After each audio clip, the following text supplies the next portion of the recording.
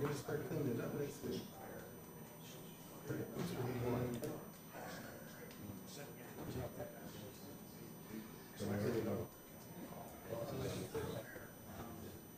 I went up to the house, I looked at it, so it's 4 o'clock.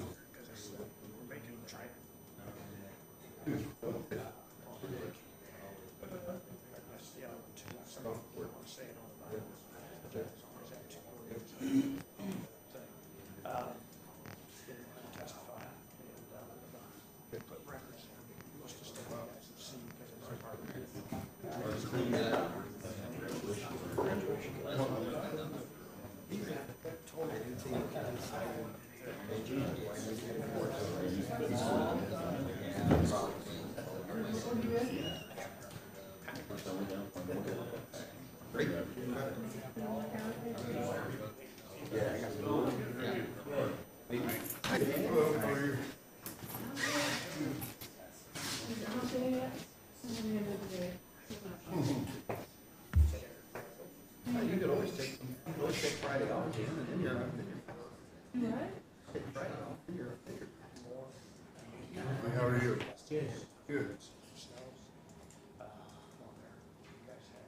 And you want to know or clarify whatever, because these are administrative hearings, which have a little different set of more liberal rules on there. This one right here is a board. This is a little more flexible.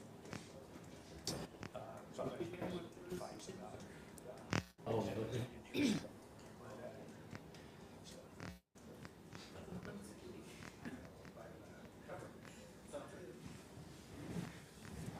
Good morning. It is 9:31 a.m. Wednesday, June 7th, 2023. I'm Mayor Chris Martin, calling to order the regular session of Logansport Board of Public Works and Safety. We will start with the Pledge of Allegiance.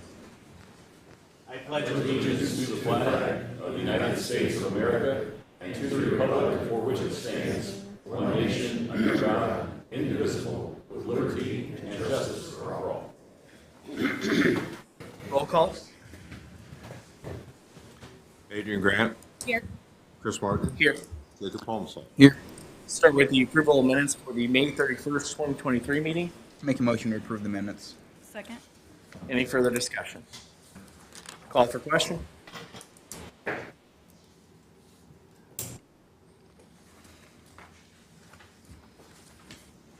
Jacob Palmson. Yes.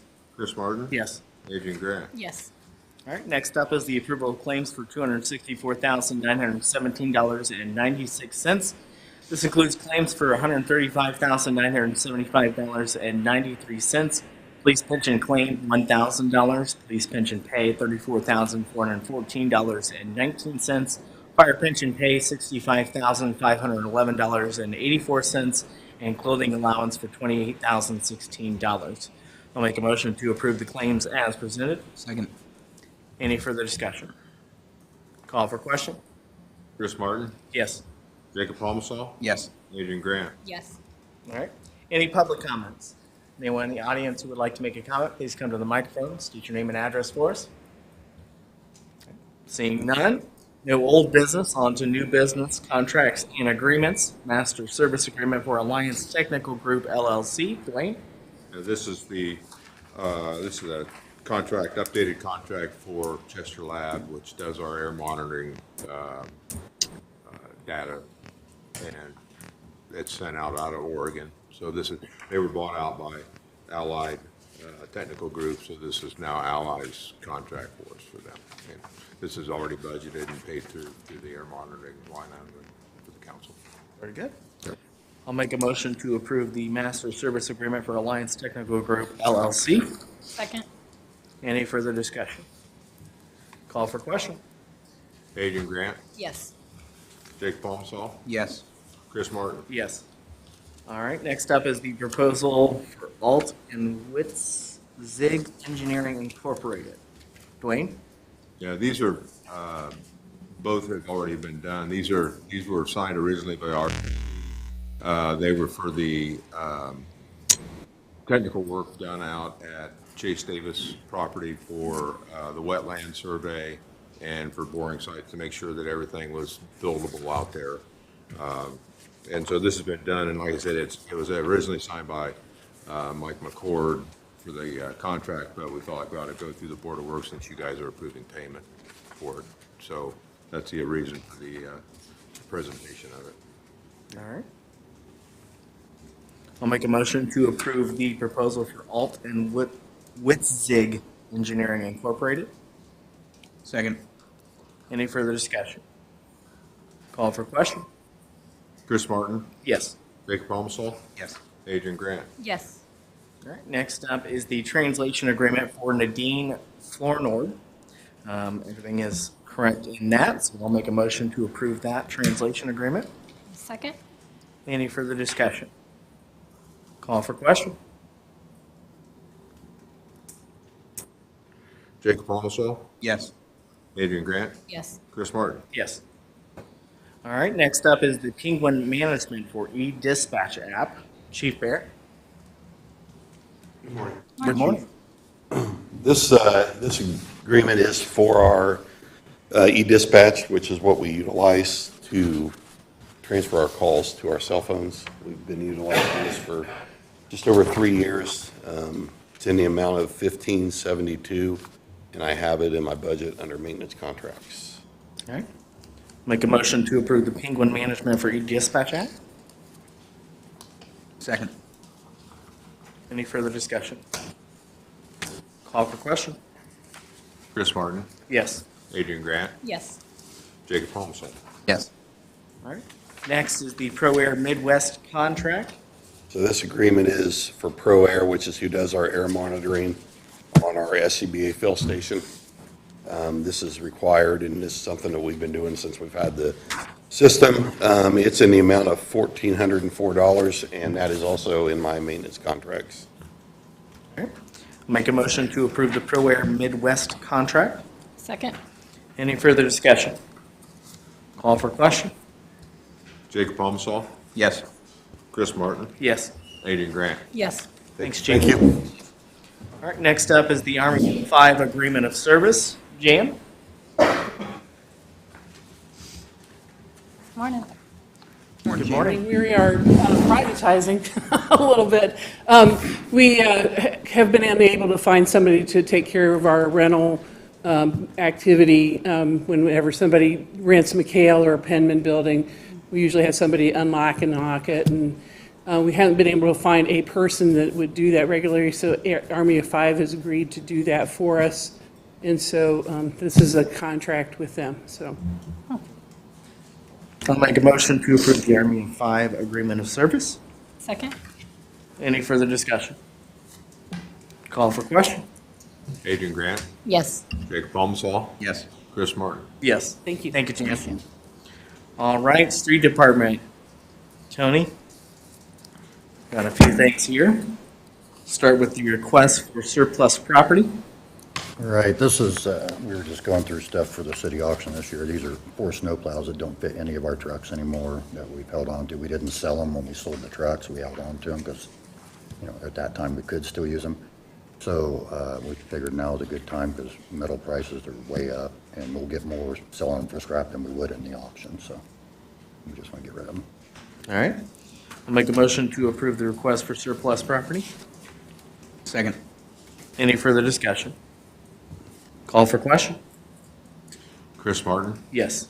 Adrian Grant, Yes. Jacob Palmsall. Yes.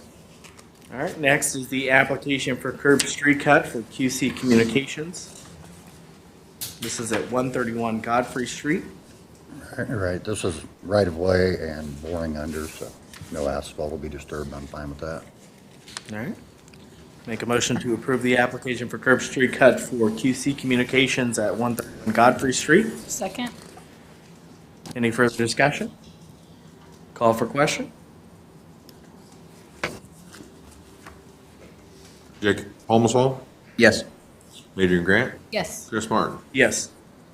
All right, next is QC Communications for Comcast South right-of-way of East Mildred Street. All right, cable installation, also a directional bore, so I'm fine with that one. All right. Make a motion to approve the application for curb street cut for QC Communications for Comcast South right-of-way of East Mildred Street. Second? Any further discussion? Call for question. Adrian Grant, Yes. Jacob Holmesall, Yes. Chris Martin. Yes. All right, and city street closure request for the United Way of Cass County's Food Finders Mobile Pantry on the 23rd of June from 9 a.m. to 12:45 p.m. Yep, I'm fine with that too. All right, this is for the 2nd Street from Broadway to Market Street. Correct.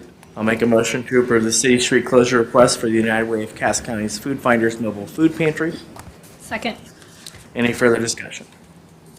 Call for question. Adrian Grant, Yes.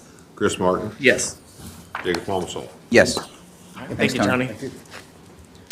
All right, rental property inspector's monthly report. Christian?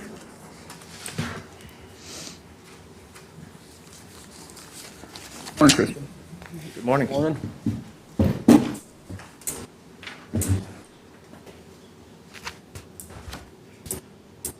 All right, so for May, I had 36 inspections at parcels, and out of those parcels, there were 135 units. I had 6 new inspections and 134 re-inspections. I didn't hand out any certificates for the month of May, and I had to schedule 13 appointments. I had 5 new registrations, and none were removed from the registration. And vacant registrations ran a little dry this month, so didn't have any. And I sent out a total of 84 letters, so that's it for the month of May. Very good. Thank you, Christian. I'll make a motion to approve the monthly report for the rental property inspector. Second. Any further discussion? Call for question. Jacob Holmesall, Yes. Chris Martin, Yes. Adrian Grant. Yes. All right, community development monthly report for the month of May. Rob? Morning, Rob. Morning. Okay, total deposits for the month of May, $10,671 for a total of 166 permits. We had 40 electrical licenses, 1 sign, 39 building permits, 14 contractor registrations, 61 garage sales, 1 miscellaneous, 8 electrical permits, and 1 temporary use. I'll make a motion to approve the community development's monthly report for the month of May. Second. Any further discussion? Call for question. Chris Martin, Yes. Jacob Holmesall, Yes. Adrian Grant. Yes. All right, building commissioner's condemnation hearing for 407 Burlington Avenue. Is anyone here to represent 407 Burlington Avenue? They were here, they left, they didn't really need to be here for Didn't it. they? Okay. All right, go ahead. Yeah, 407 Burlington Avenue, it's a house fire, there was structural damage, the roof and rafters, there was total loss, and some of the load-bearing walls, but they got it all boarded up real nice, and insurance is on it, and they are taking care of this house, so. All right. I'll make a motion to approve the condemnation of 407 Burlington Avenue. Second. Any further discussion? Call for question. Adrian Grant, Yes. Chris Martin, Yes. Jacob Holmesall. Yes. All right. Code Enforcement Weekly Report. Randy?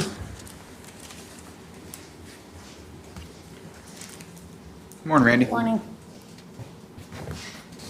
Last week, we sent out 24 new trash letters. I had 27 that were cleared from the week before. Sent out 15 new trash container warnings.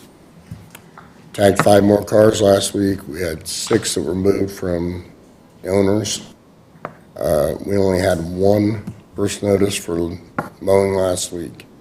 Had 36 that were cleared from the week before, and 5 of the week before sent to the street department.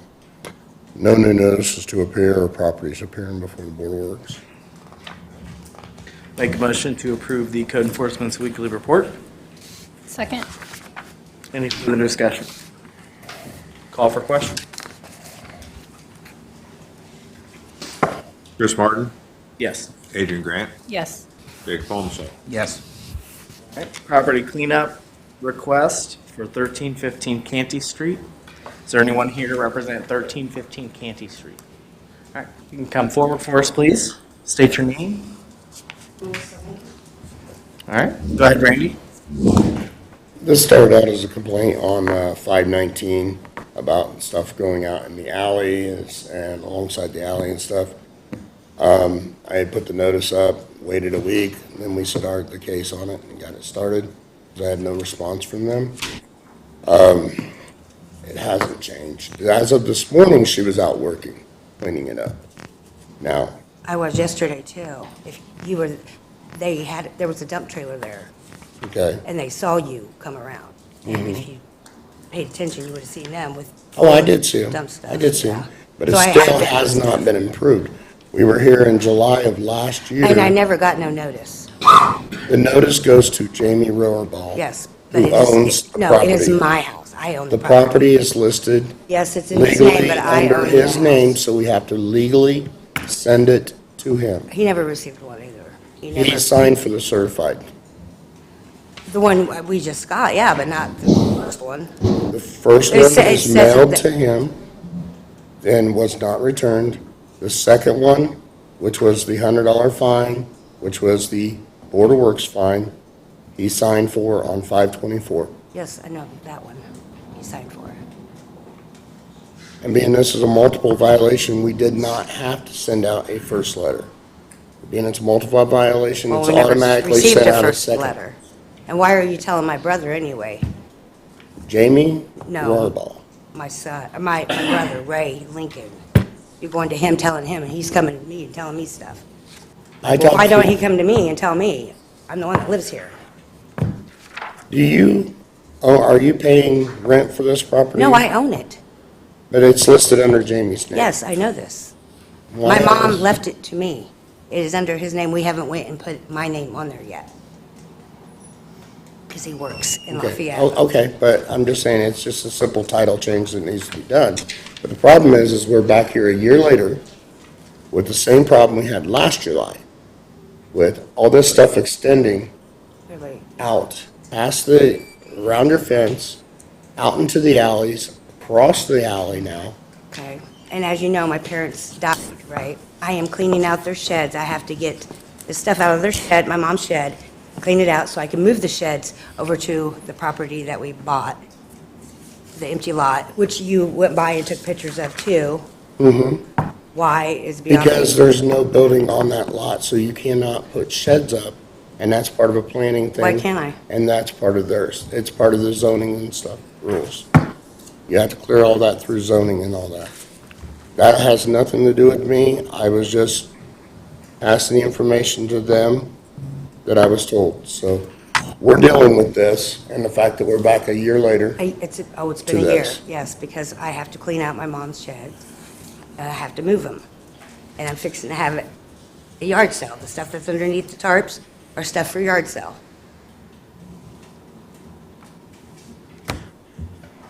We go through this each time, and you and I have actually sat on the street and we've talked about this, and I told you, anything outside that fence that neighbors are gonna complain about and call me about, I gotta address.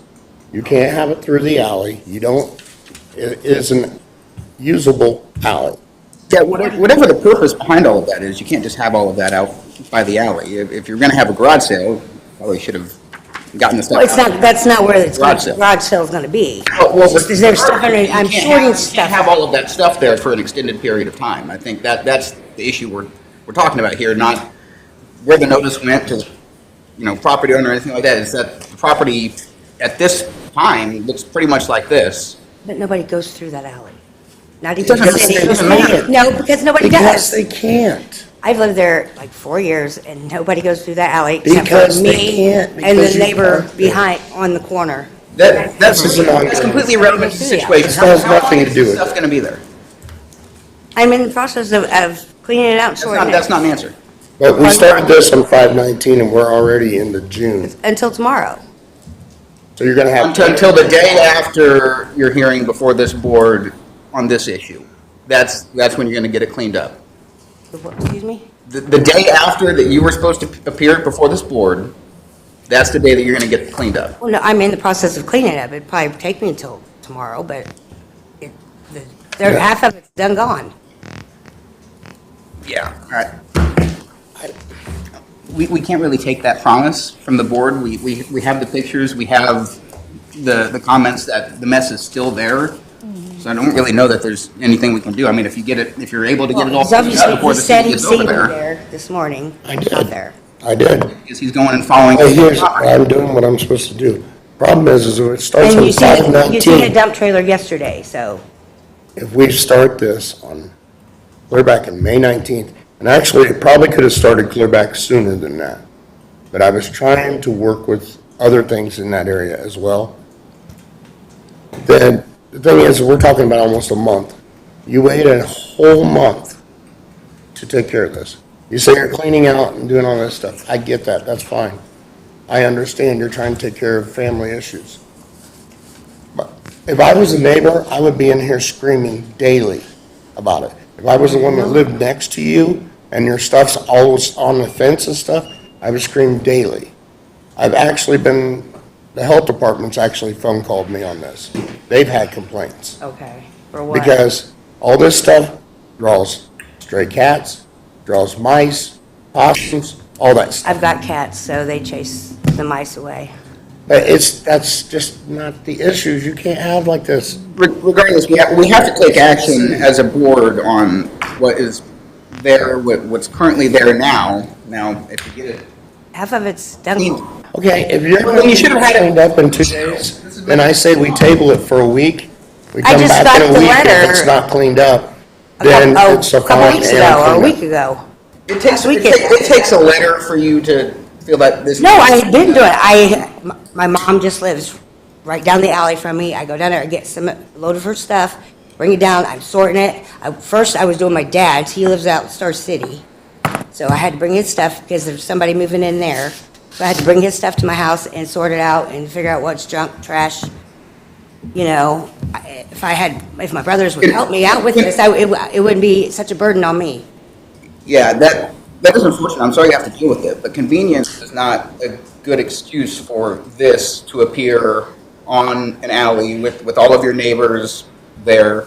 I mean, it's just not acceptable, and so he has to deal with it, and then it has to come before us, and we, unfortunately have people that tell us they're gonna get it done the next day, and then what do you know, a month or two later, But it's not always not usually have done. it cleaned up. It usually takes a while and we get you to get cleaned up, but we have to stay on you about it. No, you don't. And once we pass and we're not on you, this is where we're back to. So you said you lived there for 4 years? For 4 years. So you are the person that we dealt with on the last issue with this property No, I wasn't here. on, Her boyfriend came. you were living at the property at the time? I'm Yes, sorry, Mr. Beck, right? yes. Mr. Beck was the one that came in and spoke for the property. So July of 2022, we had to deal with this, and at that time, we had to put a fine on the property, so Put a fine on the property because. it's not a one-time, this stuff just happened, so we have to deal with the thing. This happened. Now, there's other violations and stuff that were previous to this, but I went back to 12 months. That's as far as I went back with it. We could go back even further So to previous code enforcements and stuff that have dealt with it. where does this fall? So this is still a multiple violation.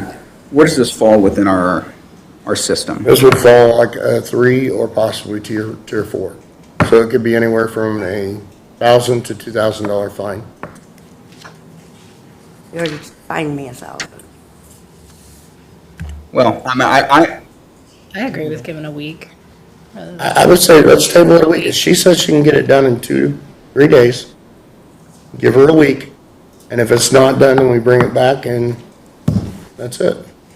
We get order to clean up, we place the fine. But I cannot keep coming back and dealing with complaints and stuff on these properties. I can't. Yeah, you guys are nicer than I am, because I want to order the cleanup, and if she gets it done before we get over there to clean it up, then it won't be charged. But Right. I'm, if you guys want to give her a week, I'll give her a week. No problem with that. What do you guys think? Yeah, I'll take your word for it, Randy. You're the one that has to deal with it. Table it for a week, and then if it's not done, then we'll place a fine on it. And we'll order the cleanup. Yeah. Okay.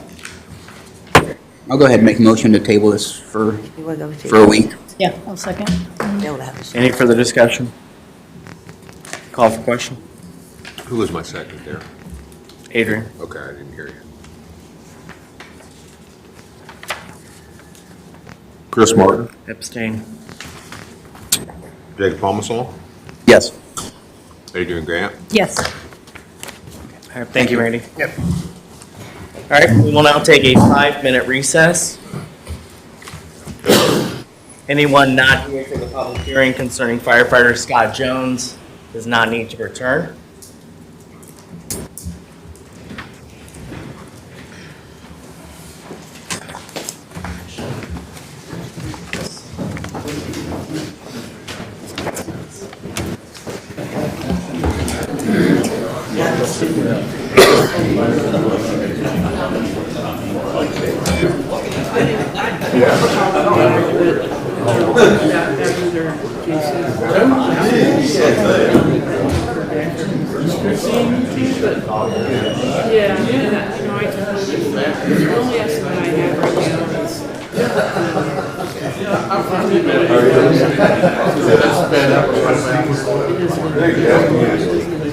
Right there, you can reach that. Man, I thought my kids were like growing up. So I don't know if that's what they, not really quite. So if you want to start planning for the fall or something. But I heard back from I gotta go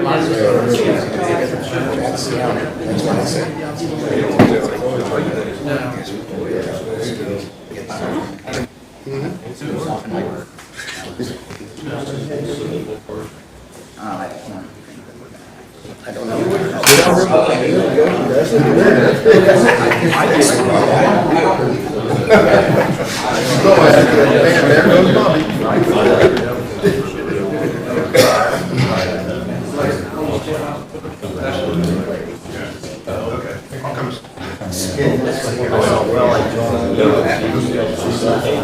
Well, we do have,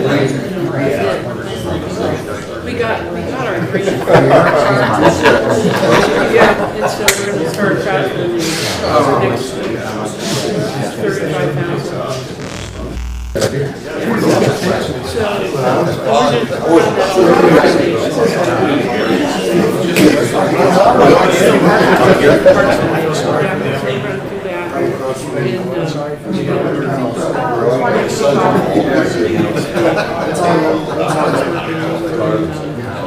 But I want to pass next week, so.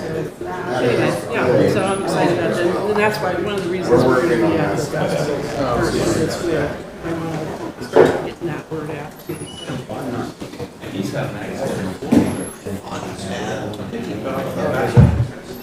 Send your mother there. That's how they are. We're still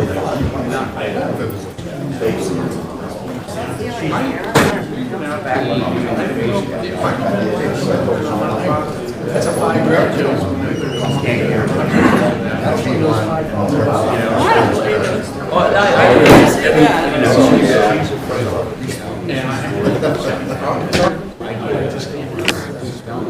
Falling asleep.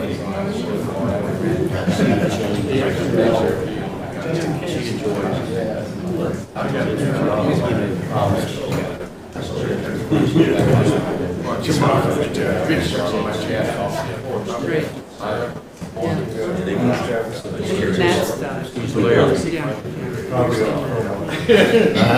That's what happened on one story. I don't want to move again. So someday I'm not going to be doing those steps. Yeah, you've got a nice set up there. You can walk right out of it. And there's still 2-3 steps to get in and out, but yeah.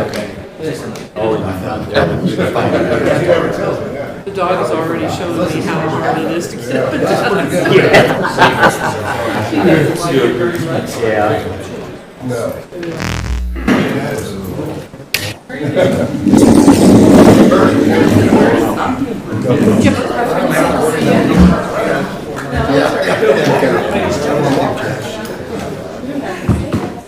Nice barn built.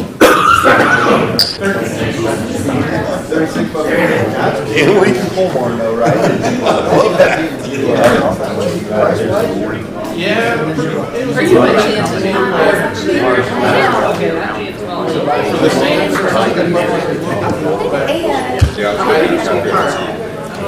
Probably put often using the mean. You haven't farted yet? Okay, what's your name, Hallie? I got a couple stories coming soon.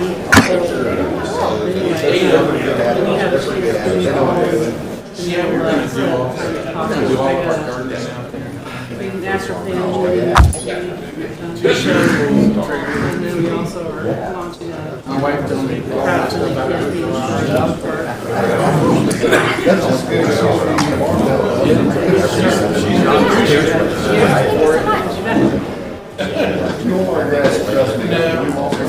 Now I want to get our house recycled. It should be matched. I love it. Mark does.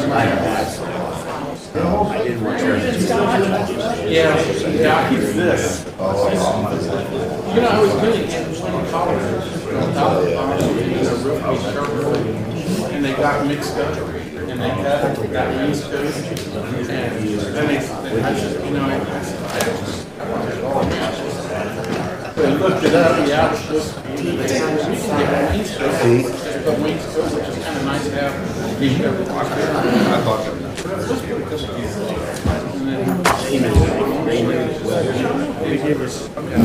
No, you're fine. What I've got a stack of them. I got some work on these dates.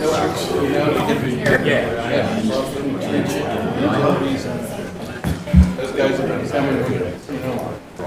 Matter of fact, I saw this last night, just shoveling a little bit, my wife says, I don't know what you're doing. She says, you need to stop it, and I was stowed up. That's fine. I was looking at them when he pulled them, so clerk treasurer.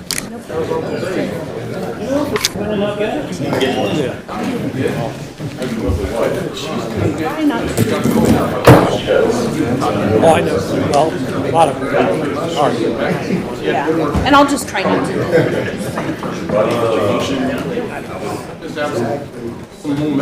They've already seen it. Most of these have lived anyway. Yeah, it works. If I could The have. long distance of it. Yep. Do you want to mark out responding, or do you care? I don't carry them, but. Grabbed others. I know.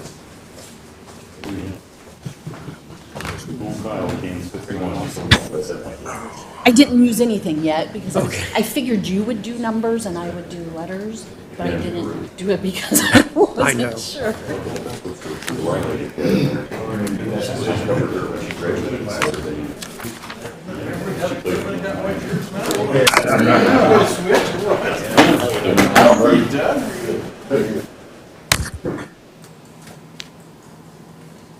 Now here's some of the letters, which I think you have, maybe all of these.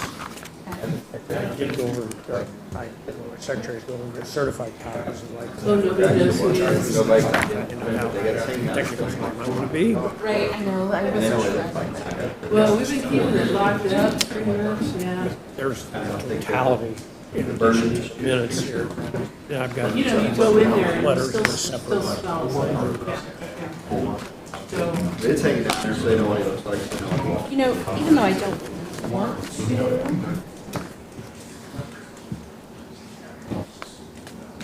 some of this might get duplicated because I just think it'll be easier for them. Oh, yeah. I mean, my job. I don't care.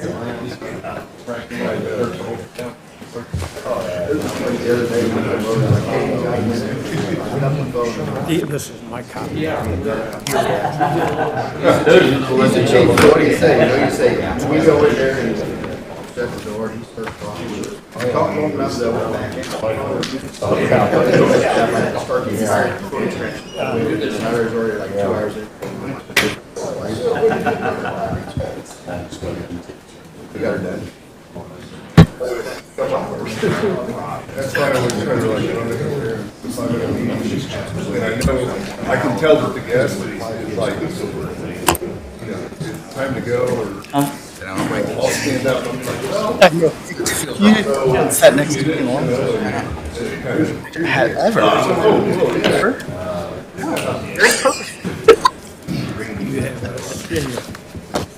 right, it's 10:04 a.m. We're going to start the public hearing concerning firefighter Scott Jones.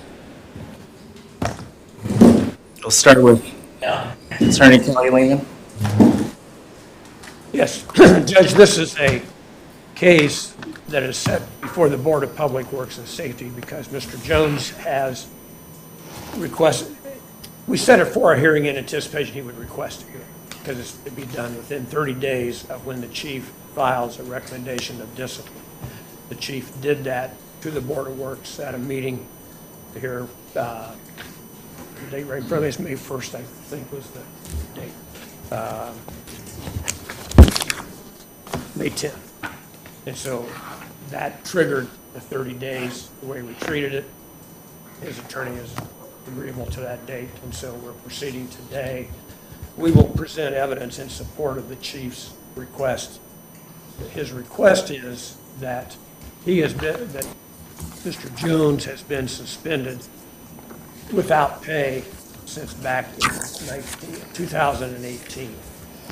And since that time, he has not been paid, that suspension pay became effective May 1st of 2018 by the Board of Works. So since that date, he has not been paid any compensation, is my understanding. So that he's wanting to be reinstated to the department at various times. The chief will go through the occasions that he's made those requests. This board is aware of most of them because there's been scheduling physicals to be taken since the time that after he was convicted, he ended up meeting with the chief to see what do I need to do. And the answer has always been get a fit for duty physical pursuant to Rule 222 of their policy manual that has been in effect since that time. Chief, at his discretion, if he thinks one is necessary, can request it. And because of the length of time, if nothing else, that he was off duty from 2018 until 2022, that is a significant length of time where physical, emotional, and all the things that are tested for. The testing was scheduled at various times when he would indicate he wanted to be reinstated with medical, Public Safety Medical. I forget their name. Public Safety Medical, which does this for law enforcement, including firemen and police officers all over the state. It's a physical battery of tests. It is a psychological battery of tests and a drug screen. And then he was also asked to get recertified on his first responder certificate. And so none of those things have been accomplished in the time since he made the initial request. Various times he has come forward to this board and said, no, I want to be retired. And so we advise how to get retired. He's qualified to be retired at this time, has been since his criminal case wrapped up. He just had to go in and sign the paperwork with the pension people out of Indianapolis, and he would be entitled to his benefits based on the amount of time and service that he had. So this petition by the chief is to say, this is it. He's had all these requests, nothing has been done. We still have concerns about whether he should be reinstated. That's what the physicals and the testing are for. None of it accomplished. There's been rush to get doctors' reports saying that, hey, I can't perform today. But nothing, when he's seen the doctor, does he come back and say, hey, I got passed, I'm ready to go, get me back on the schedule. It's always months, and it's drug out now.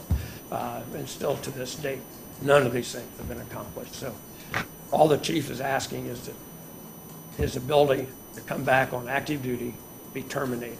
And there are two grounds for that. One, in the criminal case, he was convicted of a crime of interference with reporting a crime, access to the 911 emergency system by his now ex-wife, who was his wife at that time. And then, at this point in time, his incapacity, which is one of the statutory reasons a person can be terminated, has been established by the repeated inability to take what would be the minimum physical requirements that every officer is required to do to be employed as Logansport fireman. So that's what the case is about, and at the end, we'll be asking the board to say, yes, chief, we agree with you, that his ability to do that. It does not affect his ability to get his retirement benefits. The board, the issue may be presented about back pay.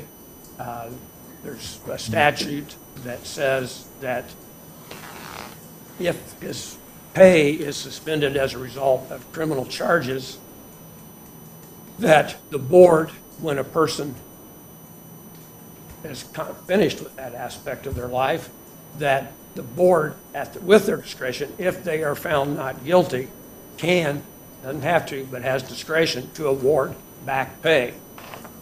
There is no provision that likewise, if you are found guilty, and the statute says, of any crime in any court, you're found guilty, the board has no discretion to reinstitute back pay. He could be put on active duty. That would be an option the court or the board could do, but that would not be consistent with the recommendation of the chief. And I think there's plenty of evidence to indicate he really doesn't want to go back on active duty. That's where we are. Thank you.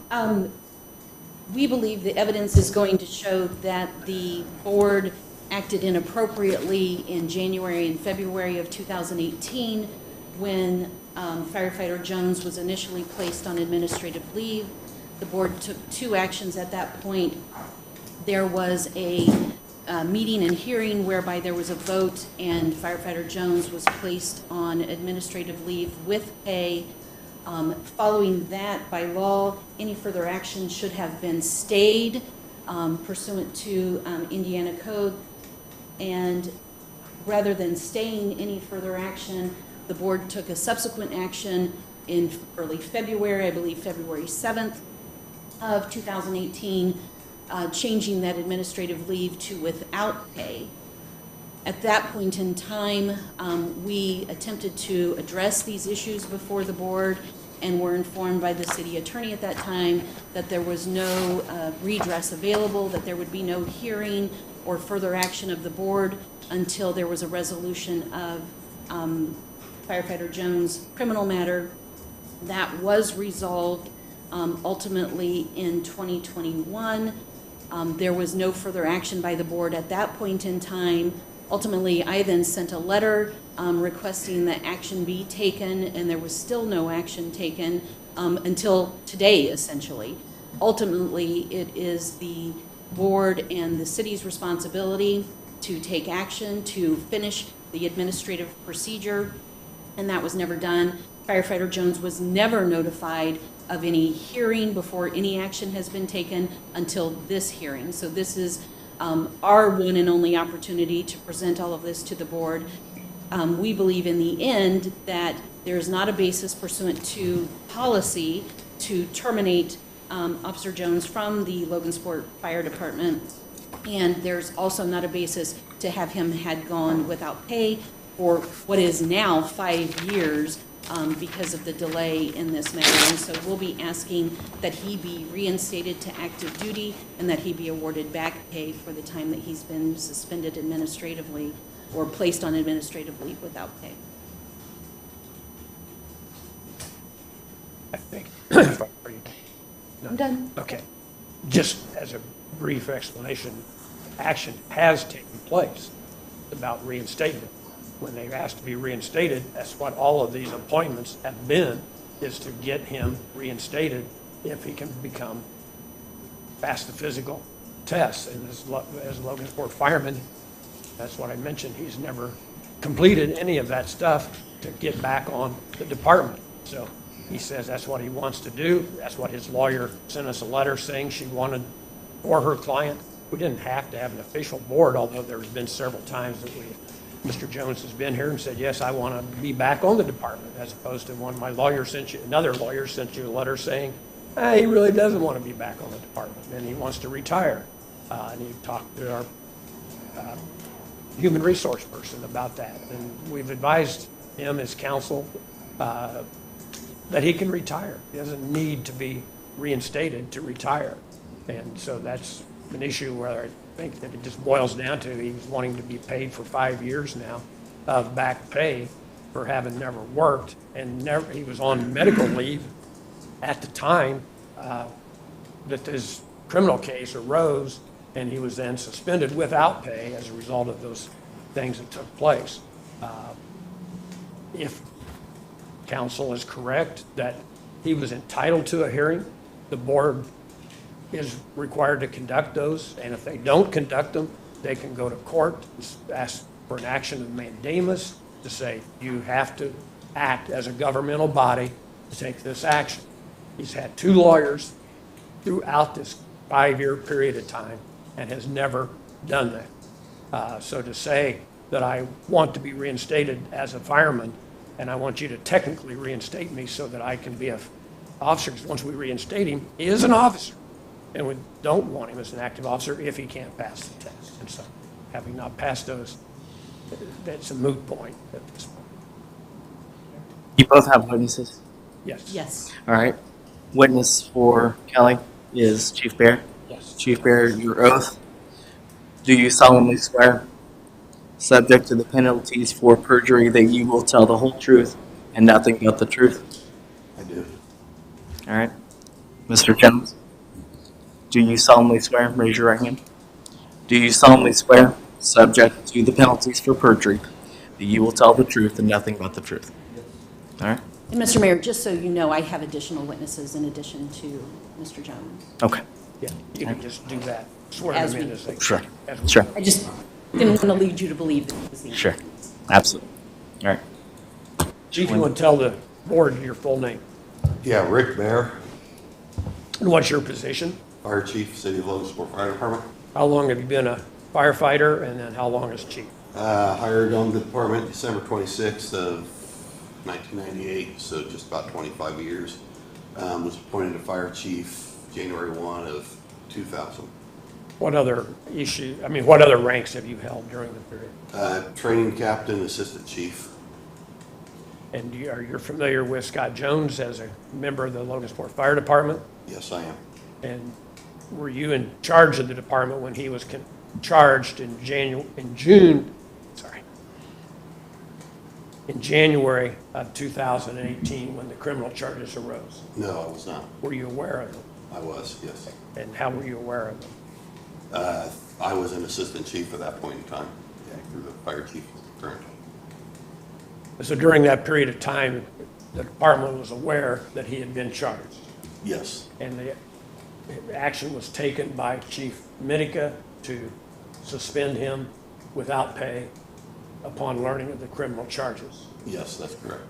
And then the Board of Works then took official action at meetings, the first one being January 31 of 2018, to suspend him officially from the board's point of view with pay.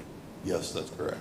And that was an indefinite suspension. Yes, And then a week later, on February the 7th, 2018, he was then, by a board vote, 2-0, that he would be suspended effective without pay on May 1 of 2018. I'm not sure of the exact date of that, but yes, I do recall that. All right. Well, let me just submit to the board. I'll give these to Dwayne. I've got copies if you want to see these along the way. But our official copy will be number 1, and I think these are all the minutes of the various meetings that we've taken a look at.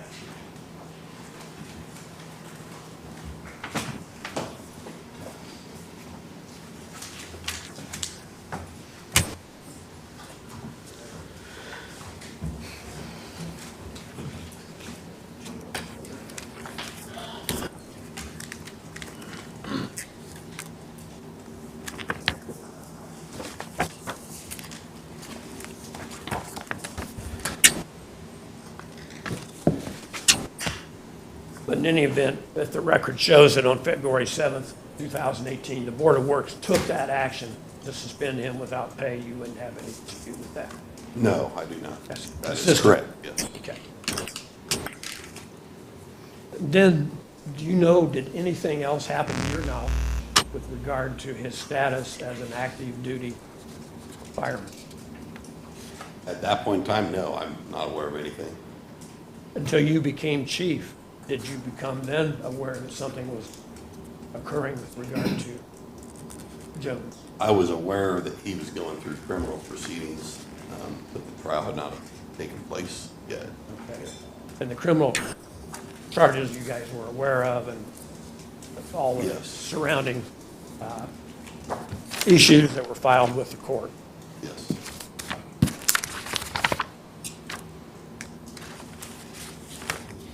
And he was charged with 3 counts in the Cass Superior Court. Count 1 was criminal confinement, a level 5 felony. Count 2, a domestic battery resulting in moderate bodily injury. And count 3, interference with the reporting of a crime. And those charges were filed January 2nd, 2018. Yes, that's correct.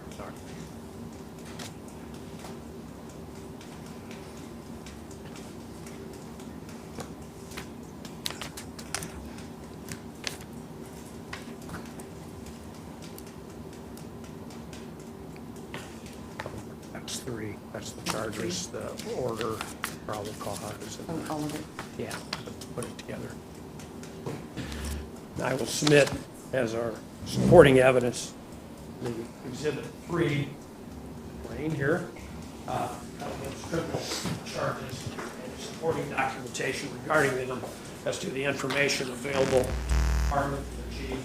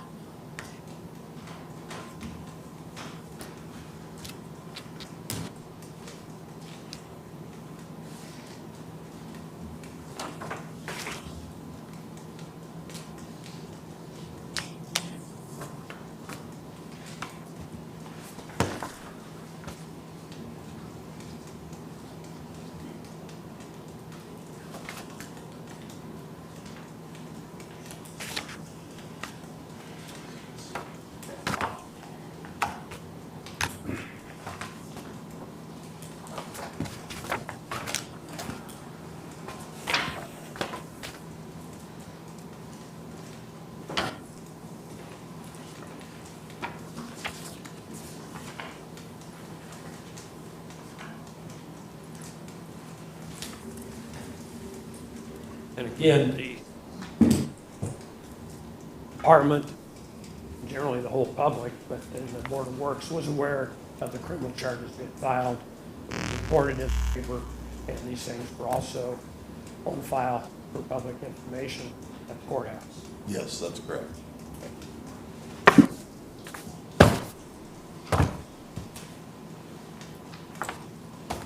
And in trying to resolve the issues, whether or not Scott Jones would be reinstated, was there anything about the nature of those charges that caused concern that would indicate testing would be appropriate? Yes, testing was very appropriate for the time off and the charges. Speak to the time off. Why would that be appropriate with how much time had been? Well, we had, first of all, our SOPs that state that we can send him for testing, but Scott had been off at the time of, I think he'd been off for around 2 years, I believe, or not quite 2, from the time of his suspension to the end of trial. A lot of things had happened through that period. the stress of it, maybe just the physical appearance. And I mean, I just feel that it was necessary for the safety of him, the other staff, and the public that you go through a fit for duty in order to be reinstated to work. The fit for duty, where do you send them to do that? Public Safety Medical in Indianapolis, Indiana. What are they? They are a medical facility that performs physical, psychiatric exams and drug screening for public safety personnel that are being hired on departments that are going through INPERS or a PERF. And they're also utilized for wellness checks and fit for duty physicals throughout employment.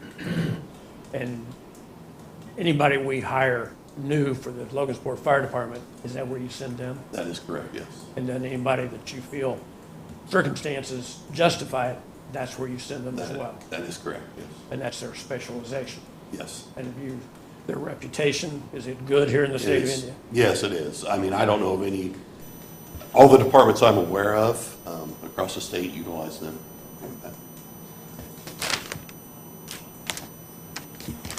Now, you have been contacted, at some point he was found not guilty of two of the criminal charges and was found guilty of the interference with a phone call that his wife at that time was trying to make on 911. Yes. And him being convicted of that, you were aware of that as well? I was, yes. And did he contact you saying, hey, I have been found not guilty and what should we do? Yes, he did reach out to me once the trial was over. And what was your advice to him? We sat in my office and we discussed, and I told him that, you know, that we were ready to proceed and move on, but a fit for duty would be required for him to return to work. He asked to have some time to make a decision on what he wanted to do, and I granted that. Okay. When was the next time that you became aware that he wanted to take some action? Sometime, months had went by, and we spoke on the phone. I don't know the exact date, but I do know we spoke on the phone. And I think it would have been, and I've got it in the letter if I can Oh, yeah, look back. get your letter and refer to it. I believe it would have been, we scheduled a fit for duty, the first one, December 6th of 2021. So he appeared for a sentencing on August 12th of 2021. And did you have openings for an officer at that time? We did, yes. And you were short, how many? We had been short, down one officer the whole time that Scott had been off. And so your advice to him was pass these physicals and you'll be back on active duty. That's correct. That was the procedure we were going to take. And have you been short one or more staff members throughout this period of time? We have, and we did hire a firefighter in sometime mid-2021, and he worked for 2 years, but we did hire him to fill the spot. But you were then. But he was told, he was told that if Scott would return to work, that he would be laid off. And then since then, he worked 2 years, and then he had recently resigned, went to another agency. Okay. And at this time, how many men are you down? We're down 2 at this point in time. And how long have you been down 2? We've been down, well, we just recently had one retire around a month ago. And then the firefighter that we had replaced, he left in on March 31st of 2023. So we've been down 2 firefighters since April 1. So it's not that we have too many firemen, and so you're keeping Mr. Jones from joining the department? Not at all. Okay. And what he has been asked to do would be what you would do with anybody in his position? No, yes, most definitely. Now, Logansport firemen are part of a classification of public safety. Yes. And what role do they play in the public safety in general? A large role. I mean, they're public safety personnel. They care for the public in all different aspects, from EMS calls to rescues to fires. I mean, And how do you get those calls? through a 911 system. And so what's the procedure when a 911 call comes in? 911 call is made, there answers the call, takes the information, and then dispatches us over the radio. How critical is the 911 system to making public safety work in the community? It's the first line of help. I mean, it's very critical. And what's the policy of the fire department as far as when those dispatchers call and say, we're sending you to an address? Do you say, well, we want to think about it, we need some time, or we're going to evaluate it? No, if we're dispatched, we respond. We respond to Signal 10, which is lights and sirens. Our goal is to be out of the station within 3 to 4 minutes of dispatch. 3 to 4 minutes? Yes. And during that period of time, that's all initiated by a 911 call. That is correct, yes. And that is a critical time frame for public safety, including lives that matter and saving lives. Yeah, yes, it is. I mean, every second counts, and it's not only critical for the fire department, it's critical for EMS and law enforcement. And you all may get dispatched to the same spot. We all get dispatched at the same time to the same location.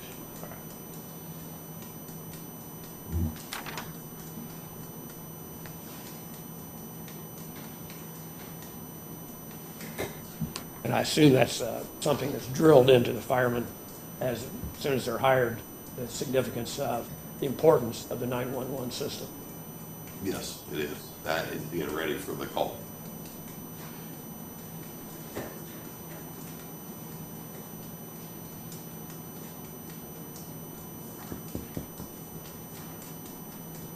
If during the course of their duties as a Logansport fireman, you detect an officer as having either physical problems, emotional problems, or whatever kind of problem, you, under that policy of 222, can ask them to take these physicals. That is correct. I have the discretion to send them for a fit for duty psychiatric drug screening or physical evaluation.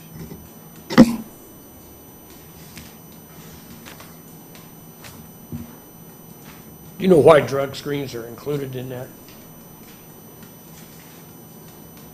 Because we want all our employees to be able to perform their job at the highest level that they can. We don't want anything interfering with that.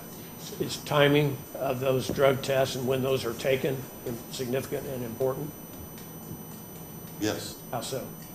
Well, they're random, so you can't evade the test. We get random drug screenings through the city. I've been called for them. I mean, they get a phone call and you go take it. You don't want to give the guy the opportunity to get clean or whatever. With regard to Mr. Jones, when he was scheduled for these fit for duty tests that included the drug screens, how much time did he have to get himself ready to take a drug screen? He had usually weeks we had made the appointment. Once the appointment was made, typically it's 1 to 2 weeks out for a test. And any of the times that he has ever been scheduled to go down there, has he ever taken a test, drug screen? He has not. Have you received information from the testing lab that he was there to be tested pursuant to these 3 batteries of tests? Yes, he did. He showed up for one, I believe. And on that one, he had a reason that he could not perform the physical part. That is correct. He had a medical procedure done that kept him from doing the physical portion of the test. And was there any restriction on his ability to take the mental health part, the psychological battery, or the drug screen? No, there was not. And was he recommended and advised that he ought to do that? According to Dr. Pate with Public Safety Medical, he contacted me and told me that he advised Mr. Jones to take a drug screening. The refusal to take any drug screening can be looked at as a failure in the test. And he was also told that he could do the psychiatric evaluation that day, and they could reschedule the physical portion. And he left? He had stepped out, made a phone call to his attorney. I believe he had came back in and told them that he was advised not to proceed, and he left.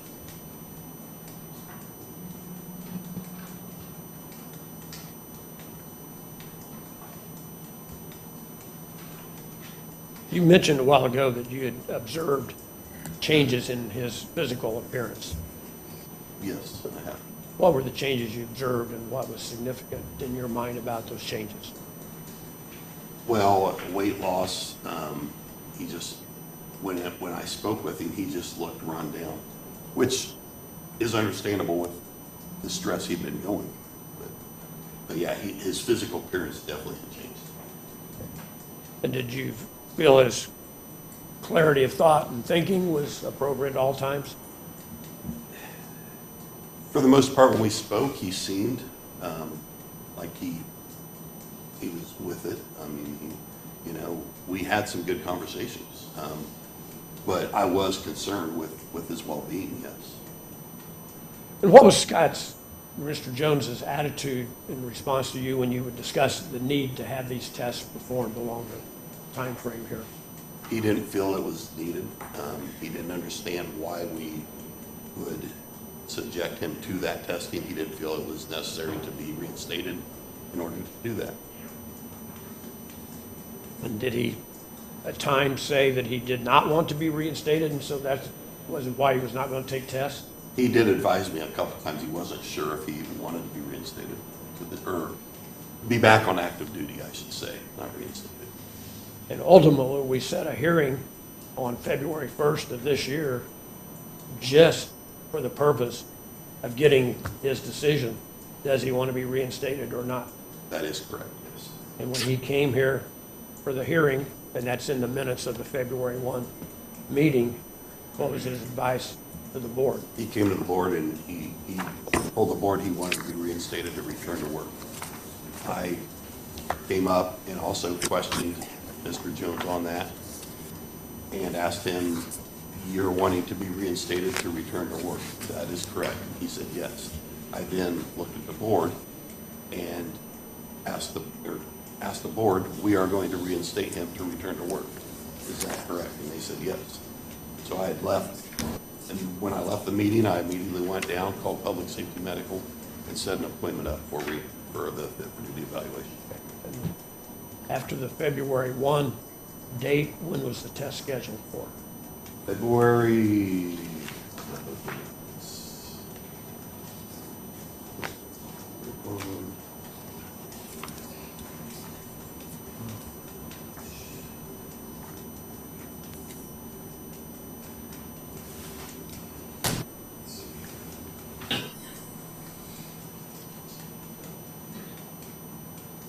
scheduled a fit for duty for Mr. Jones for February 17th, 2023.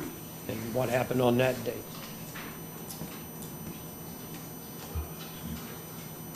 With regard to the test? Yeah, I believe, he didn't, I believe that's the date that he refused to do it when he was down.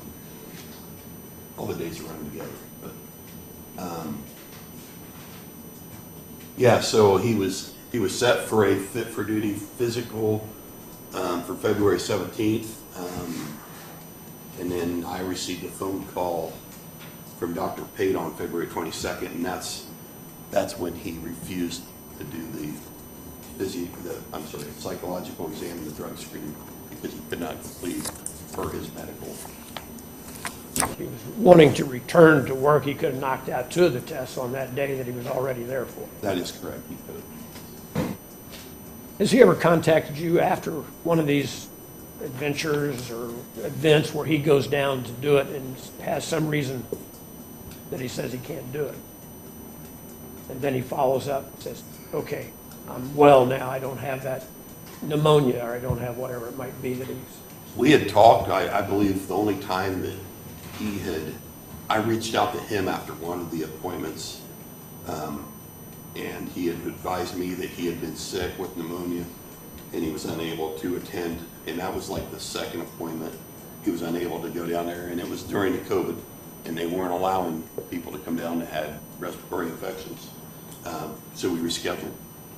The other times, I don't believe he ever reached out to me saying I didn't complete it or I didn't show up. I typically would get notification from Public Safety Medical.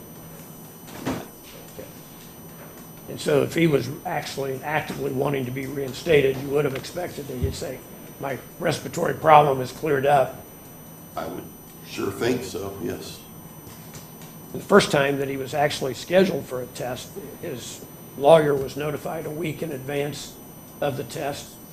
Yes, at least a week in advance, yes. And he said that what was his response when he got notified, or why he didn't show up? That he had been notified on Friday evening or afternoon around 4:30, and his appointment was for Monday morning at 8:30, and that it was too short a notice, so he couldn't make it.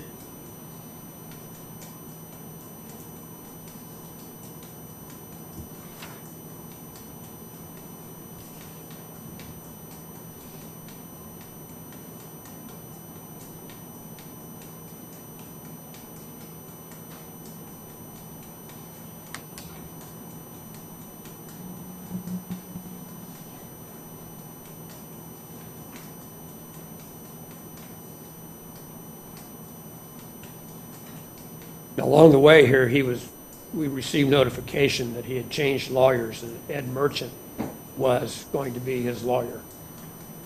Yes, And that was fairly early on, I believe, in the process. okay. And the timeline is set out in your letter of May 10th that you filed with the board. Yes, here. it is. Yes. And there was a meeting held with the mayor, in the mayor's office, with the mayor, deputy mayor, yourself, and me. Was there anybody else other than Mr. It Jones? was and his lawyer? Mr. Jones, Mr. Merchant, yourself, myself, deputy mayor, and the mayor, Mayor Martin.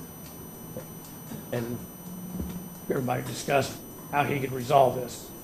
Yes, that was correct. I came out of that meeting, felt it was a very positive meeting. That was after the second appointment that he didn't attend. He asked if we could meet and, discuss his options, and I said, yeah, I would arrange it. We set a meeting up, and I was hopeful out of that meeting. I thought it was a very positive meeting. Then some time went by before he initiated. I didn't hear anything back from him until he showed up in my office to discuss hiring a publicist. He told you he hired a publicist? He said he was going to hire a publicist to get his story out. And what was he talking about wanting to do at that point in time? Is it related to returning to duty or going to retirement? He felt he was owed back pay, and he was going to hire a publicist, let his story be known. I talked with him. I told him that I felt like we had a positive meeting in the mayor's office, and an offer was made. He was asked to bring some information regarding medical expenses he had incurred throughout the process with not having insurance. And we never heard anything back from him or his attorney, or received any medical. And that was that conversation. We had a good conversation. I mean, he got up and left. And I know we've said this, but throughout all of this time, when he's trying to make up his mind whether he wants to go on active duty, he knew what the conditions were to get on active duty. That is correct, yes. That never changed. No, that's never changed. And if he wanted to retire, he could retire without the board's approval, without your approval, or anybody else's approval. That is correct. I contacted Emperor's or PERF and asked them early on if he was able to retire. He had the years of service. He was at the age that he could draw his pension. I asked him if he had to be reinstated to retire. They said no. All he has to do is fill the paperwork out. He could start drawing as soon as everything got approved.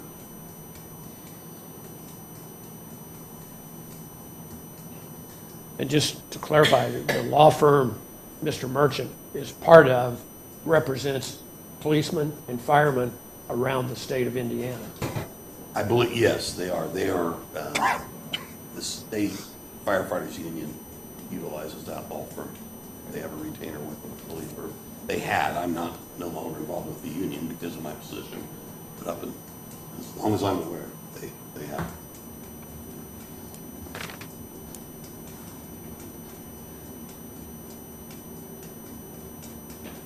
January 5th of this year, he contacted at a meeting or after a meeting here at the Board of Works that he wanted to know how to retire again.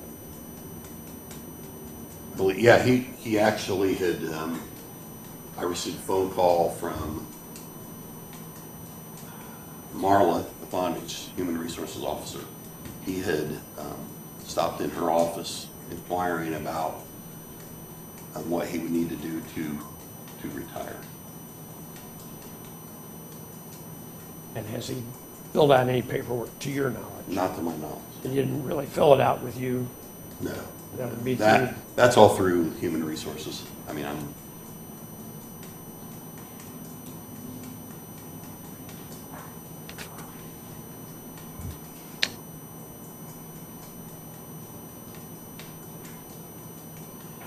Did you form an opinion about the seriousness of their need for testing of Mr. Jones during this process that you've been working with him to get him reinstated to the department, get his testing performed, or to get him facilitated to retire if that's what he wanted to do? did I form an opinion? As to how he was doing, how things were going for him? Yeah, I mean, I believe I've tried to work with Mr. Jones throughout. We've had phone conversations up until recently. We would talk, I mean, and yeah, I ultimately wanted to get him back to work. Did your concern about the need for testing increase, stay the same, or decrease during the time you were working with him? I was always going to follow our SOPs. I felt from day one that the testing is needed due to the time off. I have seen like I said, the stress it's put on him.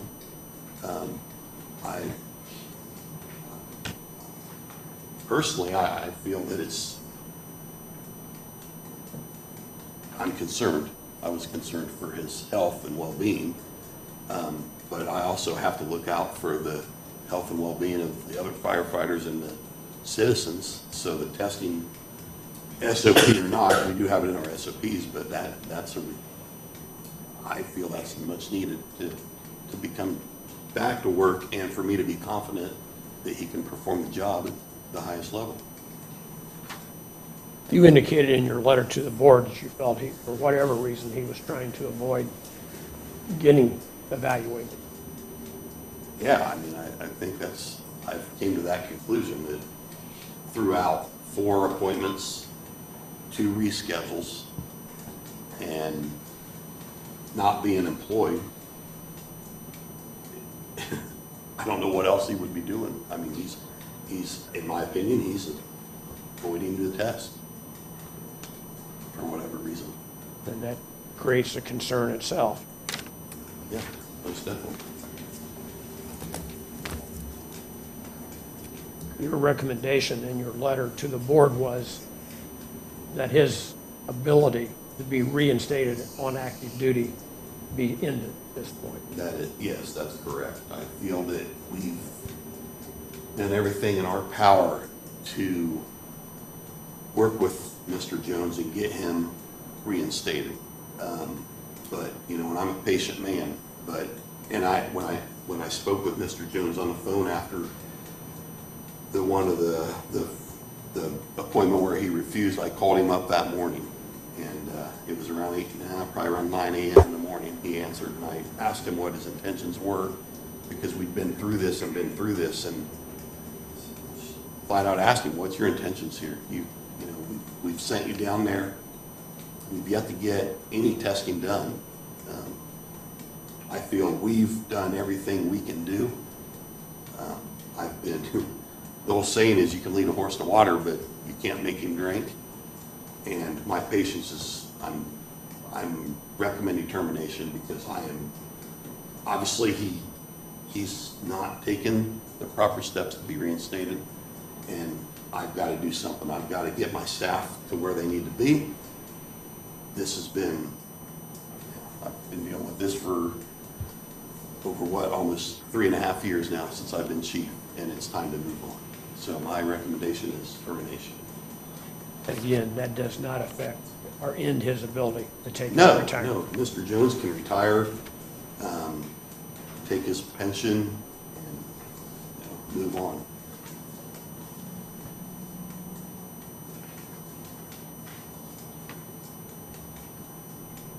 I have no further questions at this point. Ma'am, I'm sorry. Can you please state your name for the board? Sure. Christina, spelled with a K, Kristina, Lynn, Lynn. Okay. All right, Christina, you have the floor. Thank you. Chief Bear, what is Mr. Jones' current status with the Logansport Fire Department? I guess the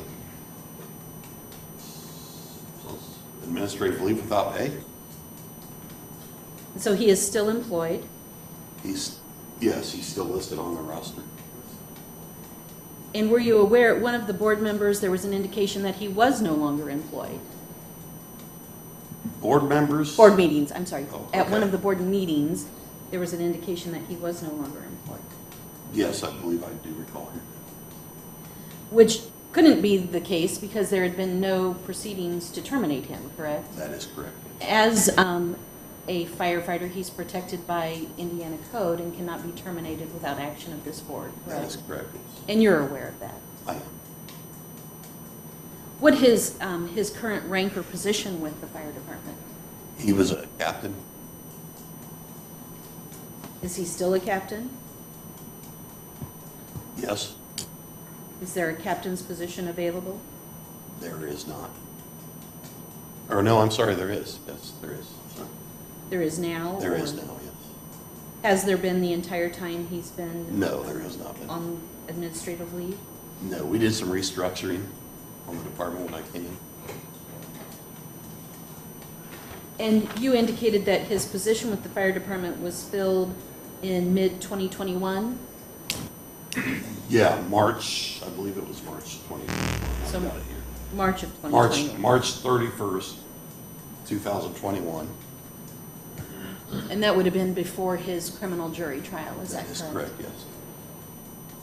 And that position just recently became open again because that firefighter left for another department?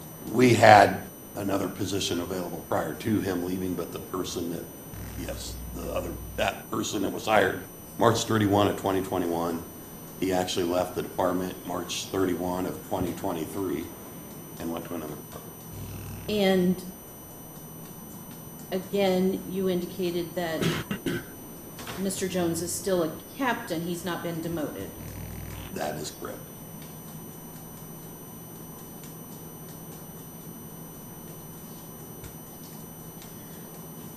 Are you familiar with Mr. Jones' personnel record? I am. And how long has he been with the department? Well, Mr. Jones was hired with the department on 5/22 of '92. He left the department December 5th, 2002, so he was on the department for 10 years and 6 months. He then rehired back on the department in February 2nd, 2008. And in May 1st of 2018 is when his administrative leave without pay was done, which was 10 years, 3 months. So according to PERF, which is our retirement, he has, 20 years and 9 months of PERF with the Logansport Fire Department. And now we're at an additional over 5 years since that May 1st of 2018, correct? That is correct. Now, that doesn't count as perf time at That this is, point. yes. PERF time is because no PERF payments have been made. Now, if Mr. Jones had been on administrative leave with pay, would perf payments have been made as a part of that? They would have been. And so that would have been credible time through perf and his retirement, correct? That is correct, yes. And those payments should have been made up through May 1st of 2018? I object to the should have, but He can, I guess, I mean, if he would have been actively, well, up to On a May pay 1st of status. 2018, he was on active pay status. right. Yeah, so PERF payments were made under his name from that period, from 5/22 of '92 to 12/5 of '02. Then he left. When he came back, PERF payments started being made again February 2nd of '08. And PERF payments were no longer made after May 1st of 2018.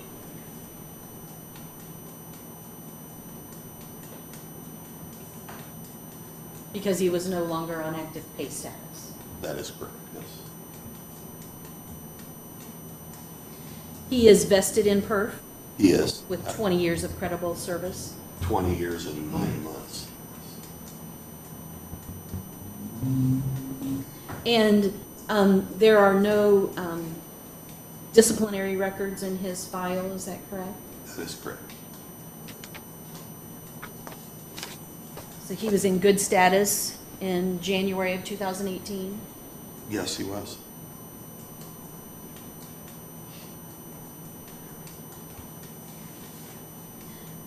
It's fair to say you weren't familiar with any action taken by the chief or the board in 2018, other than as a fellow firefighter? That's correct. You were not involved in that? Correct.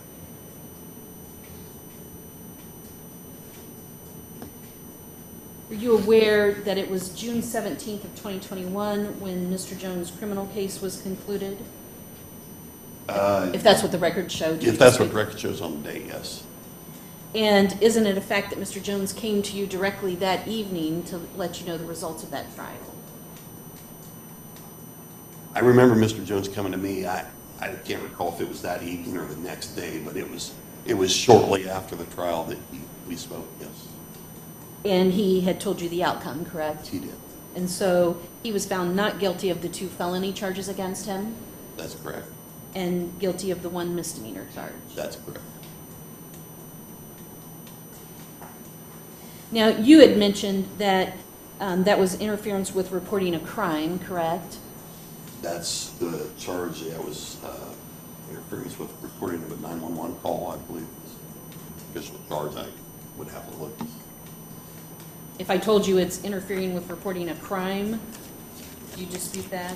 I'd have to look and see what, I mean, I've got it here. Okay.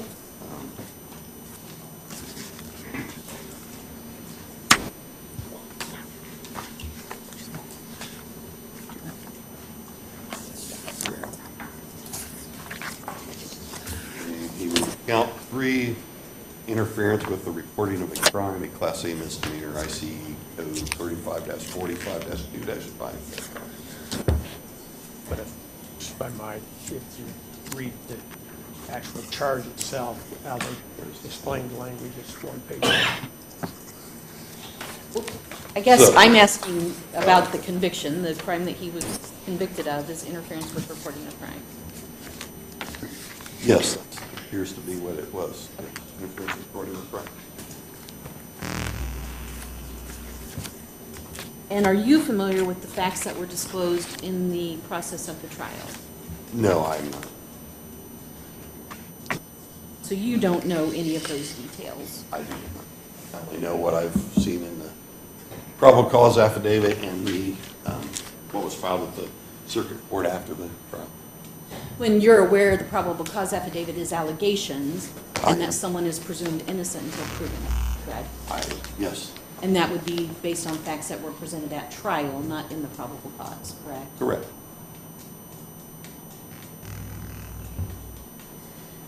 So after Mr. Jones came to you, it seems like since that time in June of 2021, all of the discussions have been about this fit for duty test to be able to be reinstated, correct? That is correct, yes. At that time, once you knew that the criminal case was over, did you make any recommendations to the board? I did. And was that in writing? I don't believe it was in writing, no. Was Mr. Jones provided with any notice of any recommendations that you made to the board? I don't believe so, no. I mean, we had just we were trying to set up a fit for duty to get him back to active duty. Understand. So you were aware he was on administrative leave without pay, and that had been an official action of the board, correct? Yes. And that was to be until resolution of the criminal charges, correct?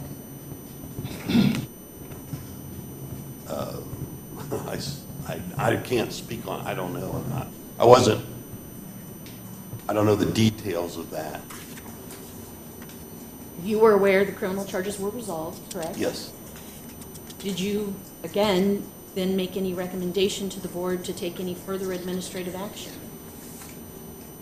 No, I did not. I spoke with Mr. Jones. He advised me that our first meeting that we had, he had advised me that he wanted some time to decide what he wanted to do. I gave him that time. We spoke, and then that's when we're going to start along with the reinstatement. And in fact, no official notice to the board or notice to Mr. Jones of any action to be taken before the board was done until your letter of May 10, 2023, correct? Yes, I guess that would be correct, because he had not completed any fit for duty evaluation. So I want to talk about this requirement that he complete a fit for duty. What is the basis for that requirement? It's spelled out in SOP 222.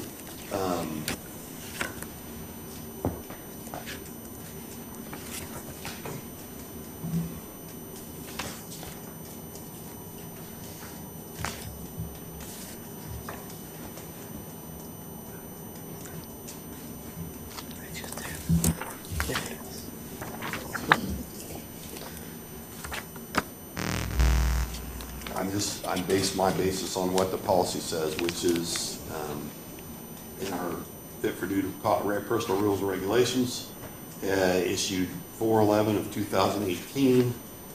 And if you go through, it says firefighters and civilian personnel. After employment, the fire chief may request a re-exam of an employee at any time to determine if an individual is fit for duty, including firefighting, fire department, special operations, station duties, suspicious of emotional or physical problems due to documented accounts of the firefighter's psychological behavior or decline in the physical health that prevents or hinders firefighter's ability to perform the job. Qualified physician or mental health test indicates the presence of a condition that could limit a firefighter's physical or emotional ability to perform his or her duties. That firefighter is placed on leave and not to be allowed to return until the employee is cleared by the fire chief to return to duty.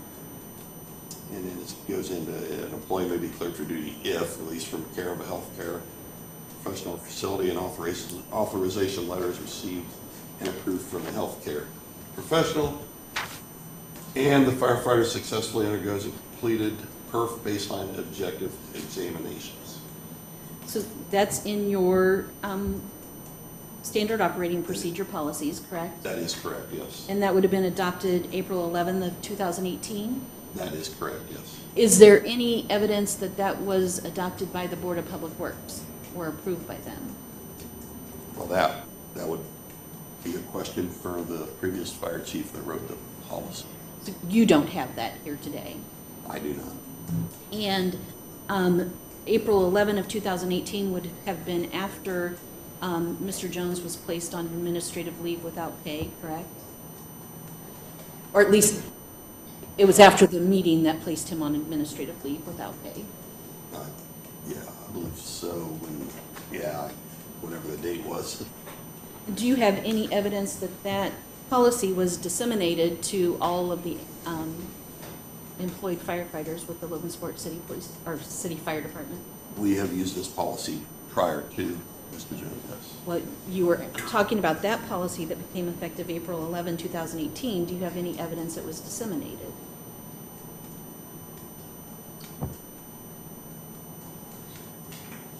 I don't have any evidence, no.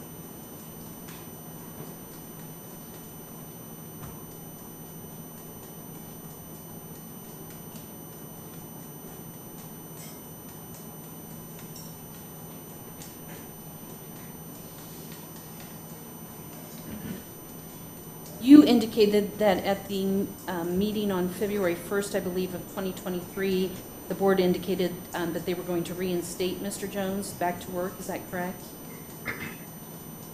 Mr. Jones had said he wanted to be reinstated to return to work. So the board was, we were setting up a fit for duty to reinstate him, yes. Was there any action of the board indicating that Mr. Jones was required to complete the fit for duty? I was told to schedule an appointment to get the fit for duty scheduled by the board. And again, that would be based on your recommendation from your SOPs? Yes.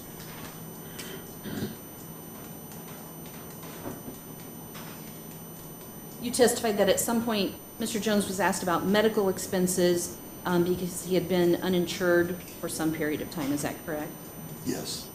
And as a condition of his administrative leave, he was supposed to be able to maintain insurance, health insurance, was he not? That's what I was told, yes, by Mr. Jones. Do you know what happened to that? City changed insurance providers and he never got added.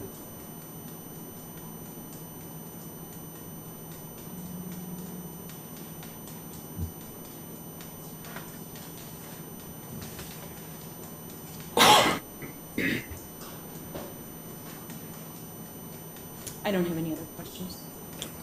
Chief, going back in reverse order on the 222, prior to the April 11th, 2018, when that policy was approved, appears in your manual, was the same or substantially same policy in effect before that date? We had used,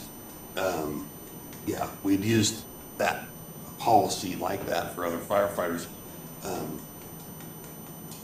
I don't have a policy prior to that date, but I know other firefighters have went through that same procedure. New hires and people who had difficulties emotionally or involved in a Or been criminal off action. for a period of time, yes. So it's always been the policy, and this is just the formulation of it that was approved on April 11th in its latest form. That is correct, yes. As far as dissemination, how do those get to the officers? We get the policy we pass it out through their assistant chiefs, through the rank. They go out to the officers. The officers, or the officers then would sign for it, for the policy book that they receive. We've kind of changed our policy manual. We're working on changing it now, where it's all done through computers.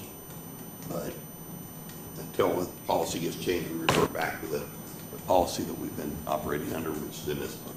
Okay. And that's what's been applied to him?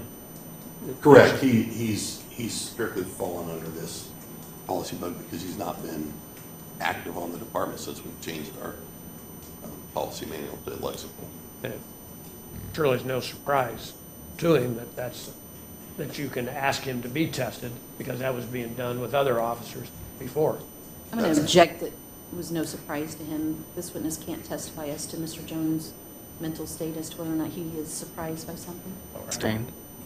Do you think that he would be totally unaware that such a procedure was an option that the chief had prior to his discharge, or I'm sorry, his suspension? I don't think he would be totally unaware of that. The medical bills, when you discovered that with the board that he had not been covered by insurance, how did you first become aware of that? That was brought up in our meeting that we had in the mayor's office with the mayor, deputy mayor, yourself, Mr. Jones, Mr. Merchant, myself.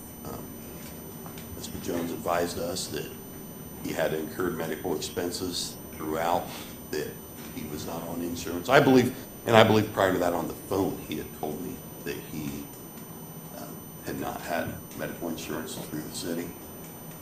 And then we had met, and he had mentioned it again in our meeting, and he was advised to get the expenses or receipts of what expenses he's incurred, and the city would take care of that.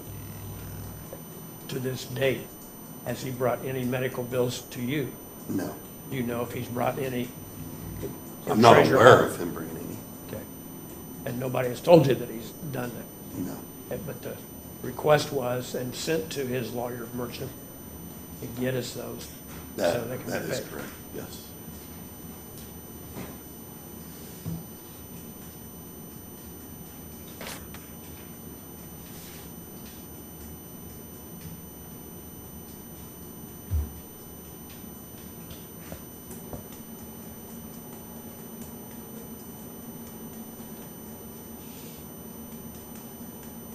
I think that's all.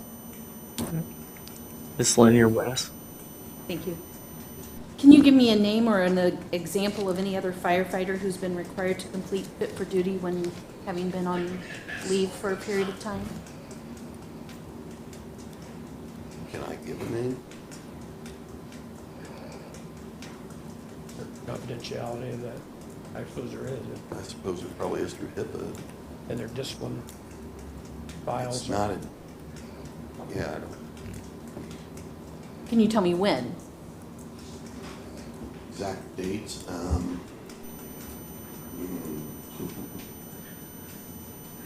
Can't really tell you exact dates. We had a firefighter that went to the military and served after 9/11. Spent over a year serving his country. When he returned to work on the fire department, he was mandated to go take a fit for duty physical and a psychiatric evaluation. So that was 2002-ish. We had a firefighter that had some disciplinary action, probably in the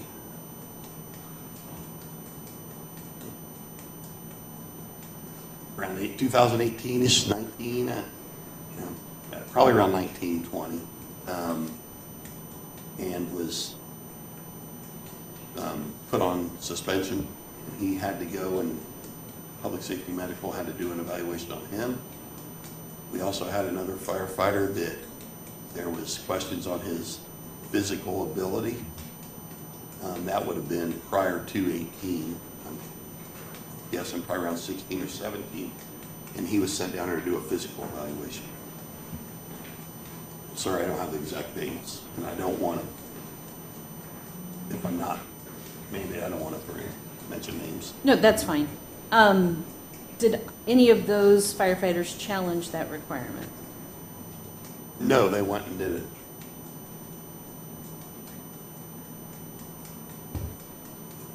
Nothing else. No,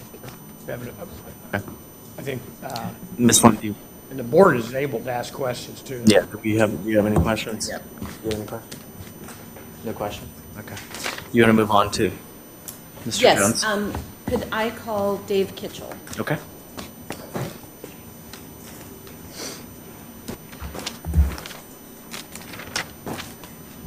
Mr. Kitchell, if you can raise your right hand for me. Do you solemnly swear, subject to the penalties for perjury, that you will tell the whole truth and nothing but the truth? I do. Thank you. Oh. Ms. Lynn, you're with.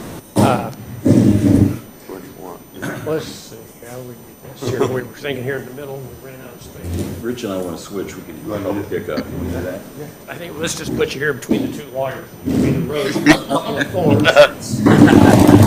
Well, that'll lower the average income of these three people. No, here.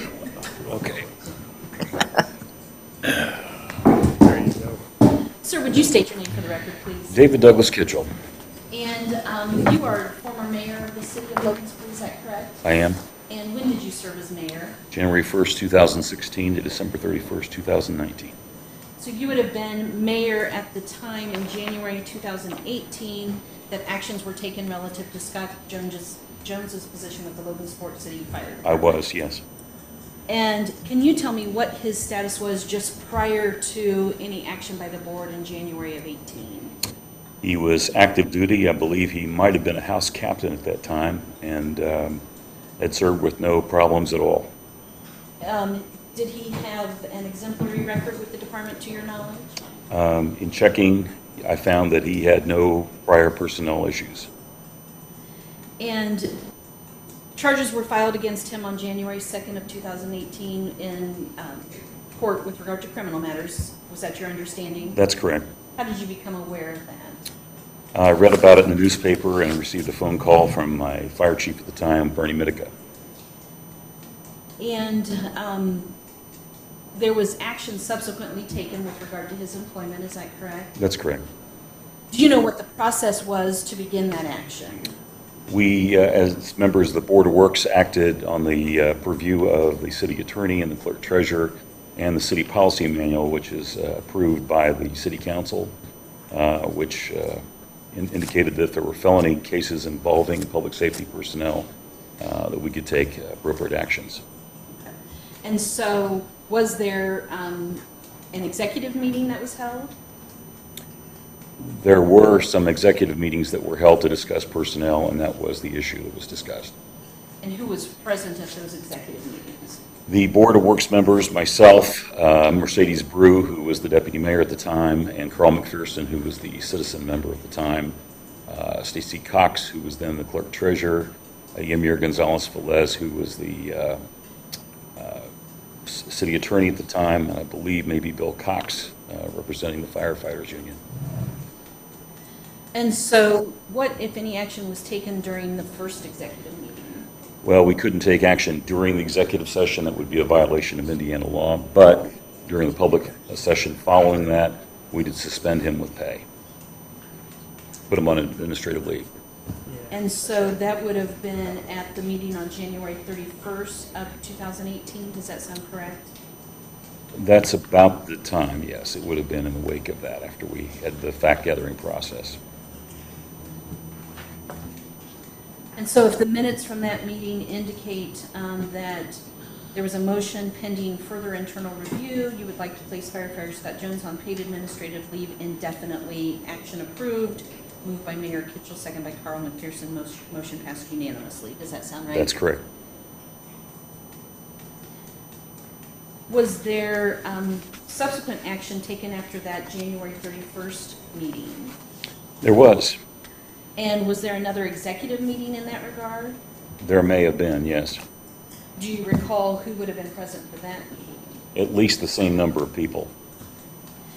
Do you recall whether or not there was any notice provided to Scott Jones regarding, and I understand not regarding the executive meetings, but regarding the board meeting on January 31st, 2018? I don't know directly if he was notified. Obviously, the fire chief would have been involved in that, and that might be a question for him or the city attorney.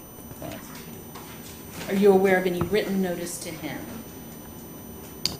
I'm not aware. I can't recall. And then would that subsequent public meeting have been on February 7th of 2018, if that's what the minutes indicate? If that's, the minutes indicate, then so be it, yes. And then a subsequent action was taken reference Mr. Jones, is that correct? Yes.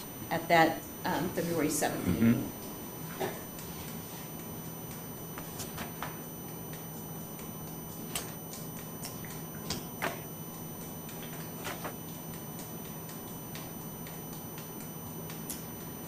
And at that time, there was a recommendation to put firefighter Scott Jones on unpaid leave starting May 1st, is that correct? I believe so, yes. And that motion was made by you, if you recall? I can't recall right offhand. I'd have to refer to the minutes. If they indicate that, do you Yes, dispute that? I don't dispute it. And Carl McPherson would have seconded that motion, if that's what it indicates. Do you dispute that? No. Mercedes Brew, who was the deputy mayor, is that correct? Yes. Indicated she'd just gotten information this morning and didn't have time to study it, so I believe she did not vote in the motion. Is that correct? That's probably correct, yes. And again, are you aware of any written notice provided to Scott Jones of that February 7th, 2018 meeting? I don't know of any notice personally. It was probably given either verbally. Bernie Mitica, the fire chief, was involved in his discussions. And Mayor Gonzalez Velez, Stacy Cox, they were all involved. Following that meeting, did you send a letter to Captain Jones informing him of the action of the board? I did. I'm going to show you what's been marked Respondents Exhibit F. Is that letter? It is. And does it appear to be a true and accurate copy? Yes, it does. Exhibit F.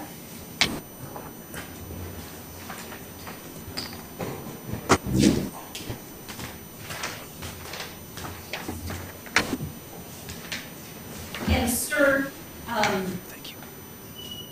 after that letter was sent, do you recall receiving a letter from my office, from me?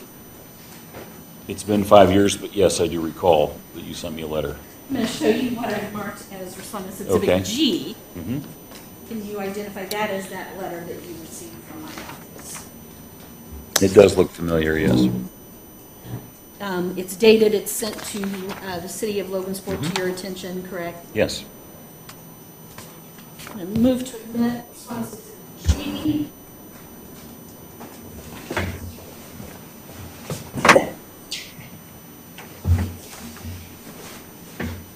After that letter, was there any subsequent action taken by the board as long as you remained mayor? We just kept apprised of what the court case was, how it was progressing. He had changed attorneys. I believe Jay Hirschauer had been retained at one point, then you were retained, and we were unclear as to how the process was progressing. We were basically advised by the city attorney and the clerk treasurer that PERF would not accept any more contributions, that based on our policy, we could not continue to contribute to PERF because he was not a full-time employee. He was on administrative leave. I'm going to show you what I've marked Respondents Exhibit H. The city attorney at the time was Ms. Gonzalez Velez, is that correct? Correct. And Exhibit H is a letter from her to me following up from my letter to you, is that correct? Yes, it is. And you're familiar with that letter? I am. Move to Respondents Exhibit H. We're actually, just for the record, we're submitting these records, and they are being admitted as such. We don't, I mean, there's not a ruling coming in that they're, so that I presume if you object, you'll let me know. I will. Thank you. Now, from your perspective, was there any action taken to ensure that the city would have funds to provide back pay to Mr. Jones in the event that that became necessary? Well, since in the United States people are innocent until they're proven guilty, we felt it necessary to encumber the salary that would be accrued for him if he were found innocent of the felony charges per the handbook. Obviously, the city handbook was geared toward any public safety personnel that would be involved in felony cases. It was maybe not clear as to what should happen in misdemeanor cases, and knowing that he could be pleading guilty to a lesser included offense or acquitted entirely, we wanted that money secured until the matter was resolved in court. And do you know, was that money secured? I asked that it be. I was later informed by Councilman McPherson that it had not been. The concern being that if there was only a misdemeanor conviction or an acquittal altogether, that back pay would be owed to Mr. Jones. I think that was the consideration, yes. And you mentioned policy. So was it the policy at that time that an employee would not be terminated for a misdemeanor conviction? Yeah, it did not indicate that the policy manual did not indicate that an employee, any city employee, or public safety or otherwise, should be terminated for a misdemeanor conviction. And in fact, had that been the practice of the city during your tenure? And yes, and before my tenure. You were aware before? Yes.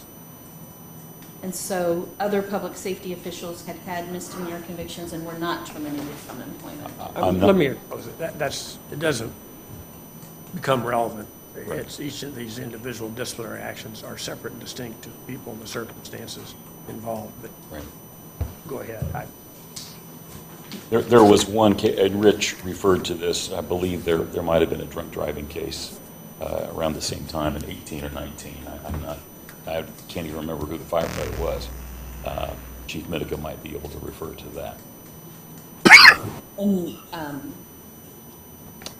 I'm not sure that was a misdemeanor though, so I may not apply. well, if it had been a felony, the person would Correct. have been terminated or should have been. Correct. And that person was not terminated to your knowledge? I don't believe so. Chief Mitica might be able to confirm that.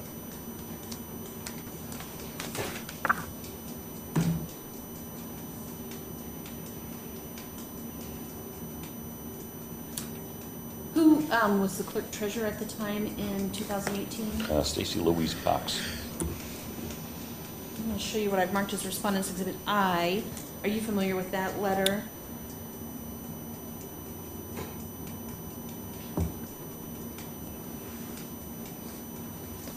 Yes.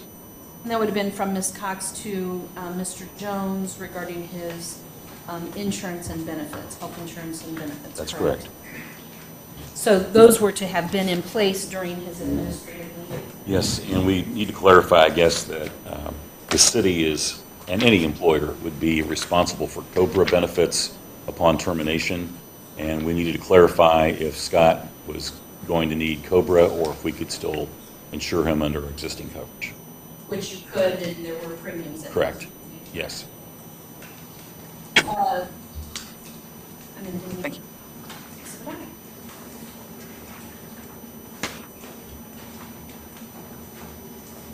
And did that remain in place during your tenure as mayor? Yes.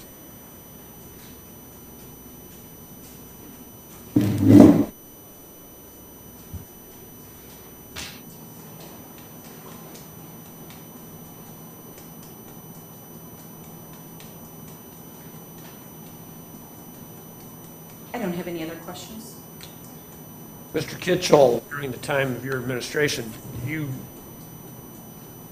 took the action that you took with the Board of Works, suspending him without pay based on advice of counsel, means attorney. Yes. And did you consult any other sources of information? I may have, yes.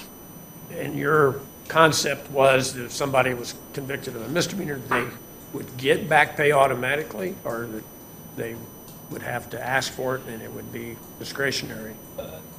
Well, at that time, as you may know from your previous period as city attorney, that the policy manual is approved by the city council.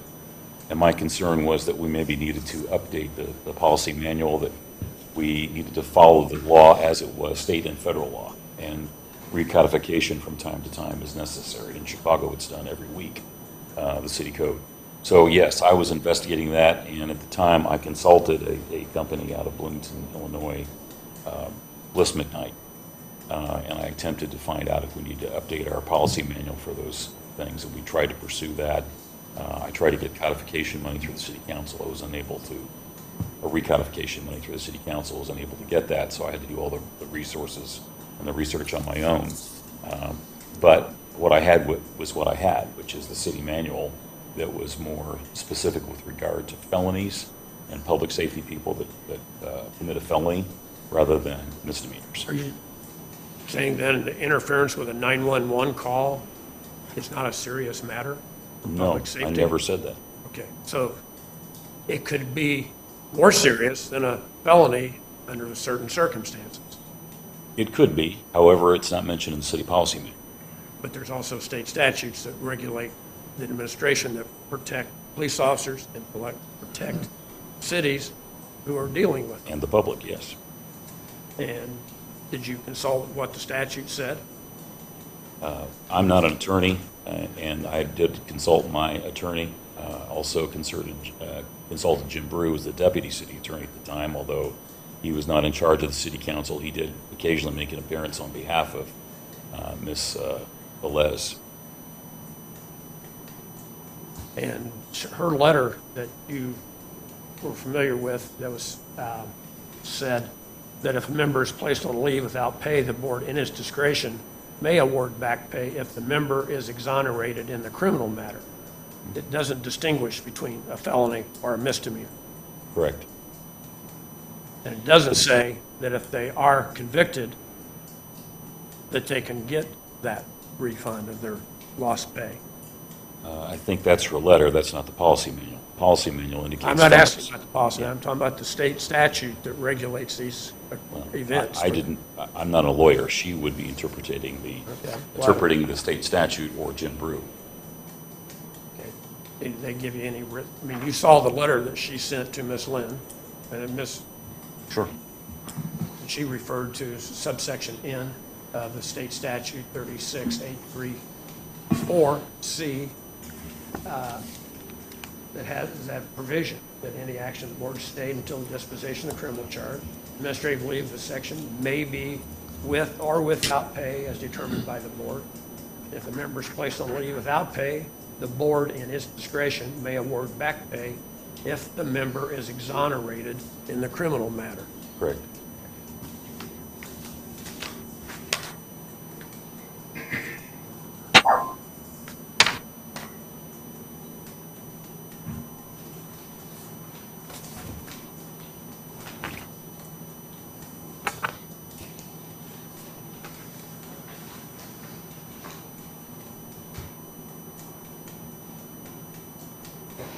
From what I can tell, it looks as though you sent the letter advising Mr. Jones that he had been suspended without pay sometime in February.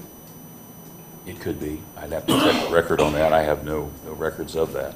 I would stipulate that if it says that in your notes and Dwayne Alum can produce it, then absolutely yes. I thought there was a letter you sent. February 9th. Thank you. So February 9th, you sent that letter to him saying that as of May 1st, your pay is going to be suspended. Is that correct? I believe that's correct. So he had his full pay up until May 1st, as far as you know, right? Yes. And so if he wanted to appeal that decision saying, Mayor Kitchell, you and the Board of Works have screwed up, I'm going to take you down to the Cass Circuit and Superior Courts and mandate that you follow the law and pay me what I've got coming to me. That's his right. Yes. And throughout the statutes, they have a right to appeal all the decisions of the Board of Works that are taken against them. Absolutely. If you know, I mean, go ahead.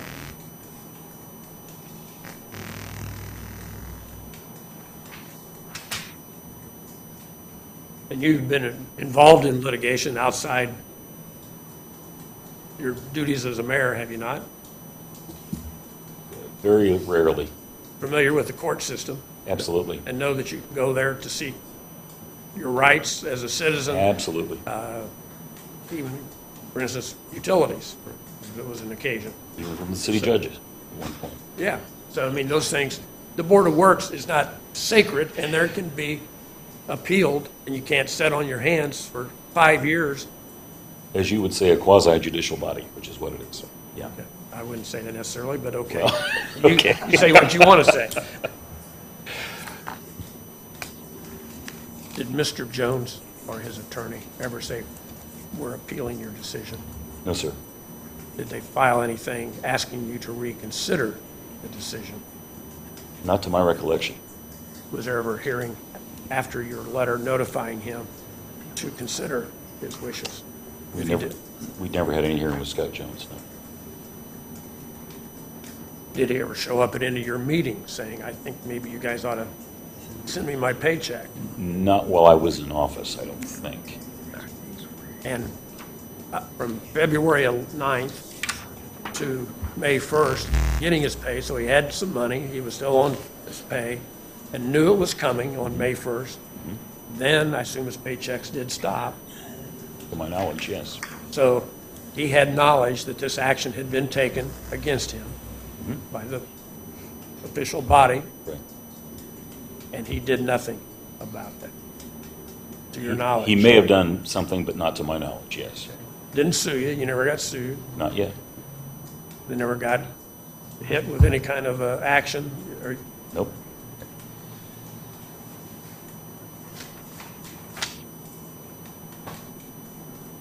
do you think public safety officials should be held to a higher responsibility than just common citizens? Yes.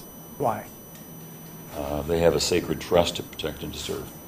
So if a fireman is convicted of, quote, a misdemeanor that involves 911 and reporting of crimes, that's fairly significant, is it not? It would depend on the person, as you said earlier. I think it depends on the individual and the case. I can't say that in every case. So you didn't investigate this particular case to see or know? No, I did investigate it, but again, it's a domestic violence case. A lot of that is shielded from the public. That was not, our interest at that time was the conviction, and the case never came to trial while we were in office. We would have been glad to take action, but it never came to trial while we were in office, so we had to unfortunately push that down the road. And the case, as it was, and it involved, you did have the access to the probable cause affidavit that set out how this all came about. I think we secured some information on that, but I can't recall what it was right offhand.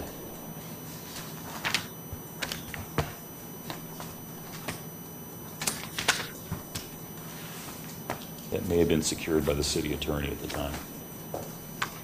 She wasn't in the habit of keeping information like that from you, was she? No?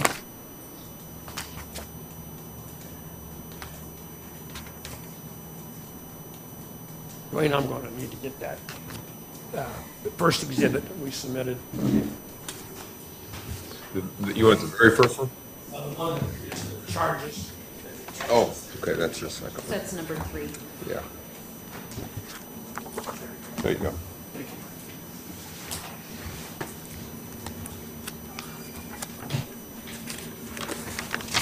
Do you remember where they found him when they went to arrest him? I don't. He was locked in a garage, sitting in his truck with a gun. Would that give you any concern? Again, I haven't seen the report, so I don't know. He could have had a gun there for hunting purposes. He could have had it for self-protection, any number of things. And you had access to these things, the probable cause for the I criminal charge. haven't, if I've read it, it's been 5 years, so I don't So know. you've forgotten that part. If I've had that document, I don't recall any gun or locked garage. You want to look at it and see if that Glad refreshes you, to. remember?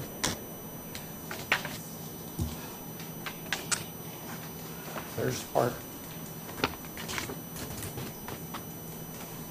John Parmeter, a affiant in that matter. He was a Logansport police officer at that time, was he not? He was.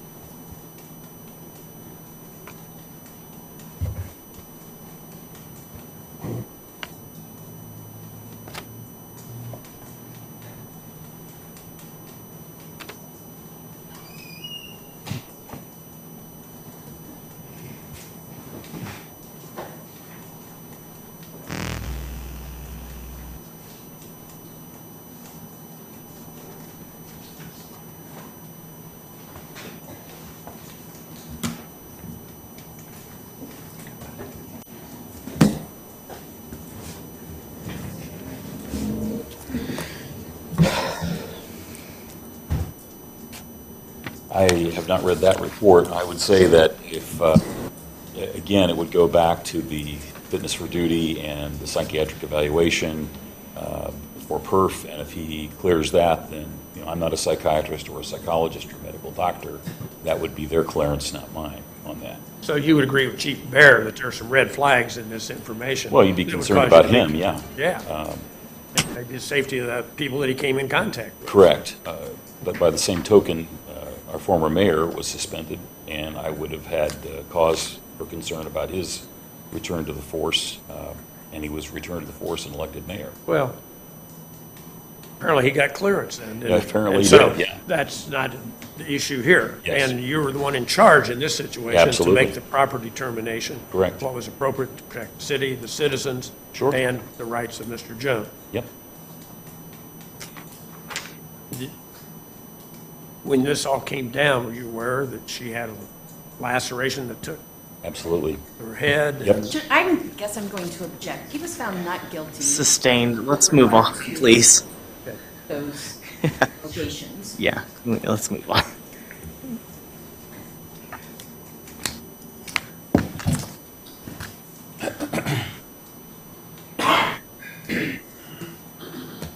All right, I don't have anything further.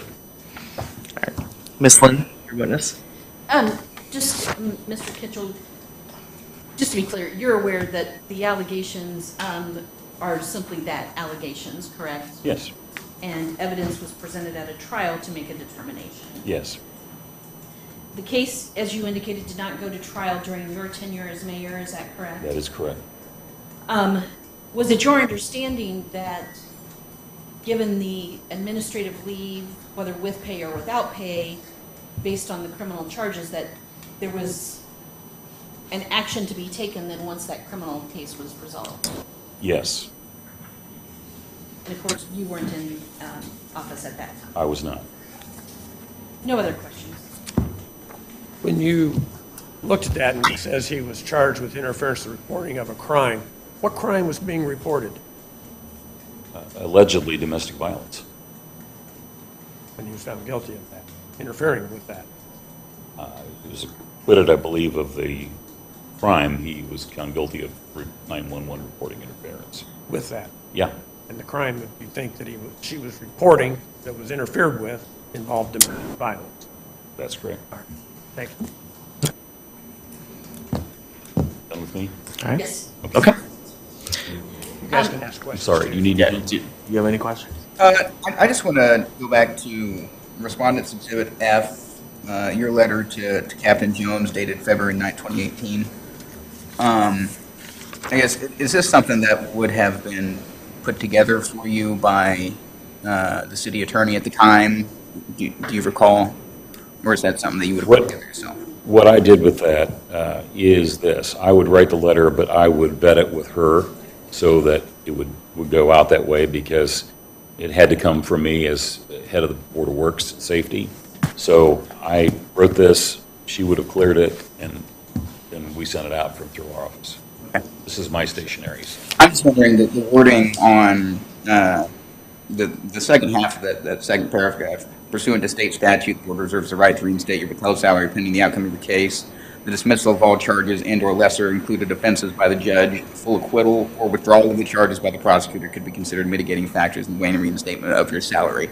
I was curious on where that language came from, if that was your reading of the policy or the state statute. I've slept since then, so I don't recall whether she did it or I did it. I mean, we would discuss with each other. I think that the thing there is this, that the city, regardless of which one of us is mayor, we have some exposure if we go too far. And we wanted to make sure that we were in compliance with state and federal employment laws.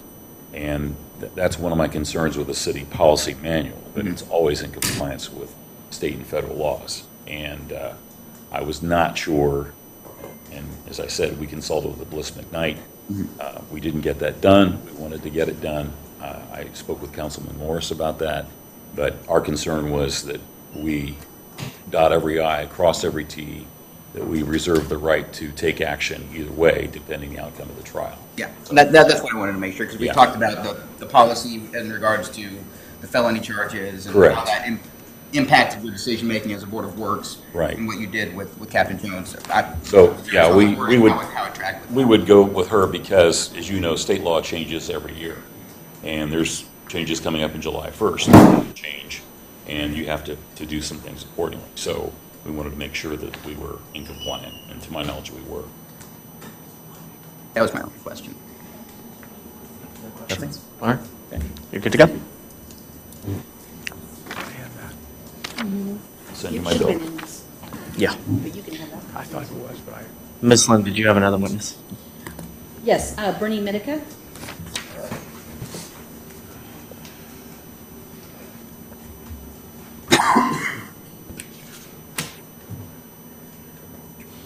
Mr. Medica, if you can please raise your right hand. Do you solemnly swear, subject to the penalties for perjury, that you will tell the truth and nothing but the truth? yes. All right, thank you. Ms. Lynn, your witness. Sir, would you, I'll let you get seated. State your name for the record, please. Bernard S. Medica. And what is your occupation? I am retired. And you're retired from where? The City of Logansport Fire Department. How long did you work for the Logansport Fire Department? 21 years. And in January of 2018, were you the chief? Yes, How long were you the chief? for 4 years. I think I finished in 19.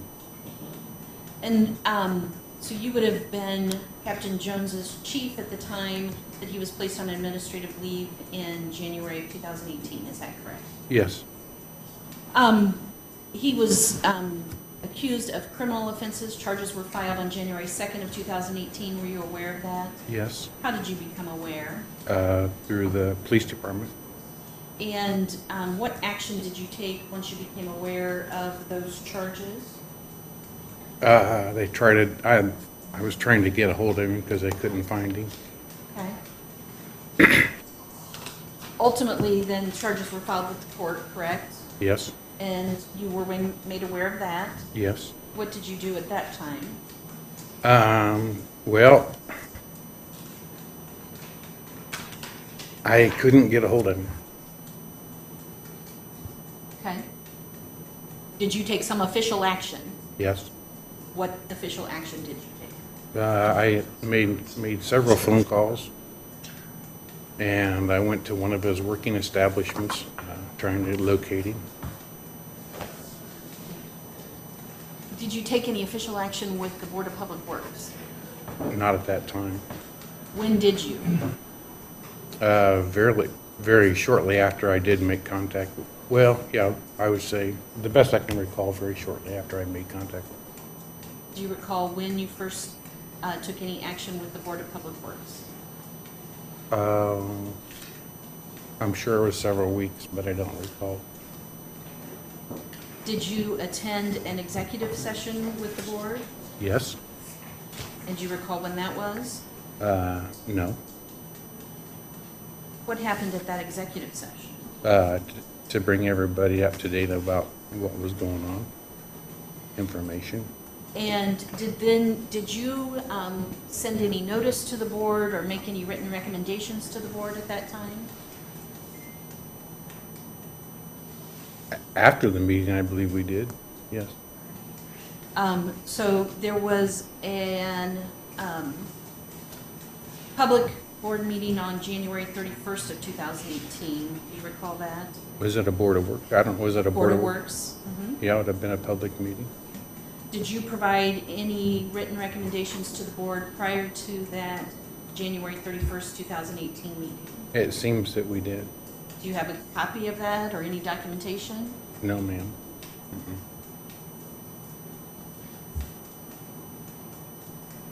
Did you make any recommendations to the board at that meeting on January 31st, 2018? To hold his pay, to award him pay until further information. That was your recommendation? I think I believe everybody was in favor of that. We're still in a discovery phase.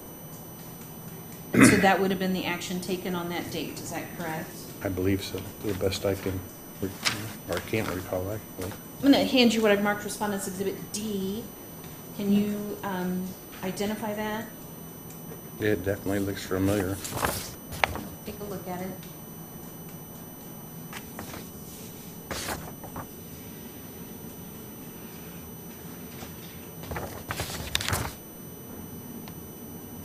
Yeah, it looks like we mailed that. Is that what you're getting out of that? No, I'm just asking you if you can, is that a letter from you to Scott Jones? Mm-hmm, yes. And it's not dated, correct? No.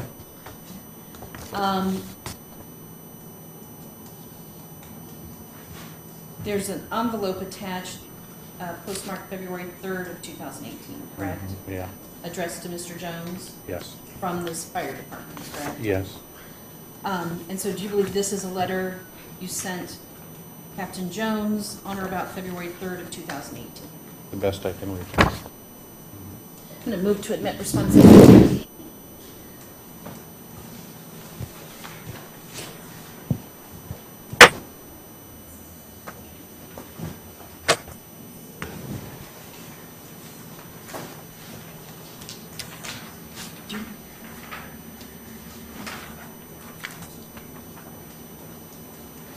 Sir, this letter indicates that there were charges filed, right, with the Cass County courts, correct? Yes, And alleges violation of Fire Department Code of Conduct, is that correct? yes,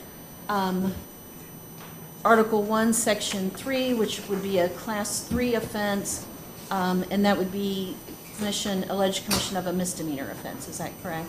mm-hmm, yes, And then Article 1, Section 3, subsection 2, or 3, I think, alleged violation of a felony offense, is that correct? yes. And that would be a Class 5 offense, is that correct? It looks to be. And then essentially conduct unbecoming an officer, or, conduct contrary to department policy, correct? Yes, And that would also be a Class 3 violation. yes, And that's all set out in your letter based on policy at the time. yes. I'm going to move at this point to admit responsibility A. A policy being for the Logansport Fire Department.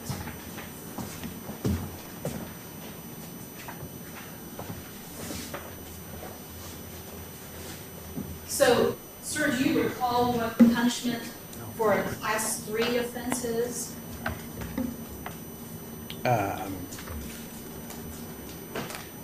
I think in all the felonies is dismissed. Sir, I'm talking about the policy, a Class 3 offense. No, I have to look at the manual. Yeah, I don't think. So in the manual, and unfortunately, the pages aren't numbered, but there's code of conduct in the manual, correct? And as you pointed out in your letter, knowingly committing a felony is a Class 5 offense, correct? Okay. Knowingly committing a misdemeanor is a Class 3 offense, correct? And conduct that reflects disfavorably upon the department is a Class 3 offense. Is that yes? Yes, And so if we scroll back to then the page 110. sanctions. So sanctions for a Class 3 offense are what? All of the above. Okay. So loss of eligibility for promotion, correct? For up to 1 year? You need to Yes. say yeah Yes, or no. Up to a 10-day suspension without pay, correct? yes, And/or demotion, correct? yes, And then you can do anything that's above that. So a monetary fine, correct? yes, Up to a 5-day suspension without pay, correct? yes, Written reprimand, corrective training, or counseling. yes, Class 3 offense is not eligible for termination. yes. So after your letter on or about February 3rd, there was a second Board of Public Works meeting on February 7th. Is that correct? I don't recall the date. If that's what the records showed, you dispute that? No. And at that point, did you make any written recommendations to the Board of Public Works regarding Captain Jones? Not that I can recall. And would recommendations typically need to come from you as the chief? Typically, yes. Yes. And were you aware at that meeting that Captain Jones was placed on administrative leave without pay effective as of May 1st? Yes. Did you provide him any written notice of that February 7, 2018 hearing? I can't recall. Do you have any documentation to show that you did? There would be. It would be down at the fire station. So if you did something, that should be in his file at the fire station. Yes.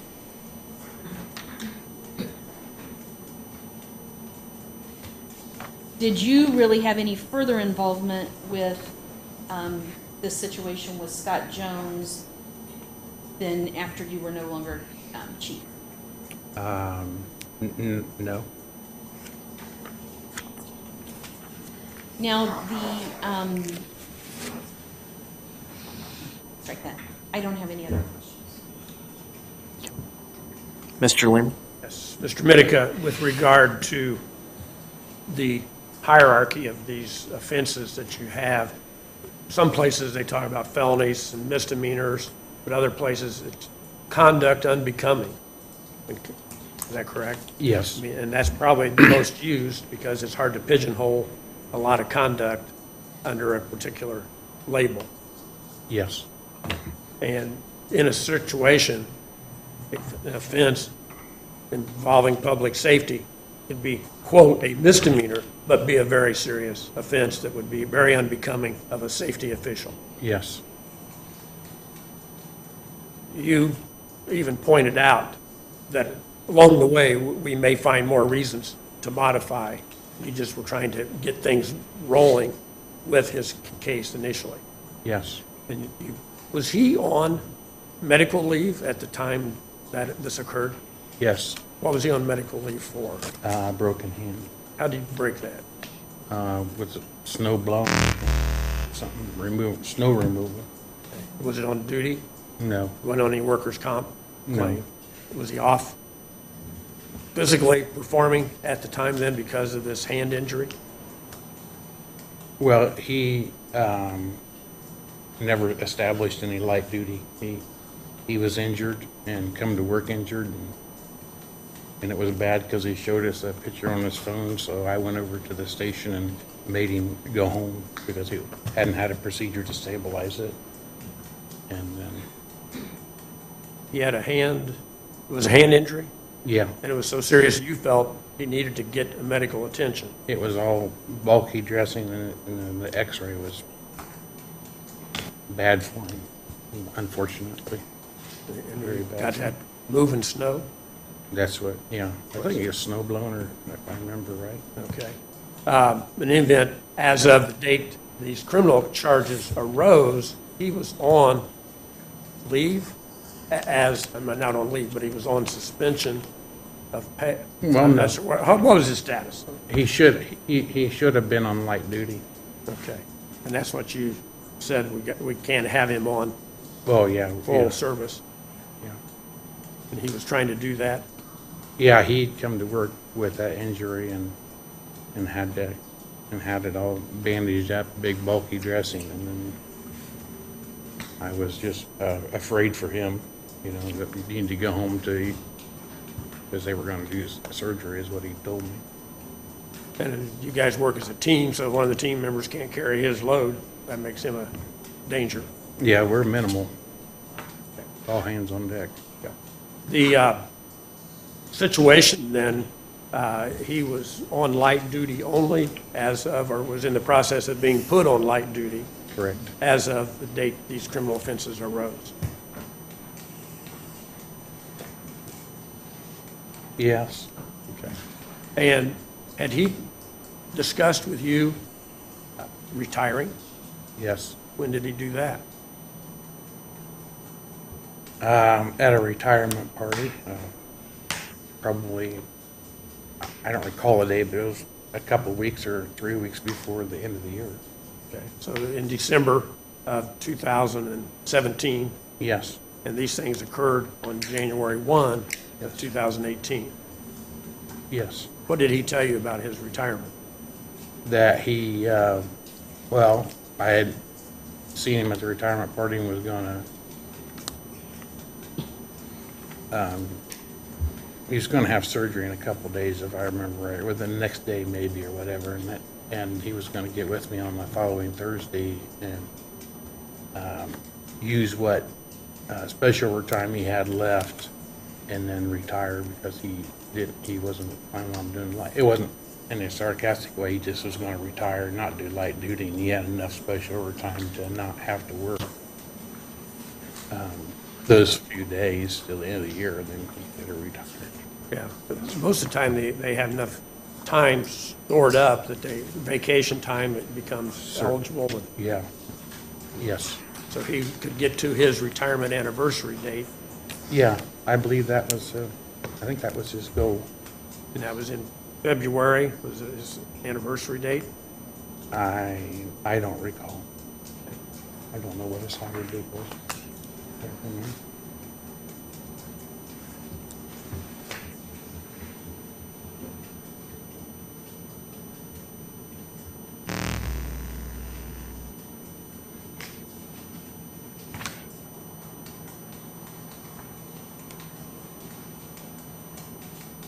But that was imminent, that he was going to be retired in December. So he was off with a hand that had him at best on light duty, which he was trying to avoid. Is that correct? Yes. And then when you said he needed to be put on light duty to stay in the station house, he said that wasn't appropriate for him. Well, he just, you know, I can't, I mean, there wasn't animosity there. It was No. just that he didn't want to do light duty, was going to go ahead and use up his time and retire. And that was coming soon. Yes, that was coming soon.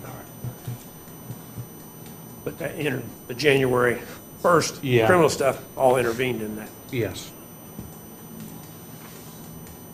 He had a business going and was doing several things that had outside sources of income.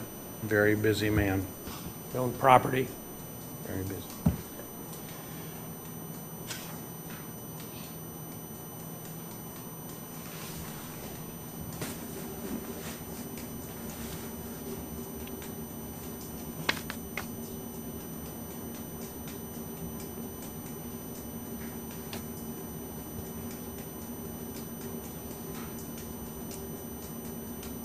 I think that's all. That doesn't raise any additional questions for me. Okay. Do you have any questions? No. Adrian? Thank you, sir. Thank you. Thank you. Thank you. Miss Lynn, do you have another witness? I do. Yes, I'd like to call Bill Cox.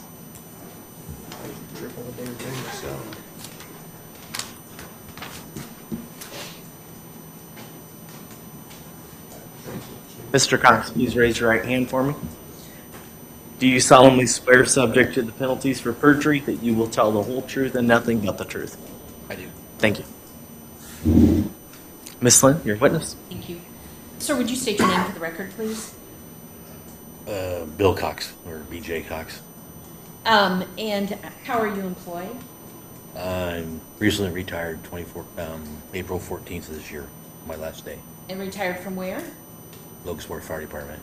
How long did you work for the Logansport Fire Department? 32 years, 10 months. And were you familiar with Scott Jones in that role? Yes, I worked with Jonesy many times.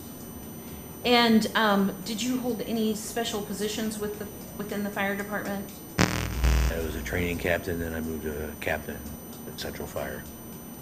And at some point, were you involved in the union? I've been in the union for all 32 years, and then I can't remember how many years I was a union president. And were you the union president in January of 2018? Yes, I was.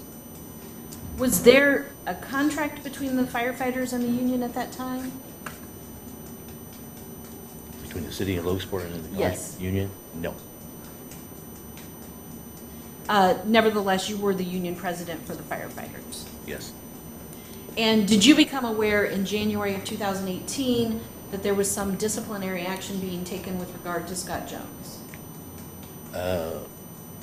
I was notified by, I believe the chief called me up and told me what happened. And then I got to go to 2 of the Board of Works meetings.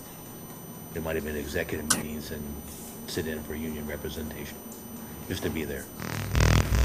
That standard procedure? I really can't say. I've never done that before. I've never been involved in something like that before. Okay. So, But he should have had someone there to represent him and make sure nothing was going. okay. And to your knowledge, was Mr. Jones notified of those meetings? Not to my knowledge. Do you recall when the first meeting was? It was the first week of January, I believe. And what happened at that meeting? The Board of Works, they decided to put him on administrative leave with pay. I believe it was 2-1 vote. And both Mayor Kitchell and Carl McPherson voted yes, and Mercedes Brewer, I believe, voted no. Was there a subsequent meeting then? Second one? Yes. A few weeks down the road, I believe, yes. What happened there? That's when they voted again to move Scott to administrative leave with no pay on that first day. And it was a 2-1 vote, I believe. And again, was Mr. Jones given any notice or opportunity to be heard at these meetings? Not to my knowledge. So what was the action that, I guess, the discussion that led to the action? Meaning, The discussion among the board members. What was the discussion among the board members? I believe they were worried how long this would drag out because he was one in the trial. And so they gave him so much time. And 2 of them voted yes, and like I said, Mercedes voted no.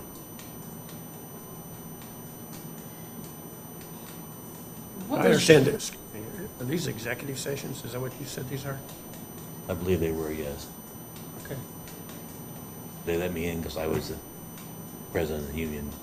Bernie brought me with him, So Chief Medica. Chief Medica at the time brought you with him? Yes. Was there any discussion about reinstating Captain Jones at the outcome of the criminal case or anything like that? To my knowledge, no. My recollection, no.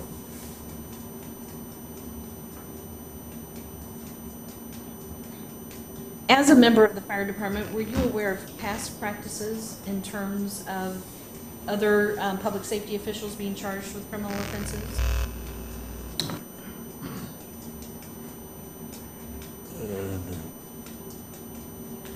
Not up until this time. No one's really got in trouble as far as I can remember. A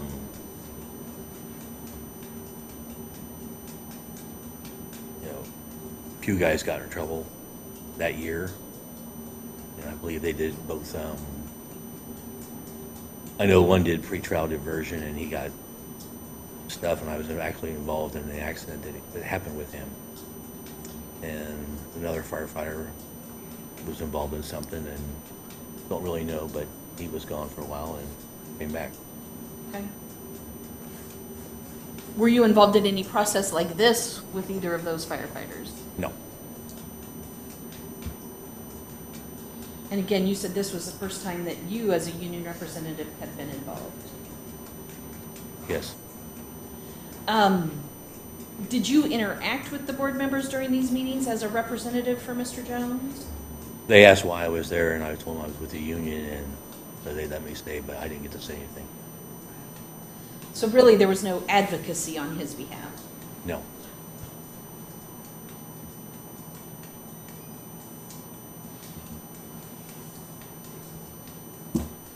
I don't have any other questions. Mr. Lehman?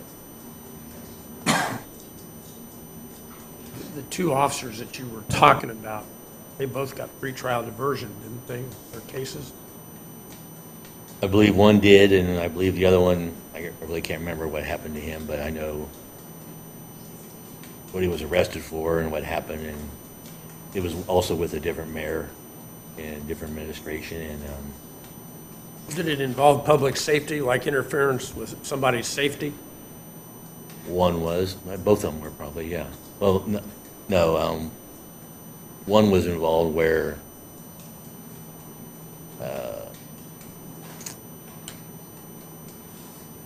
he was involved in a hit-and-run accident, DUI, and then he wrecked his truck. Is that the one you were with? Yeah, I was there. So you were there when the guy hits and runs? No, I was there when he rolled his truck in an accident. Okay, when did he run? He was running from the police at that time. When he rolled it? Yes. And you were in the car with him, or the truck, or whatever it was? No, I was called to the scene. It was out in the country. I was the first one there. Called as a fireman? Yes. Okay. So you think there's a different attitude then about public safety and the endangering the public by public safety officials now than there was back then? No, When all these bad acts were taking place? He got 6 days off, and he paid dearly for his actions, and was in jail. But yeah, it was a different administration. Different attitude, different approach. Somewhat, yes.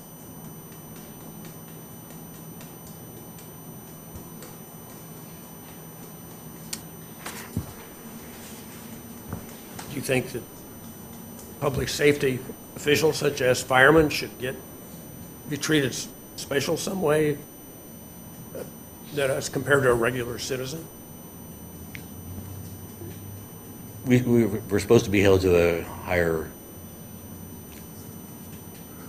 order, a priority, whatever you want to call it. You know, you get in that truck and you put your life on the line, but you're out there to protect someone else. If we screw up, we might screw up and hurt someone. So yeah, our lives, you know, thing is like, you know, we need to be held accountable. But you're out there doing something, and if we screw up, we have to pay for it. But what happened back then, you know, he got time off. 6 days. I believe so, yes. Yeah, and that was in 2018 and No, 2019, or? That was under the Franklin administration. Okay, but a brother fireman was the mayor then. Yeah, but I don't think that had anything to do with it. All right, so different attitudes affect how the duty of a public safety person is treated. It shouldn't be that way, no. Should not be. You agree with that? Yes. All right, thank you, that's all. Ms. Lynn? Did you have any?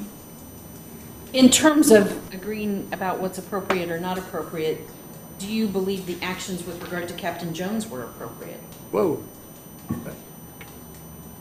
Does he even know what his actions were? The actions of the city, the board? Oh,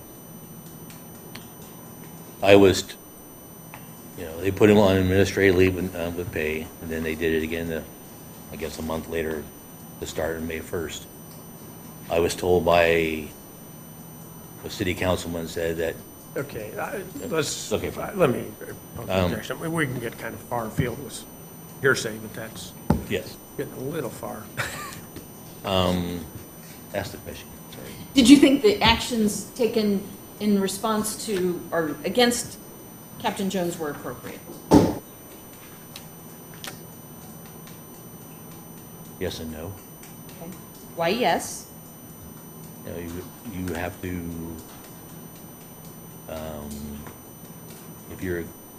if you're charged on something, you know, and accused of something, okay, give him time off and let him pay his dues. At the end, he stood his ground. He was charged with a misdemeanor, and the felonies were dropped. You know, he's innocent. You're innocent till proven guilty. And 2 out of the 3, he was innocent, and misdemeanors, everyone gets those, and it's a done deal. So that's the no part. Yeah. Nothing further. You were with him, or in these executive sessions where votes were being taken as a union representative, and observed those votes being taken. Yes, With him, he wasn't there. just me. Yeah, that's what I mean. You were there and observing those Oh, I thought executive you said you session were votes with him. taking place. Yes, And you were there as his representative yes. on there, and I assume you told him what had transpired. Eventually sometime, yes. Right. Well, he certainly knew when they suspended him with pay, right? I hope so. I didn't get to tell him that, no. Okay, well, I mean, in your duties as the president, and you're sitting in on these meetings, you didn't know if he knew or not? I contacted him after the second one, and asked if he was told anything, and I really can't remember what we talked about, but yeah. And he was well aware in February that his pay was going to be suspended as of May 1st, correct? Possibly, yes. And you're aware that in these statutes, when you don't like a board's action, that you have a right to appeal those decisions. I didn't become aware of some of the different laws until after this has taken place, and then I believe I've talked to Scott about that also. Yeah. And to this date, he's not filed to appeal the suspension of his pay, has he? To my knowledge, no. Now, he's 5 years without working, and he's wanting to pull back pay. That seems fair. Do you? I believe the 3 years that, up until the time where he should have come back, he should have been paid, you know? Like I said, you're innocent until proven guilty. Did he have to be able to work, capable of working? I believe so, yes. And he ought to take the test to prove it, right? If that's what they want him to do, take the test, yes. Thank you. Any further questions, Ms. Lund? No. Questions? Questions? All right. Thank you. I'd like to call Patricia Benedict.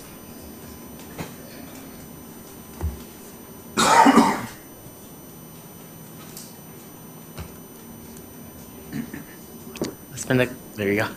Do you solemnly swear, subject to the penalties for perjury, that you will tell the whole truth and nothing but the truth? Yes. Thank you. Ms. Lynn? Thank you. Would you state your name for the record, please? Patricia Benedict, And what is your occupation? a family nurse practitioner. And what's your educational background? I have a Master's of Science in Nursing and then family nurse practitioner, board certified. And where have you been practicing as a family nurse practitioner? Recently, or? In the Or- last few years? Okay, I was at I helped establish the Pulaski Hospital Rural Health Clinic. And I left there in 2019, I believe it was, no, 2020, and I worked for Sheets Family Practice out of Rensselaer. I have an office in Monticello. And are you familiar with Scott Jones? Yes. And how are you familiar with Mr. Jones? He has been a patient of mine for 5.5 years. And you've treated him for what? I've treated him for, initially, when he came to me, he was going through a little bit of depression over what had happened to him, and he has some COPD. It was controlled, but that's basically what he would see me for, was the depression, and he was having some situational insomnia at first, but that is resolved over since the trial's over and everything. So he's not had that problem. So currently he's just seeing me for, I guess, the depression, but he's not on any meds now or anything. It's been resolved. So you believe that depression's been resolved as well? Yes. And did you diagnose that as situational, given the charges against him and then the trial? Yes. And did resolution of that essentially resolve those issues? Yes, Now, over the course of the last several years, there have been incidences to treat him for as needed. yes, medical. He had COVID, and he was treated for that. That's when he had to, this, you know, your people that get COVID, the problem is it affects their respiratory status. But that was all. We treated that. That's all resolved. And then he had an emergency gangrenous gallbladder removed in Kokomo, and then I followed him post-op along with the surgeon, because the surgeon only sees you like 3 weeks after your surgery, and he did have a post-op infection that needed treated. So I did treat that, but that's all resolved. Now, I'm going to talk about those issues in a little more detail, but those issues have all been resolved, is that correct? Yes, From a physical standpoint, is that healthy? yes. Now, you mentioned the COVID or respiratory issue. I'm going to show you what I've marked as Respondents Exhibit Q. Can you identify that for me, please? Yes. What is that? That was a note from my office saying that he had been under my care for lower respiratory infection pneumonia. It was streptococcal pneumonia and Haemophilus influenza, because he had been swabbed, and that he was on 2 different antibiotics for 2 weeks. And what's the date of that? That is 12/28/21.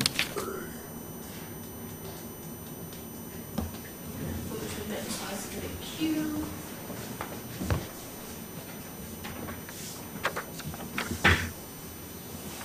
And so, would he have been able to complete a physical exam in early January of 2022? No. That COVID, the results from your pneumonia, when you have COVID pneumonia, it takes a good, I would say, 3 to 6 months before somebody's back to normal status with their lungs. You then mentioned gallbladder, I think you said, surgery. And I'm showing you what I've marked Respondents Exhibit Double D. Can you identify that for me, please? This is from Ascension. Right. Yeah, from his surgeon. Looks like return to work note. And it says, patient has a return, he had a return appointment there at 2/21/23. Work limitations may not push, pull, lift over 10 pounds. And that was based upon the gallbladder surgery that Yes. you also followed up with him on? Yes, And you would have access to his records from the surgeon as his general practitioner? yes, yes. I was sent all records from the hospital and the surgical procedure and the surgeon's office. So this would have been in February of 2023? Yes. Yes. DD. And so, given those restrictions, would he have been able to complete a physical exam on February 17th of 2023? No. Did he come see you on that date, February 17th of 2023? Yes. And do you recall why? He was following up about the infection, the incisions, and he also, I believe, that day had a drug screen, urine drug screen. Did he request the urine drug screen? Yes. Did he tell you why? Because he said because I think the fire department was asking for a drug screen. Okay. And did you receive the results of that drug screen? Yes. Provide those to Mr. Jones? Yes. And is that what I marked as Exhibit E? Yes. Double E. Yep. Admit Exhibit EE. And was he negative for? Yes. It was negative, totally negative. So even though he didn't take a drug screen in Indianapolis that day, he did through you. Is that correct? Yes. And it was monitored and all the proper procedures? Oh, yes. Yep. Sent out to NOAA labs.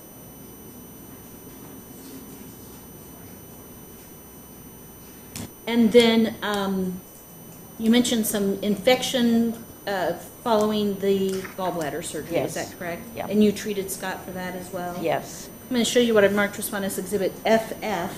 Can you identify that for me, please? That's a return to work for May 1st, 2023. It was written on 4/18/23 when he was in office, and that he would be able to return as of May 1st.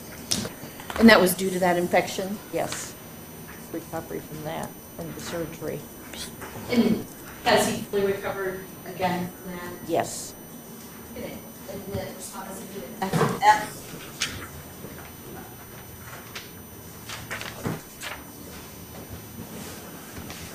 As you sit here today, as his family practitioner, are you aware of any? Oh, she did. Any medical reason that Scott Jones cannot perform his duties as a No.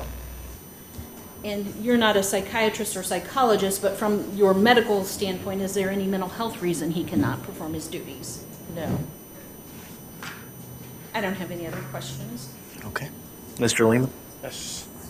With all due respect, Ms. Benedict, did you bring any of your records with you from any of these doctors who sent you these reports? No, they're in my computer at home, or I can have them printed out and sent to you. That's all right. You just They don't weren't have them speeding. here where anybody can see them No, no. on there.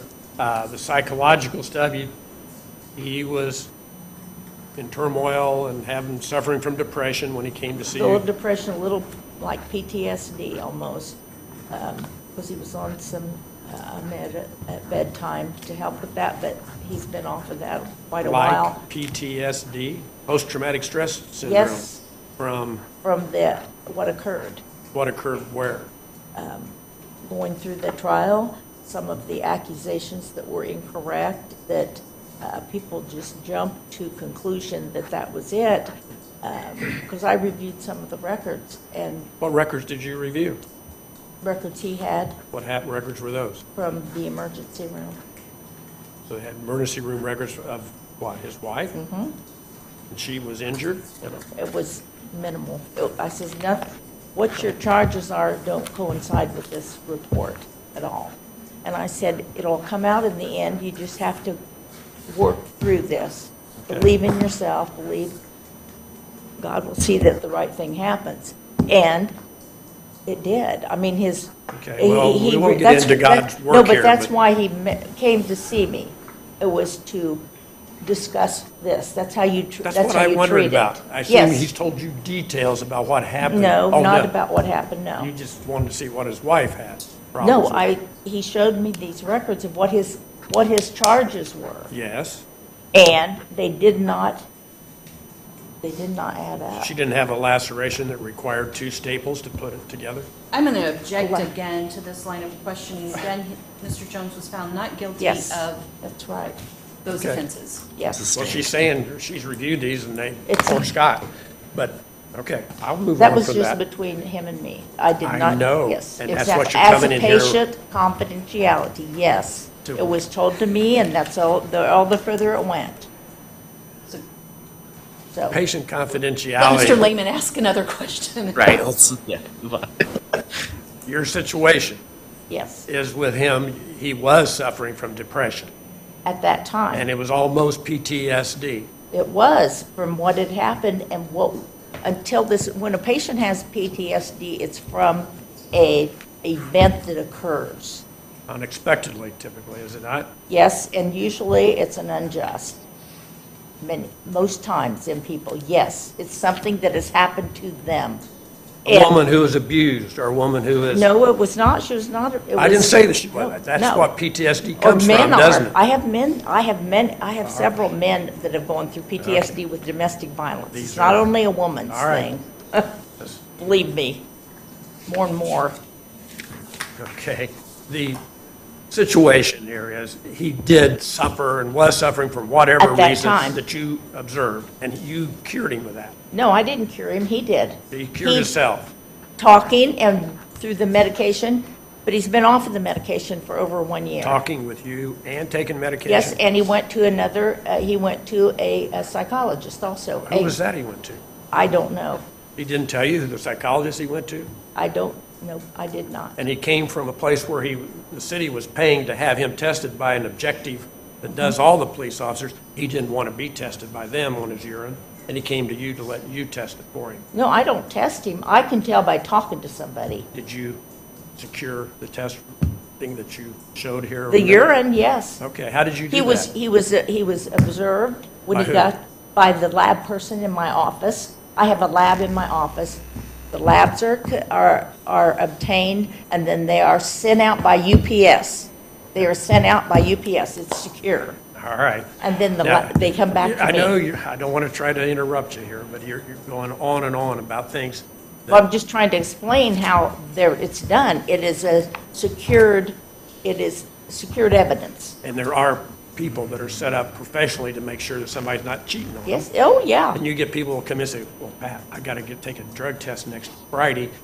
I want you to test me to see if I'm okay. I do We'll it go all the past- time for people in court. They come to me because their insurance will cover it. They go to the probation and they have to pay. So I do a secured urine, put it in an envelope and send it to their probation officer, and they accept it every time. But I do that a lot for patients that are clean, or they're supposed to be clean, Yeah, to and they prove want- that they're clean. And they want to find out ahead of time. No, they want to take it because they don't want to have to pay those tremendous prices at the community, whatever it is, where they get Scott didn't them. have that problem, did he? No, no, Because the he city did was not. paying for it.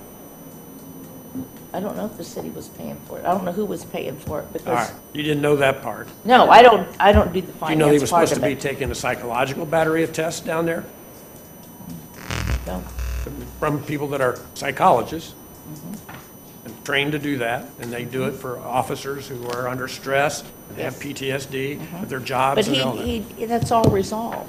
Well, I'm telling you. but we're entitled to test for that, aren't we? To You see if can it is test for it, resolved? yes, you can. And he has never done that. Do you know that? I don't know. Kept refusing to be tested? I don't know that. Okay. You've only heard from him? then. Yes, that's Okay. all I have heard from, yes.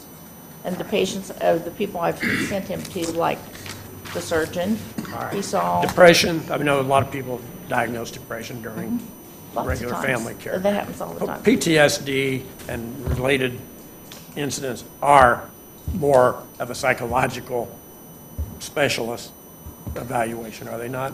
No, No, not anymore. you're qualified to do all Yes, that. I've had a lot of training in that. What And police department with- sends their people to you to be tested? Well, police, I do physicals for people that are coming into the police. I have to have their physical done before they become a policeman. I've done several of those, yes. So what kind of, you put up, nah, okay. It's a form, and I do everything on the form Yeah. that they require. That some department- Agility testing, I do all that. She asked where you have practiced. You practiced here in Logansport, I thought. Yeah, that was when I first graduated. How long were you here in Logansport? Oh, let's see. I was here, well, first of all, I was here 35 years in critical care. Then I became a nurse practitioner and worked ER and Express Med for, let's see.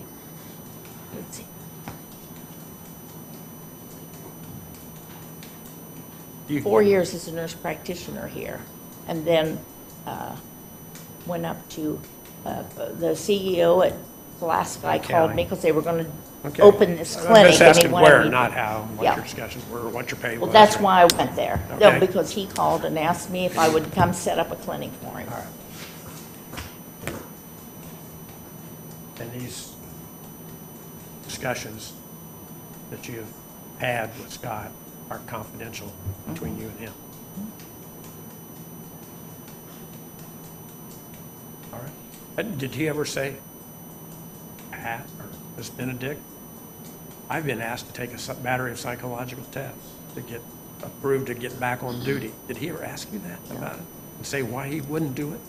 Did he ever say why he wouldn't take the drug screens that we were paying for through the police pool in Indianapolis that we were sending him to? No, And why I don't they know. wouldn't, or why he wouldn't go back and come in and say, I'm ready to be physically tested and put me through the testing? Would that raise any suspicion to you that somebody might be avoiding going through that? No, because I No. didn't know anything about it. Well, okay. I mean, Sure. I didn't know that that's required, but I'm just telling you, I'm from saying my had you- point, he's had progress, he has resolved those issues from talk, he would show up religiously every week for an appointment over the last 5.5 years. He's seeing you as a counselor for every week As- for 5.5 years? And he would come to just discuss things. Discuss things that A you can't lot of tell my us. patients do this. Well- It keeps them sound and it keeps them grounded, because you know what it is like getting into mental health nowadays? I have to wait 9 months. And what's the patient do in the time? They end up in jail. You know, You saved patients, him many from times. that. Not him, Oh. other patients. All right. Because I have so many patients that have mental health issues that are in jail because they're off their meds. Did you know that his wife said he had gotten off his meds? No, I didn't know anything about any meds. That's all. I don't have any other questions. Yeah, I have a couple. So this respondents exhibit double D, the date on this is 2/14. So some of these other things, I noticed, Pat, that you had signed, I think the most recent one, 4/18/23, you've signed. Are you involved with this return to work? No, document? that was just sent, the doctor there sent me. So you've seen it, but you Yeah, weren't he involved sent- in this appointment. No, I was not involved. That was done in Kokomo, And this is where the surgeon. the gallbladder stuff was done, is that correct? When was the date of that procedure? Do you know? Or roundabout time? This was the 14th. It was what? So a couple of weeks preceding this Yeah, letter. but it was emergent because he had gone to the Mhm.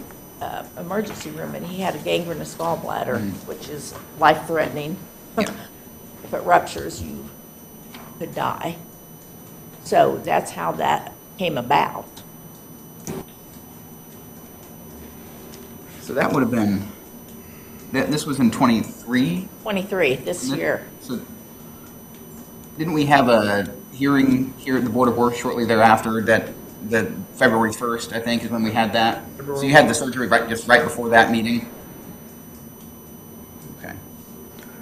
And then as far as the timing of the appointment for public safety medical on the 17th, right? That's when it was scheduled for, was the 17th. It was made aware on the 1st. This drug screening shows that collection date was the 17th at 3:54 p.m. I guess that was following when the appointment was supposed to be in the morning. Is that correct? Okay. 8:15 or something. Point in time. So was this just a one-off? He went down on the 17th after the public safety medical appointment and took this screening at a separate facility?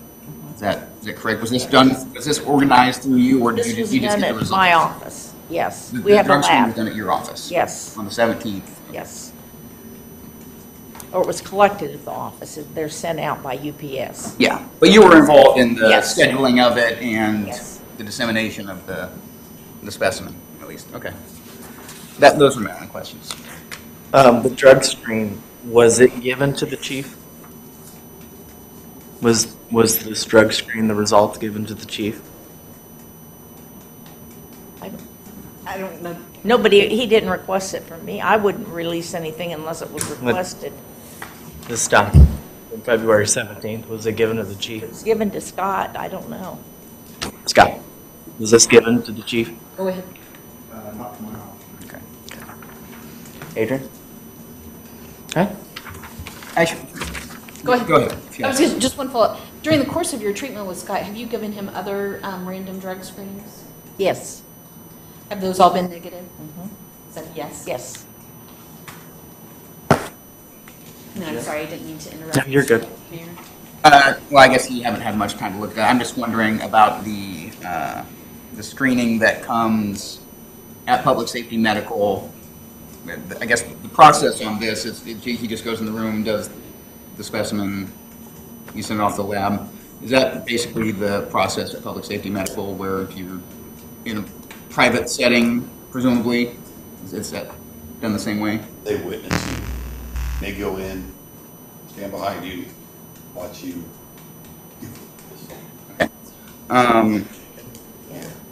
And then as far as the, I'm just wondering about the comparability of what is tested for here and what is tested for their screening. I don't know all of them by name. But There's usually a standardized list of drugs that are tested wherever you. it's kind of the usually standard. That are tested for. Do you do testing for like any probation or Yes, things like that? I have. Is Yep. this the standard testing used for that? Okay. Those were the only questions I had. Did you have any questions? I guess just to follow up, so for this drug screen that we've admitted, Scott was observed giving the sample, correct? Yes. Temperature was taken. Temperatures on the models have temperatures on them. All That- those standard yes, protocols that- were followed. Yeah, yes. Nothing To else. make sure it's urine Yeah. from the body, yeah, because it should be a 98.6. All right. Well, why were you running other random drug screens on him? I do that on my patients Why? all the time. I mean, if I go in there to see you That's about our- COVID, you that's- run me on a that drug is screen? the policy of my provider, my collaborating provider. That is his policy, that we randomly screen our patients because of just because it's random. It's not specific, okay, this guy has to get one every time. I missed the name of that clinic that you work. Sheets Family Practice. Sheets Family Practice. Out of Rensselaer. Do they do pain treatments or something? Is that what they're doing all these drug screens for? No, but he orders some pain meds. If a person doesn't go to pain management, he will order pain meds for patients. And he orders Adderall or let's say Klonopin, an anti-anxiety. So he screens to make sure we do that to make sure they're taking the drugs and that they are not doing anything like marijuana along with it. And randomly just for people. So they're not, because they're told they cannot do anything that's not prescribed at the clinic. It should not be in the urine, because it tests for all that. So this testing show up any medications he was ever taking for pain or anything with the gallbladder rupture or surgery? Well, it doesn't show antibiotics. It just shows he didn't take any pain medicine after his surgery. Really? But Okay. Tylenol and ibuprofen, Okay. because he didn't want to be on any narcotics. So nothing, none of that showed up, no. Chief, when were you made aware of the issues on the 17th? Did you know ahead of time that there were going to be issues with him being able to complete the physical portion? Or No, I was not. No, I got a phone call from Public Safety Medical. I believe the 17th, I believe, was maybe a Friday. 17th was a Friday. I got a phone call on Monday letting me know that he refused to do any testing down there. And they did say he had a doctor's slip that would keep him from doing the physical portion of the evaluation. But we found out on Monday from Public Safety Medical. Yes. There's an email that's attached to his letter. I'm just trying to nail down the dates Yeah. on all of it. Okay. I haven't had any communication with Scott since that 17th. Yeah, but as far as the timeline on the surgery, it was late January. We have the hearing on the 1st about going forward on the reinstatement, and then from there, you set the appointment for the 17th, inform him through his attorney, right? And then, 17th, he had received a certified letter for that appointment on the 19th. yeah, I'm talking February 17th, so the February appointment. As far as, I guess, just the communication on, we knew on the 14th that he was going to be able to do the physical portion of it based on Exhibit DD here. And then we didn't hear about, I guess, how Friday, how the 17th went until you got a call from Public safety medical on Monday. the medical providers on that next Monday. I would have never scheduled an appointment if I would have known he couldn't perform it. And so we got a phone call from Public Safety Medical on the 19th, Monday, saying he refused and he couldn't do the physical portion. And then I asked, when they would be able to do, when he would be released. The doctor said he thought it was sometime in April. So another appointment was set up for April. And we got, I've not had any communication with Scott since our meeting here on whatever it was. and then we have so when was the one in April set up? Do you remember? April, I've got it here.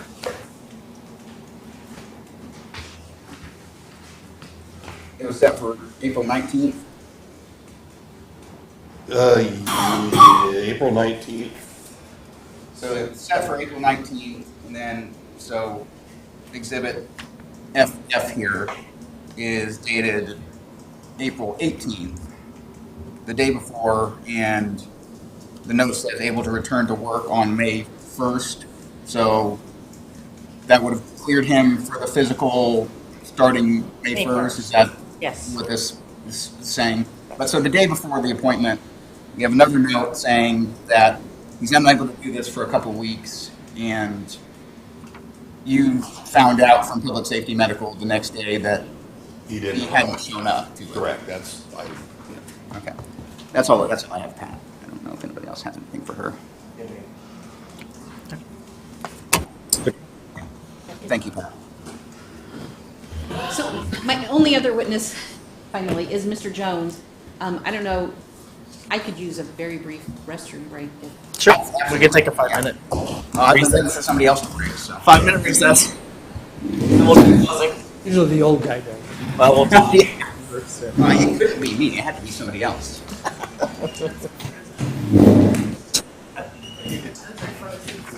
Oh, it's cold. You gotta open.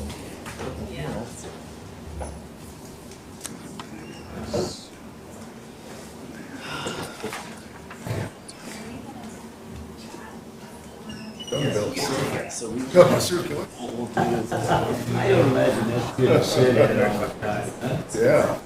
Yeah. Like, I need to go now. Oh, man. I didn't know you could. Yeah.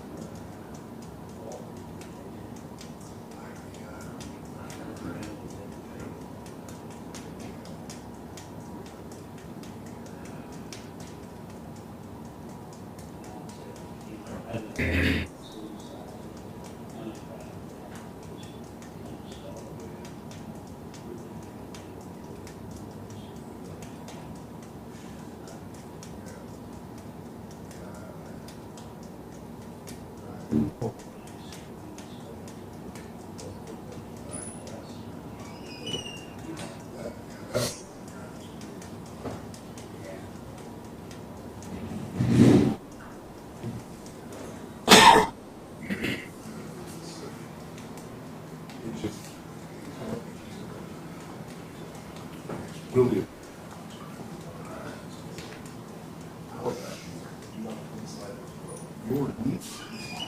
You know,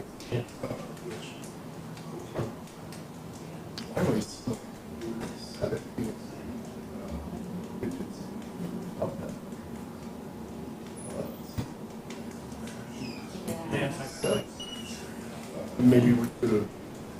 I just want to try to make Set back down people. get over with sometime. Versus the way So they were you've going. introduced the January 31st meetings? Yes, Minutes. all the meetings. Well, And February 7th, January 4th. You did the sentencing order. sounded like they had some executive sessions illegally. I think he's maybe mistaking some of the executive sessions. I don't know.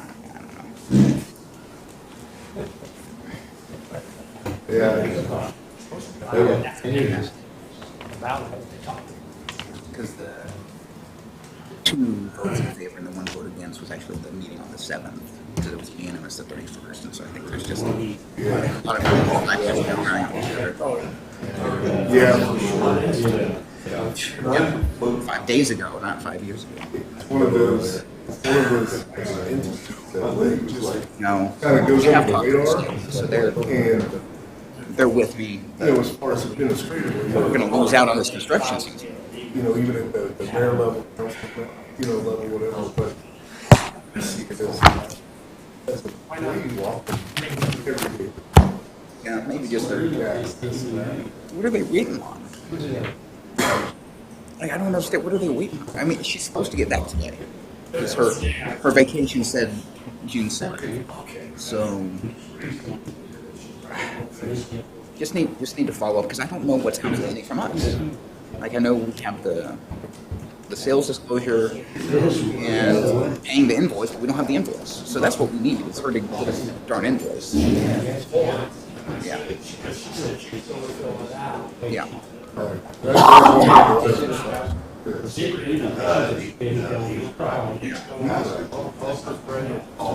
family involved. 4 years ago.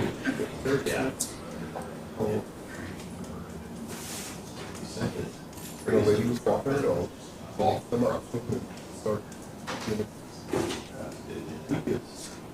we're trying to, you know, shoo it away and wait, you know, ready, and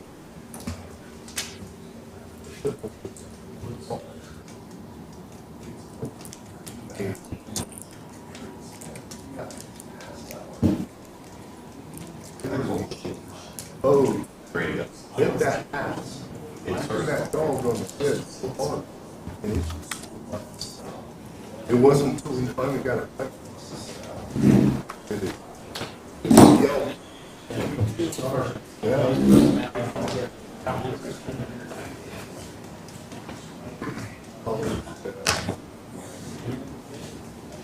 that it yelled.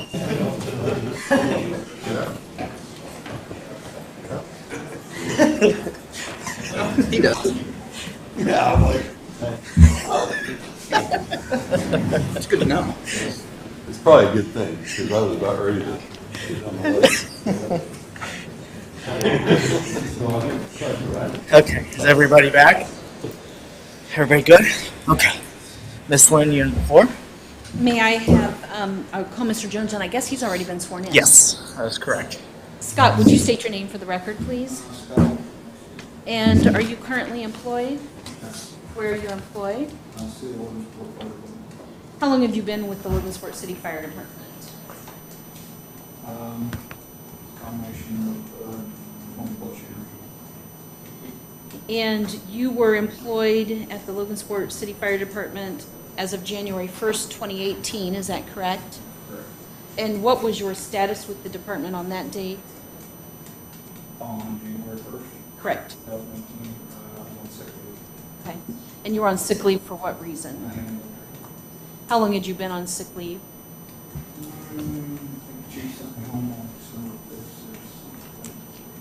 And had you had surgery on your hand? Not prior to that, Right. Prior to January 1st of 2018, had you had surgery on your hand? And you were in a cast, I believe, or a... And do you know when you were cleared to return to work from that injury? Would it have been sometime in early 2018? Ms. Flynn, can I have Scott move between you so we could Sure. pick it up better on the Yeah, are you lines? having trouble? You want to just come around here, Scott? Thanks for letting me know that. Okay. However, in the meantime, these events took place, is that correct? That led to the hearing today. Correct. And you were arrested on January 1st of 2018, is that correct? Correct. And there were charges filed against you by the state of Indiana. Correct. And those charges pended until June of 2021, is that correct? Correct. Ultimately, you were involved in a jury trial with regard to those charges and allegations, is that correct? That is correct. And you were ultimately found not guilty of both of the felony counts Correct. and guilty of a Class A misdemeanor. That's correct. And I'm showing you Respondent's Exhibit J. Is that the jury trial minute entry entered by the judge in that case regarding the summary of that case or that trial? And indicating the verdicts read from the jury. Yes, it is. Is that accurate? Yes. Okay, we need to submit Respondent's Exhibit J.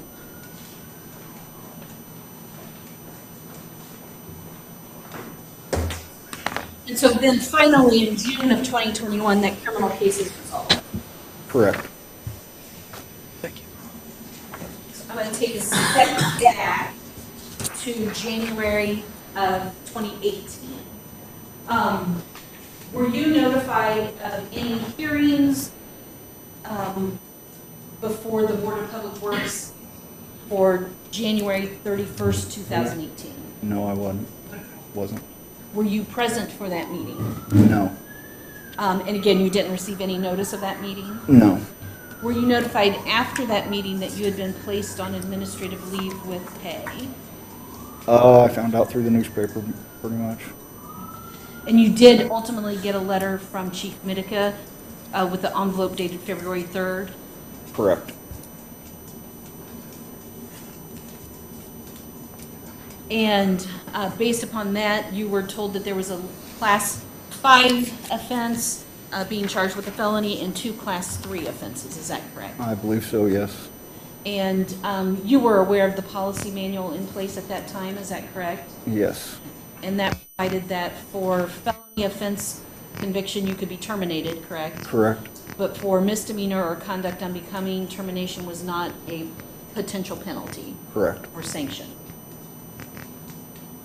Have you been provided any policy since then that changes that to your knowledge? No, I haven't.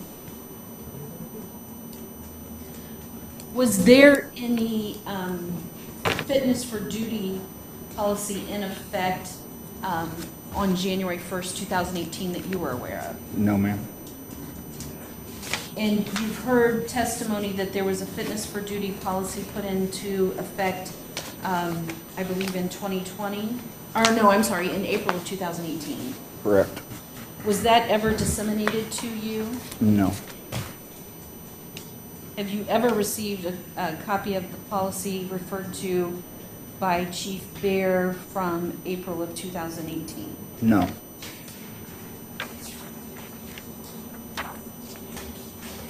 So, I'm going back again. So you received the letter from Chief Mitica that you're placed on administrative leave with pay and setting forth the allegations against you, correct? Correct. And then on February 7th, there was a second Board of Public Works meeting, is that correct? Correct. Were you given any notice of that meeting? No. Any notice of a hearing or opportunity to be heard? No. And were you present at that February 7th meeting? No. And a subsequent action was taken at that meeting, is that your understanding? On February 7th? Yes. Yes, correct. And that was to place you on administrative leave without pay effective May 1st? Correct. Now, was it your understanding pursuant to statute that after the first action, all further proceedings would be stayed until resolution of your criminal case? Correct. Did you then have take that back. Did you then receive a letter from Mayor Kitchell dated February 9th of 2018? Yes. And that notified you of the action taken on February 7th? I believe so, yes. Did you have any other notice? No. Maybe other Well, than, the chiefs. did you have any other notice of what had happened on February 7th? No. No, I did not.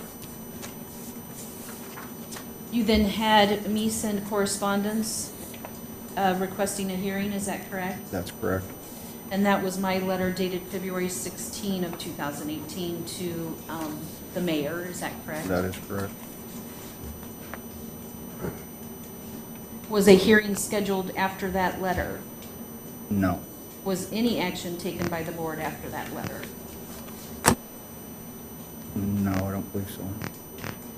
And we received then a letter from the city attorney at the time dated March 7th of 2018, is that correct? That's correct. Essentially saying we weren't entitled to appeal that decision at that time. That's correct. You then received a letter from the city clerk treasurer regarding health insurance, is that correct? Correct. And you did elect to continue your health insurance? Correct.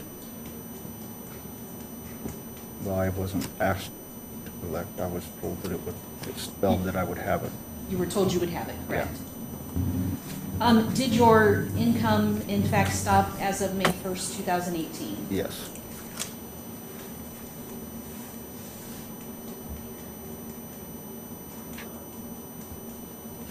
At some point, did you find out that you were in fact uninsured? Yes. Do you recall when that was? No, I don't. No. As we discussed, the criminal case was resolved on June 17th with the jury verdict, is that correct? That's correct. And did you notify any fire department officials at that time of the outcome? Yes, I walked straight from the courthouse to the chief. Chief Bear? Chief Bear. And what did you tell him? I told him the outcome of the jury trial. And was there any discussion at that point about you being reinstated with the fire department? Yes. What was that discussion? He told me that from his perspective, and leaned back in his chair with his hands up like this, that his perspective was, when do you want to return to work, Scott? And I said, well, thank you, first and foremost. And he said, however, I can't tell you what the powers that be up on the Hill will want to do. Nothing was discussed in regards to fit for duty. And I told him at that time, use vacation time, whatever you have to do to, in the meantime, till I had a hearing or what have you. And did you ever receive any recommendation from the chief to the Board of Public Works after you notified them of the outcome of the trial? No. Nope. Was there ever a hearing that you were aware of? No. Have you ever, prior to today, had opportunity to present evidence or appear before the board? No.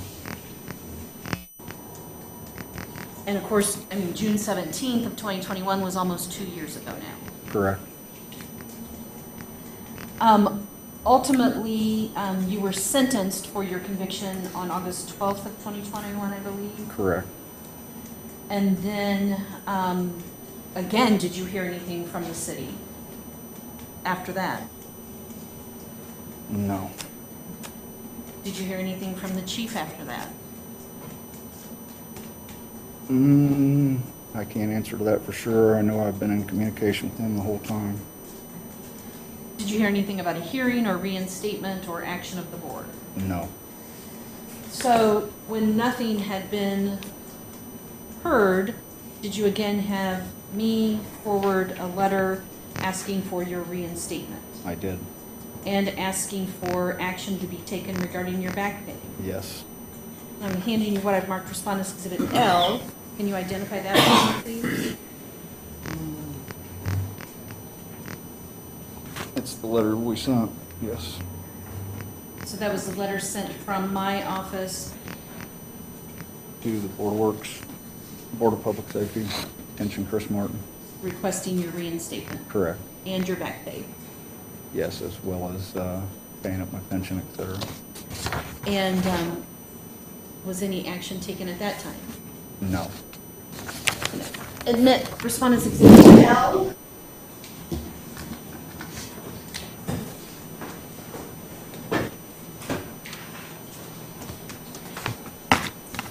Prior to this letter from my office dated November 1st of 2021, had you heard anything about a fit for duty requirement? No.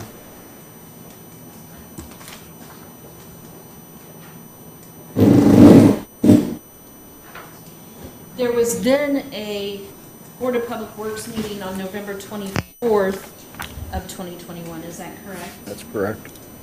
And we've obtained those minutes, is that correct? That's correct. And it appears there was discussion on that date about your reinstatement and this fit for duty requirement. Correct. Were you notified of that? Of the meeting beforehand?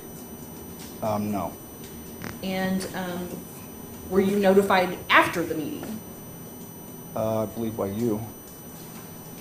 Possibly on the heels of a letter from Kelly. But nothing official? No. And no opportunity to be heard? No. On that date No. either? No.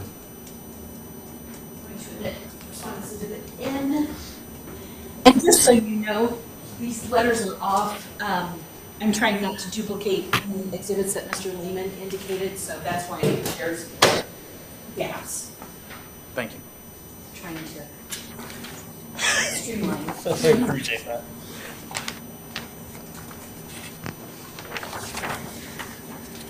It's been on the heels of that November 24th, 2021 meeting. We did receive correspondence from Mr. Lehman, is that correct? Yes. Regarding a fitness for duty evaluation. Correct. And that was by letter dated November 29th, Correct. scheduling a fit for duty December 6th. Correct. And is that letter what I've marked as Respondents Exhibit O? Yes. And attached to that, is that the appointment information for the December 6th It is. evaluation? It is. And that's all true and accurate? Absolutely. So, as attorneys do, I had instructed Mr. Lehman to communicate with me, not directly to you, correct? Correct. Unfortunately, that causes some problems. Would you agree? Ken, yes. I'm going to submit Response Exhibit O. And so you did not receive that information on November 29th. No. Do you recall when you did receive that information? I know it was on a Friday, 4:30, and that was from you. And so would that have been Friday, 3 days before December 6th? That's correct. That December 6th was a Monday. Correct. Did you have opportunity to call the public safety medical department? I gave them a courtesy call on Monday morning, yes. And so you called public safety medical on the morning of December 6th? Yes. What did you discuss with them? I asked them what medical releases that they needed for me to have signed by my doctor and what kind of testing was going to be done. And she informed me that she wasn't sure and that she would call me back.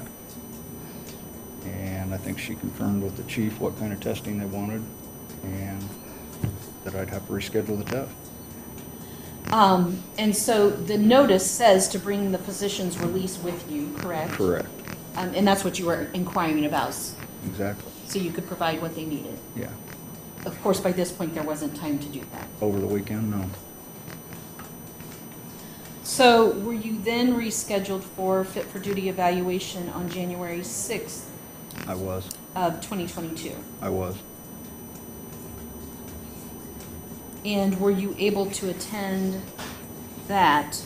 Unfortunately not. And there was communication from Mr. Lehman to me about that appointment, correct? As far as when it was set for, I believe so, yes.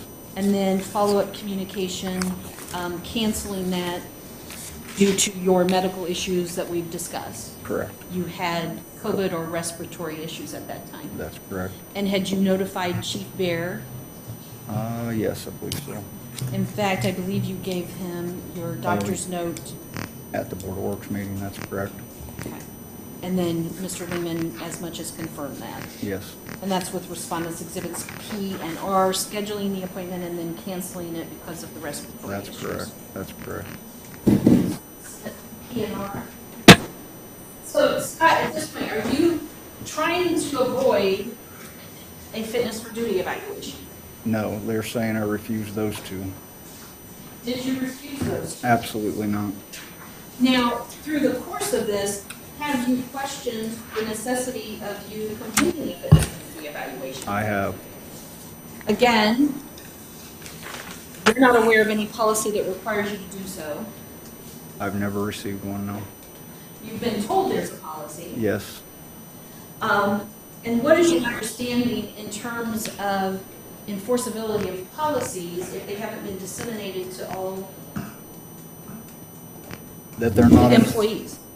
that anything that's not disseminated to every employee is not policy, and until it's disseminated to every, all personnel, it cannot take effect and doesn't take effect until it's disseminated to every employee. So after the January 2022 appointment was canceled due to your respiratory issues, there's been testimony that you engaged Attorney Edward Merchant, is that correct? Correct. And there was some negotiations with the mayor and city officials, is that correct? Say again? There were some negotiations? Yeah, I asked for that from the onset. That it would be nice to be able to sit down at the table and come to a conclusion and where we could end up with this. And with as little fanfare as possible. I'd already been in the newspaper twice. And so the chief did oblige and made a meeting happen here at the city building in the mayor's office. I believe it was February 4th. And did that ultimately resolve issues? No, it just really began, I guess, what was referred to on both council's part as a form of negotiations, trying to get something settled. And did some time pass during that? Yeah, unfortunately, the chief made reference that he didn't hear from me for a while. I believe he did hear from me for a while. My father was lifelined out on February 6th, 2 days later after the meeting, and he told me to take as much time as I needed. My father passed away on February 26th, and I don't believe anything was taken care of until some letters exchanged between Kelly and Ed Merchant, but I can assure you as the day is long, I've been in contact with the chief the whole time. Did Mr. Merchant send a letter to Mr. Lehman in June of 2022, again indicating you were seeking reimbursement, that you were seeking back pay? That's correct. And pension contributions that were withheld? Correct. And is that Respondents Exhibit U. Correct.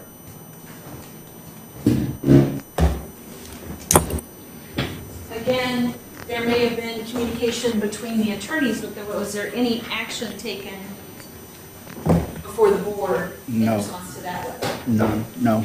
Submitting Respondents Exhibit U. So as this gets bogged down, ultimately, did you decide to take some steps of your own, or some action of your own, With regards to, trying to get action out of the board and resolve this? through council, Ultimately, in February of 2023, did you appear at a board meeting? yeah, I showed up at January 4th Board of Works meeting, come forward as a public entity, and asked the current status of my reinstatement. Were you told you were no longer employed at that point? I was told that. However, the previous day I had met with, stopped in the Human Resources and advised by Marla to come to the meeting. And again, that was the January 4th, 2023 meeting. That's correct. Did you also appear at the February 1st, 2023 meeting? Yes. And at that point, you requested reinstatement again? No, I was requested to show up to reiterate, I guess, what I wanted at the direction of the chief and the city attorney. And did you reiterate what you wanted? Yes, Which was? reinstatement. Was there any discussion about your back pay at that point? No, Has there, prior to today, been any discussion about your back pay in an official, formal setting? no.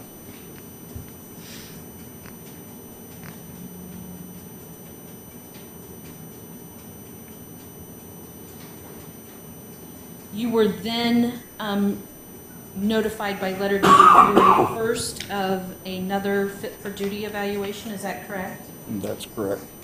And is that letter from Chief Bear, actually? Yes, I believe it was certified as well. And that's dated, dated February 1st. Is that marked Respondents Exhibit Z? Yes, And that notified you of the appointment on February 17th. correct. So in the meantime, you had had another medical issue. I had. I'm going to submit Respondents Exhibit Z.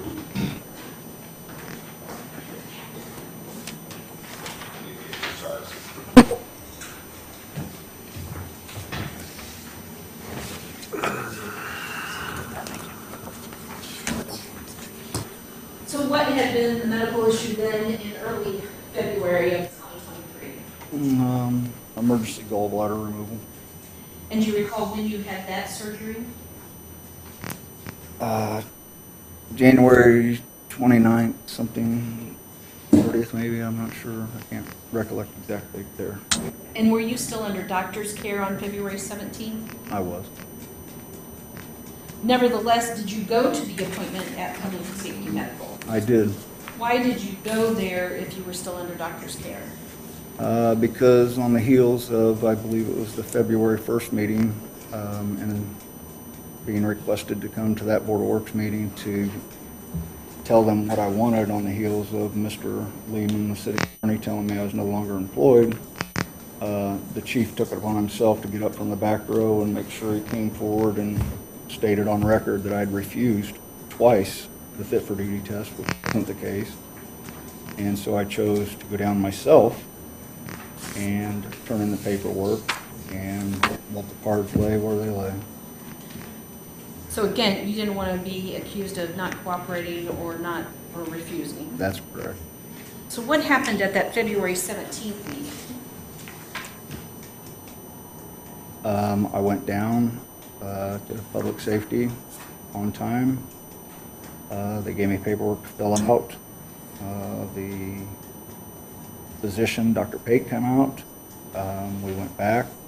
I think he started looking at paperwork, seen where I had a medical issue, and questioned me about a couple things that he was aware of from information provided by, I believe, the chief, and that he indicated he wouldn't even be able to do the spirometry test, that could cause a hernia for me under the care that I was under on the heels of that surgery.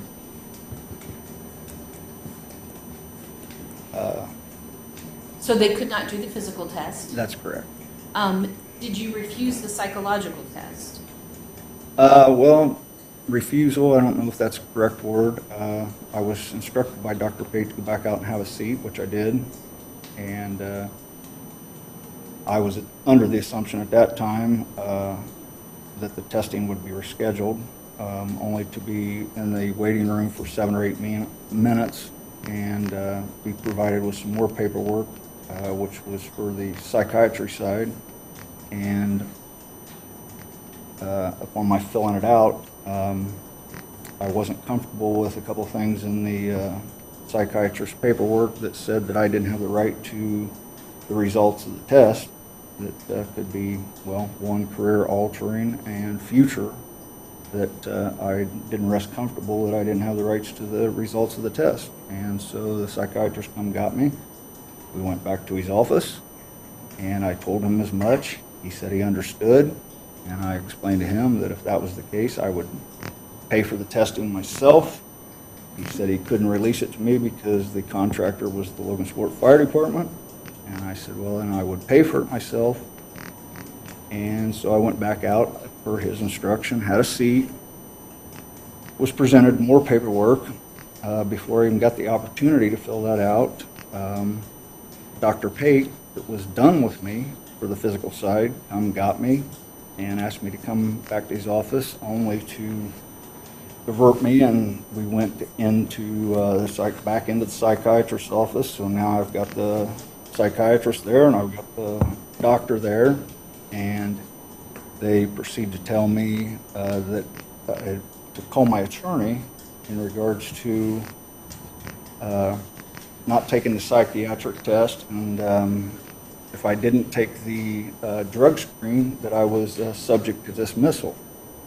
Well, that didn't rest really comfortable with me, because I didn't feel they was in a position to tell me I was subject to discipline or be terminated for, I guess, failure to provide them a drug screen. So I took their advice. It's referred to in their, I forget whose emails, that I refused the test. Absolutely didn't refuse the test. I took their advice. I went back out, made the phone call to your office. I got in contact with your paralegal. I told them at the particular time to be able to reach out to my attorney and get a return call, or have them receive the call. That was slim to none. However, quick follow, about 10 minutes later, you did oblige and call me back and instructed me on the heels of what I had told your paralegal, reiterated with you on the phone. You told me and instructed me to stop right there, which I did. I told them as much, but they referenced in their paperwork that I refused and left. That's not true. So, me, after leaving the appointment, I didn't feel comfortable with it. I've felt the vibe that they wanted to find something to pin me down on here, so I reached out to my doctor's office and got to Monticello as fast as I could and took a drug screen with my doctor's office. And that's been submitted through Ms. Benedict, is that correct? That's correct. That was negative? Correct. And you took that to show that you were negative for all substances that day? Yeah, it seems to be the big concern.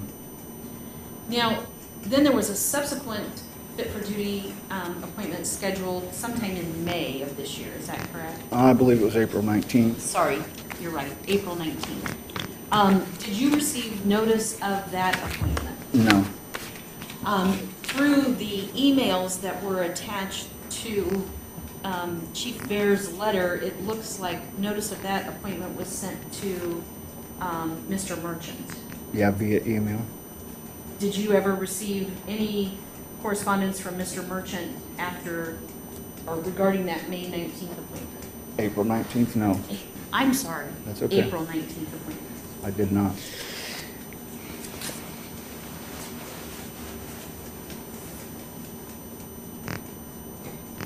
So you missed that appointment, I did.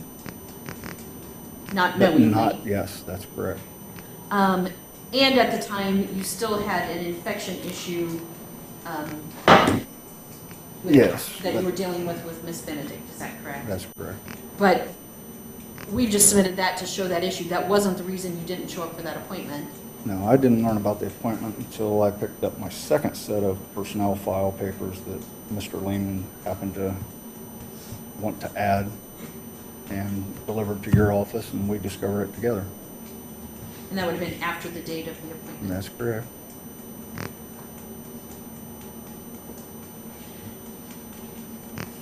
And again, after that, was there any communication from the chief or anyone on behalf of the Logansport Fire Department? No, I believe the chief only spoke to me once after his direct instruction per the city attorney to my attorney that there would be no communication with the chief or any Board of Works members, et cetera, that they would go through him for conversation. However, the chief did call me once disregarding that notice put out by the city attorney. What was that call about? My feelings on the testing. Now, again, your feelings on the testing are that you shouldn't have to do it. Oh, I understand the concept, but first I need to be reinstated and they need to finish their business at hand. So what do you mean by that?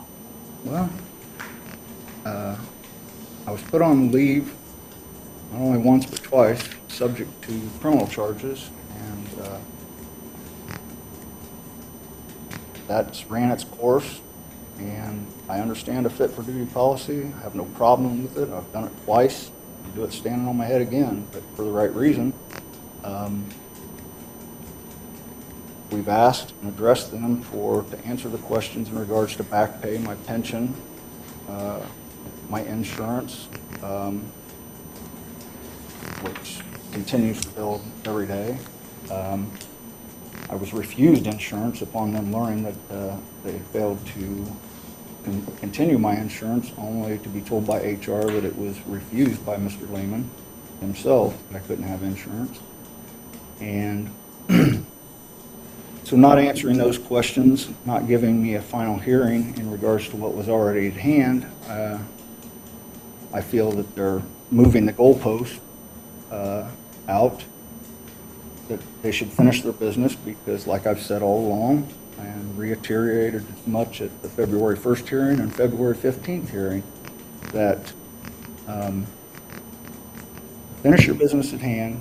Why should I go down, pass the test 100% or fail at 100%, come back, I'm subject to more discipline. They have the right to discipline me, just like what the hearing is now.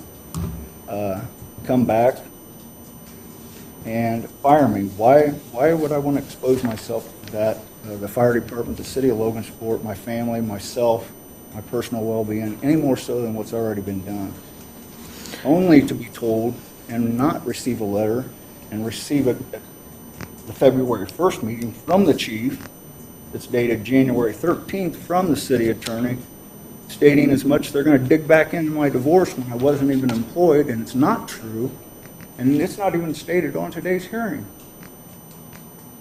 Where's that at in regards to my contempt charges and my bipolar issue, which I've never been diagnosed with? Where's that at? I've never received that.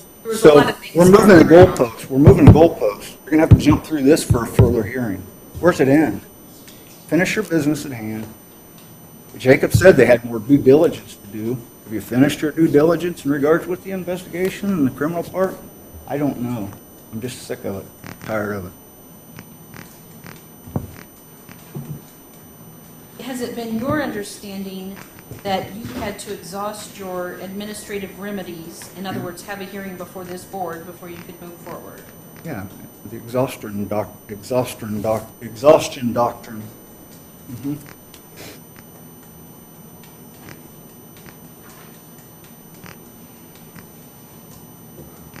He asked if the reinstatement was necessary in regards to my back pay, and Kelly never did answer that question. He danced around it. That I could retire. I've known I could retire. They want me to voluntarily retire, so I don't have no recourse.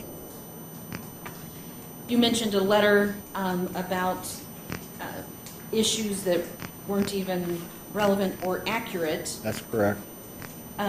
dated January 13th from Mr. Lehman to Ed Merchant, is that correct? That's correct. And is that marked as Respondents Exhibit X? It is. That was confirmed that other allegations were made that aren't even before this board? That's correct. That was the final stopper right there. I see Respondents Exhibit X. And so again, you're asking this board to finish what was started Yeah. in January of 2018 We want to dig back 20 years ago, we can both dig back 20 years ago. with your administrative leave, right? Yeah.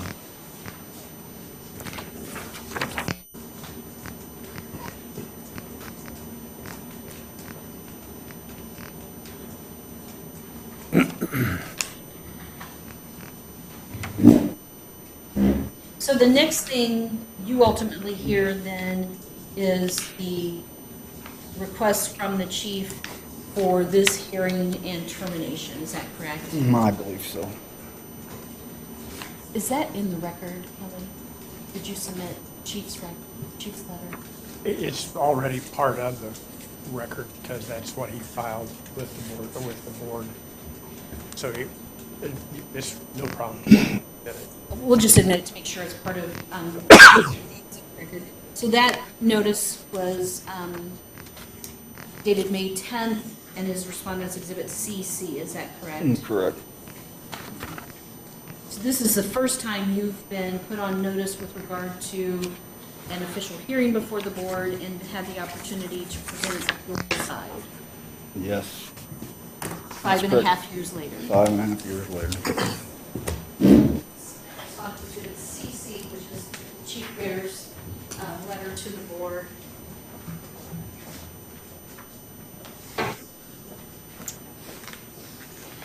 Now, we discussed the policy with a couple of different witnesses, Scott, but again, is it your understanding that for conduct unbecoming an officer, it's termination is not an appropriate sanction per policy? For policy. And also per policy, termination would not be an appropriate sanction for a misdemeanor conviction. Correct. And that's the policy that's been available to you, that has been disseminated to you, Correct. and that you've operated under. Correct. Additionally, you haven't refused fit for duty, however you believe it's premature, Correct. and that there's not policy in effect that's been disseminated to you requiring that. With relationship to 4/11/18, no. So you are requesting from the board that they deny the request for termination, Correct. that they reinstate you as an active duty firefighter, Reinstate me to fire me, or reinstate me with the parameters spelled out of what it takes to be active duty. I'll make my choice from there, answer the questions in regards to my back pay, my pension, paying up my insurance, etc.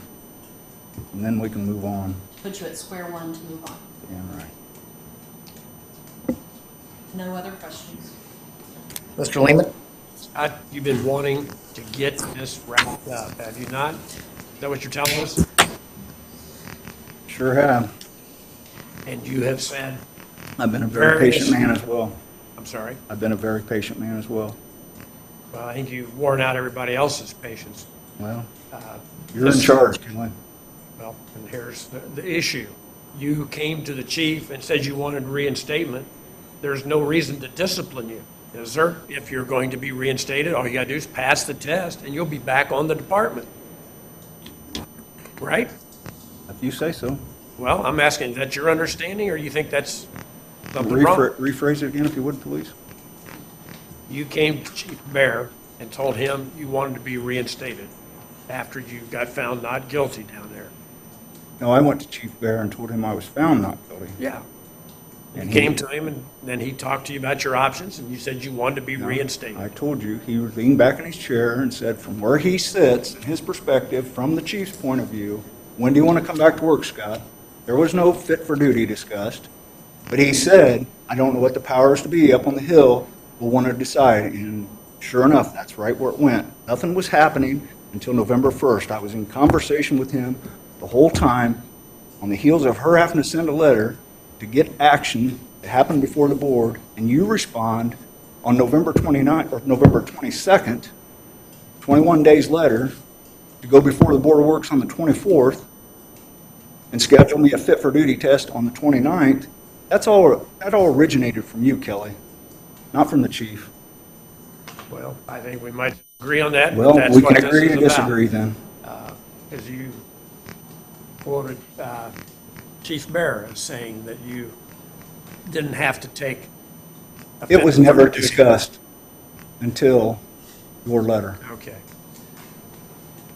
You think I might have talked to Chief Bear before sending that I'm letter? sure you did. Okay. So in any event, you have been told repeatedly, and the last time was on February 1 of 2023, where we set a meeting before the Board of Works to say once and for all, what is it that you want to do? And you showed up here. And I said I wanted to be reinstated. Stated. That's And right. then have you taken any of the tests down there?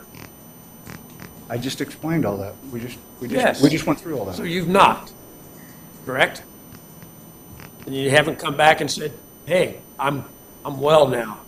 My belly feels I good. went to my counsel just like instructed. I can't talk to you. I can't talk to the chief. I can't talk to nobody under your direction. Your chief's the one that didn't comply with that. No, He you were called the me. one that said you never No. got notified, so we went through your attorney, so there was somebody official that we could I didn't get communicate with. notified. One time you send me certified letter, and then the next time you send an email. Scott, just answer Mr. Lehman's I'm answering. questions. You have been very difficult for people to get in touch with, have you not? No. No, you're very easy. Absolutely not. Absolutely not. I've been available the whole time. I heard Chief Medica, Is that I've never hearsay? talked Is to that him. hearsay? Chief Medica sat here and testified that he had trouble finding you to talk to you. Didn't he? Did I misunderstand him? You gonna answer? No, I don't think you did misunderstand him. Okay. What action did you think the board should take if they were going to reinstate you if you passed the test? Whatever they deem necessary. You carried the keys to reinstatement with you. What, for the fit for duty? Yes. And I have no problem with that. Finish the business at hand. Okay. Well, you certainly have had difficulty with that. Yeah. You wear everybody out. You're wearing me out too. All right, let's ask questions.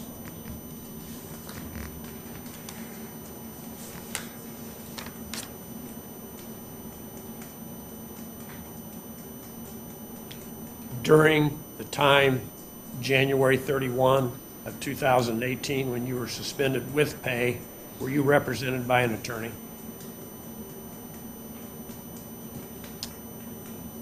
In regards to, Your employment status? no. When did you first get an attorney that represents you about employment? When you, I'm sure I inquired after that first hearing. okay, so January 31, you were suspended with pay, I was put on administrative leave with pay.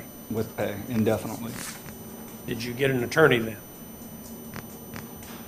I believe, yes, I had an attorney at that current time, Mr. Hershaw. All right.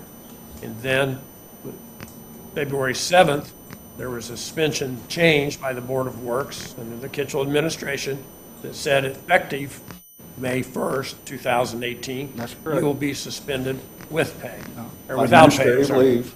Okay, administrative leave, suspension, whatever you want to call it. You're Well, not it's not active whatever you want to on call the it. It's two department. different types of discipline. All right. You were not actively employed with the department. You were a member suspended.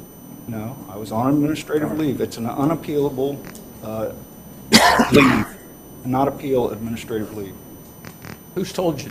It's in the statute. Okay, so you're relying on the statute to say that you can't appeal the wrongful decision by the Board of Works. If Are you saying it's objected- wrongful? I'm saying that you had a right to an appeal and you did not take it. We sent a letter to them appealing it. And when it was rejected or not acted upon, what's the remedy? Just sitting on your hands for 5 years? Waiting for you. Okay. Well, We'll see if an appeal takes place after this one. Like I said, finish your business. Lord knows I've finished it.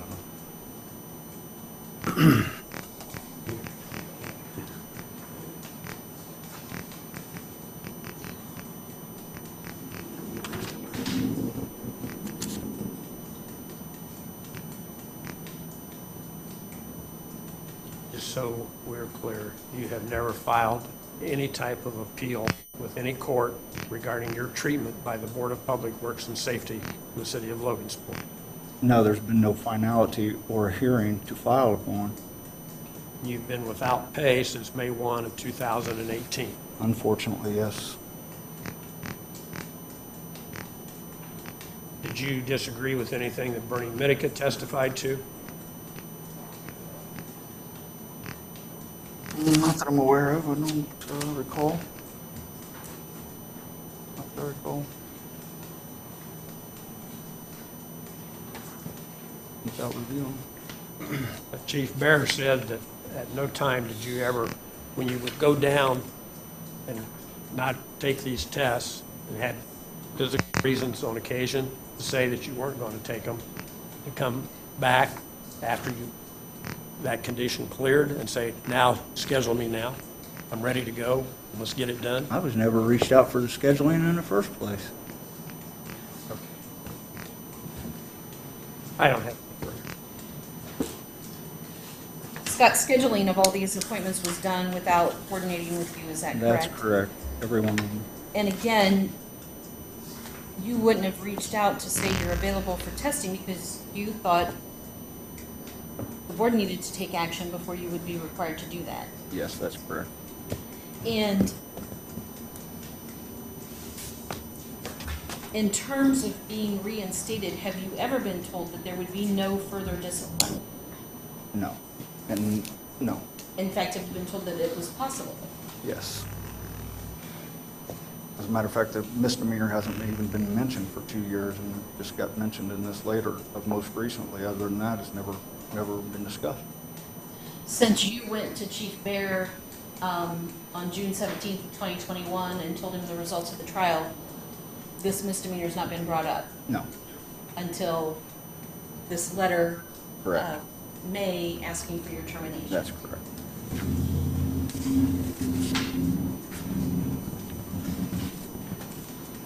And It's all been focused around the fit for. fit for duty Yep. has been the discussion since that November after my letter. Is That's that correct? That's correct.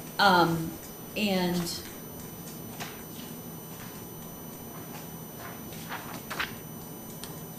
your understanding has been, again, that this administrative process needs to be finalized for you to take further action.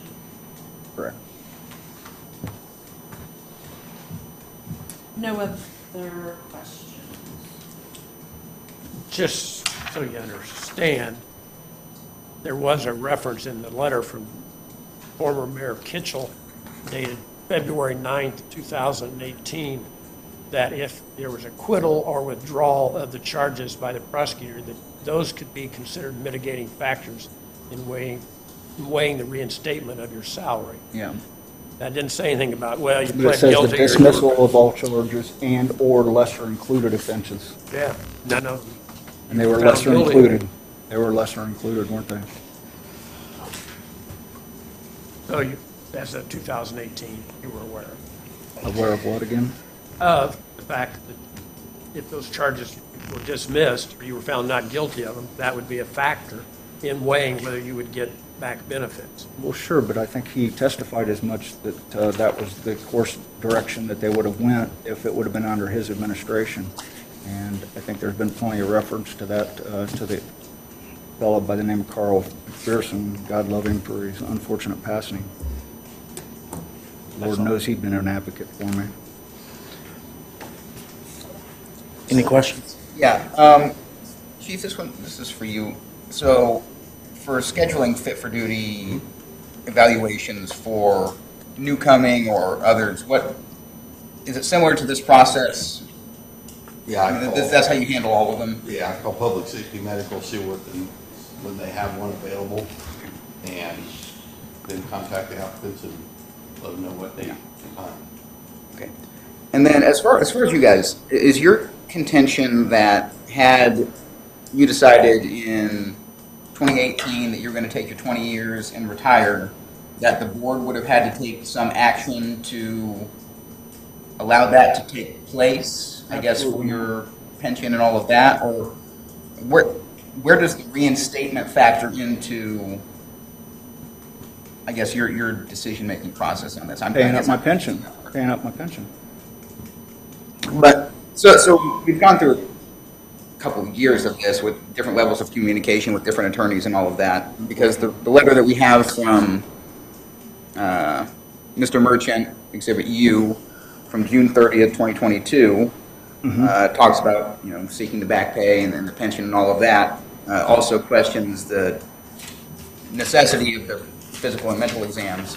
But he's asking about the necessity of those exams because he says that you don't ultimately wish to come back to work. And so, I guess in my understanding, that's the reason for the fit for duty, and that was the reason for having you come to the February 1st Board of Works hearing, because we had heard a couple different things from attorneys and in that meeting. So, is your intention to return to active duty work if the board so chooses? Or is this purely, do you think this is the administrative step necessary for you to collect your pension or any back pay that you feel is owed? I do believe, until I'm told different, yes, that reinstatement needs to happen in regards to my back pay, my pension, et cetera. Would I like to retire and move on? Absolutely. Yes. So had you, and this is hypothetical, but had you retired, let's say, not immediately afterwards, but at the end of December of 2018, so you had the suspension, and your court case hadn't been resolved yet. I think you're making reference. At that point. I guess I am questioning whether you would have felt that you had the right to back pay at that time for the 6 months or so that you weren't paid starting May 1st. I'm just wondering why the action for the board for the reinstatement of employment is part of the discussion when talking about the back pay and retirement pension issue. Because if I voluntarily retire, there's no recourse. You get what you want. That's what they've been trying to get me to do.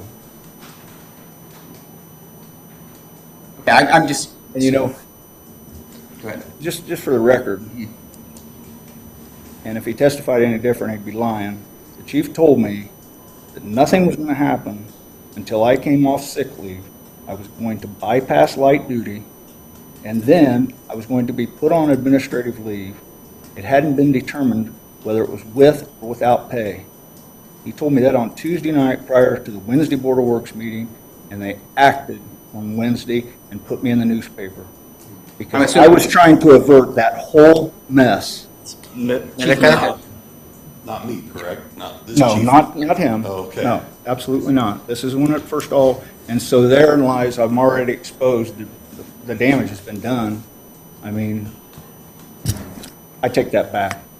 I had my actions that I was responsible for. I answered to them, but I was trying to avoid subjecting the city of Logansport, the city fire department, myself, my business, my family, et cetera, and I've been in communication with the chief in that regard. And I do believe, in retrospect and looking at it, the chief wasn't directed, and he kind of got sidelined, and the board did take action unbeknownst to him, although he was present at the meeting. I don't believe he was aware that that was going to happen that way.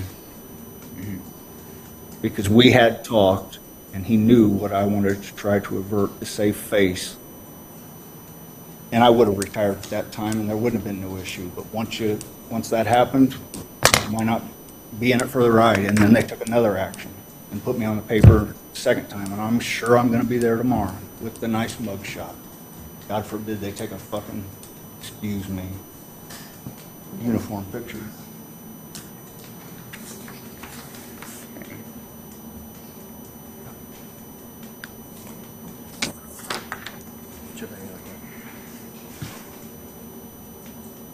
Is it your desire to return to work for the Logansport Fire Department, or do you feel that this is an administrative procedure that you have to follow to receive back pay or pension? Jacob, I'd prefer to move on. So this isn't to try to come back to work, as captain or whatever position that would be open for you in the fire department. Its course. I think it's time for me to move on. Because I feel like, is that the main reason for the fit for duty is because, well, if we hold on. Yeah, I am. Because I don't want to speak on your behalf, but that's the reason, not reinstate for pension, but it's for. I believe we've discussed this, and the fit for duty would need to be necessary if Scott was not going to return to active duty. That's right. And that's why we've mentioned, you kind of on the meeting on the 1st when we had asked him what his intention was, that was why you came up. That's why I came up and addressed Scott and the board. To clarify that. Because he had made mention that he wanted to return to active duty.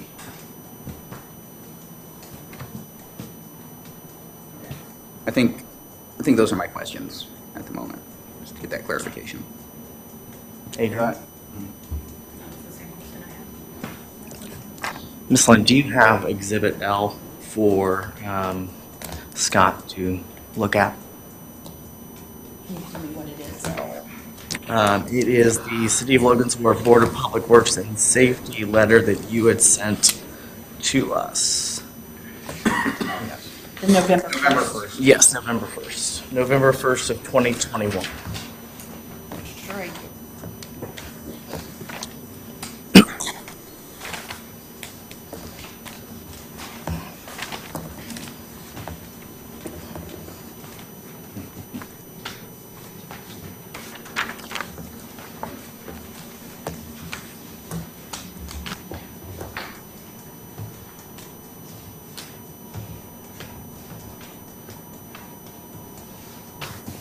Mr. Jones, at the end of that letter, can you please read those last two sentences for me?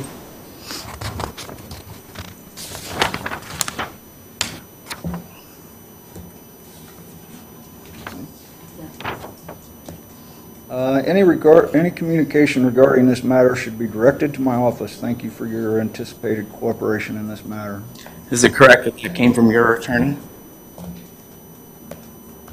Yes. Okay. So you agree that our office or anyone from the city would be in contact with you? I mean, would we contact you if your attorney told us that we weren't to be contacting you?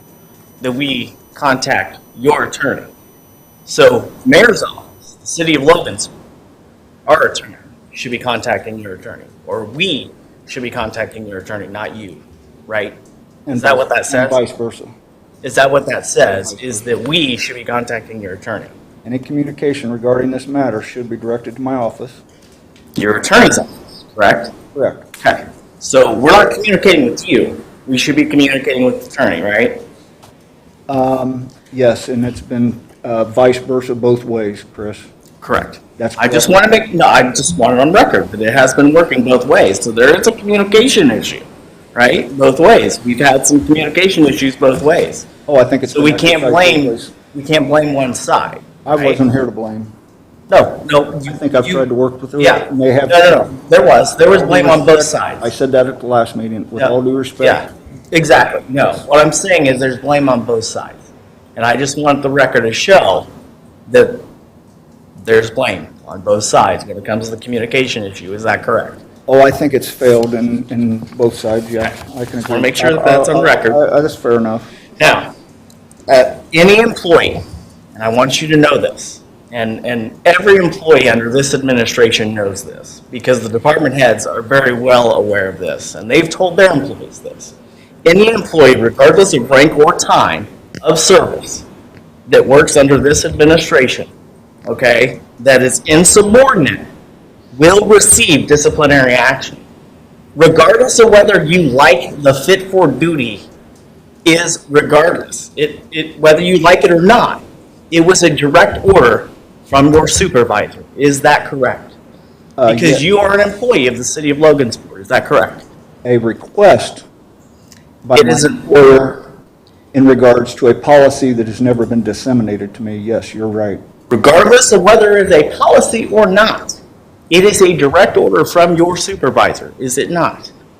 I'm not sure about that. Okay. I just want. There you go. All right. Closing statements, Mr. Lehman. So I think we've come to the conclusion that everybody is tired of this matter. And I think both sides.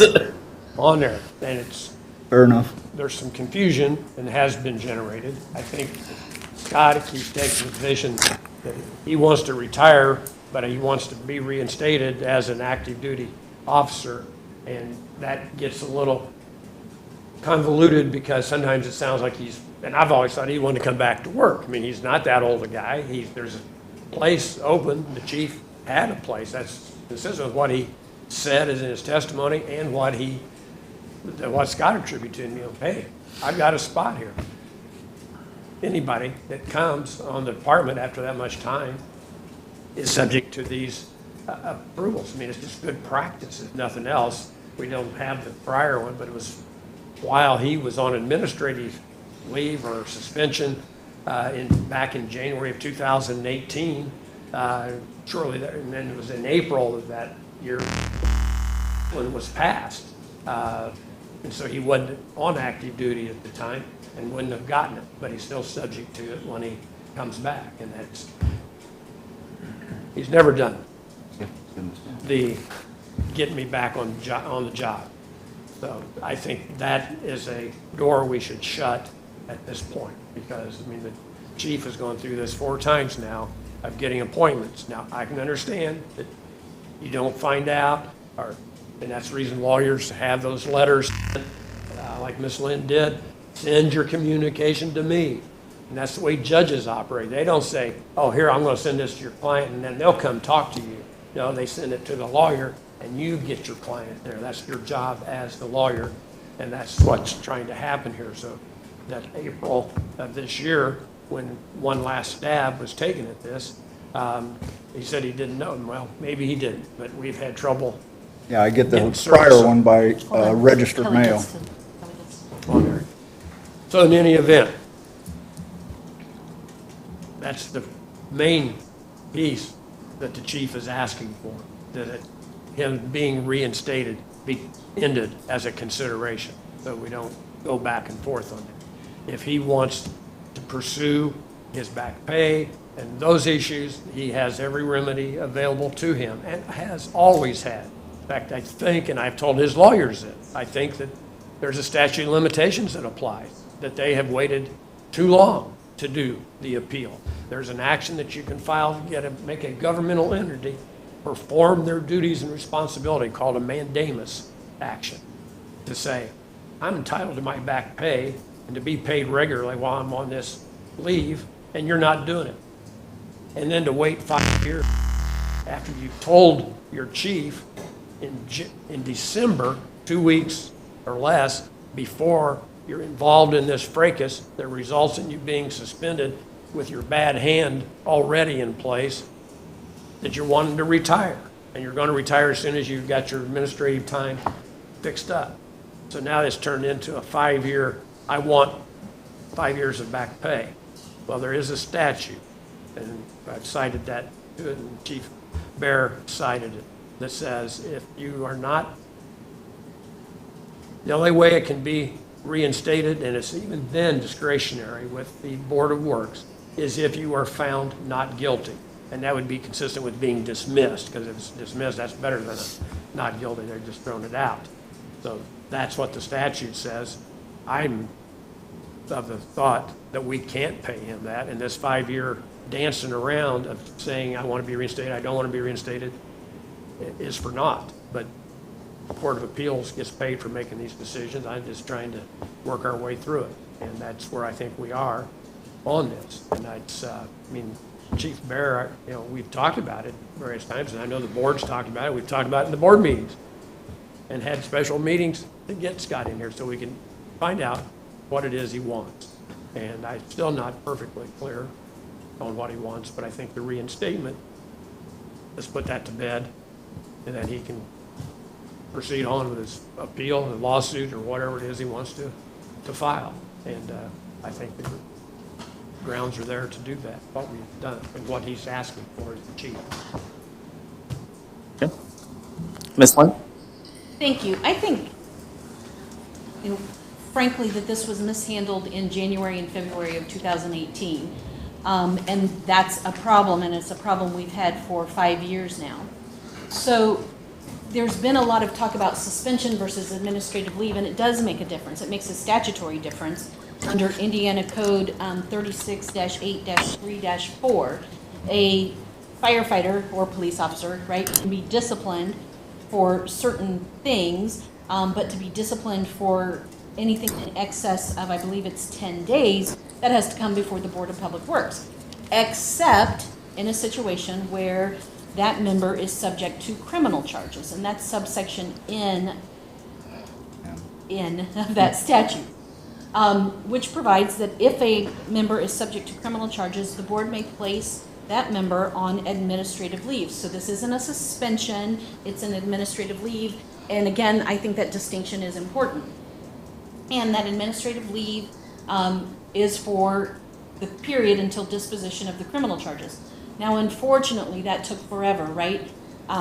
We ran into COVID with the courts, we ran into different situations, but it took much longer than it should have, or we would have hoped it would have, to resolve those criminal charges. And in part because Scott exercised his right to a jury trial, which he's absolutely entitled to, and that turned out to be a good thing because the jury saw the facts, heard the facts, and they made determination finding him not guilty of any felony charges. And the only guilty verdict was of a misdemeanor charge.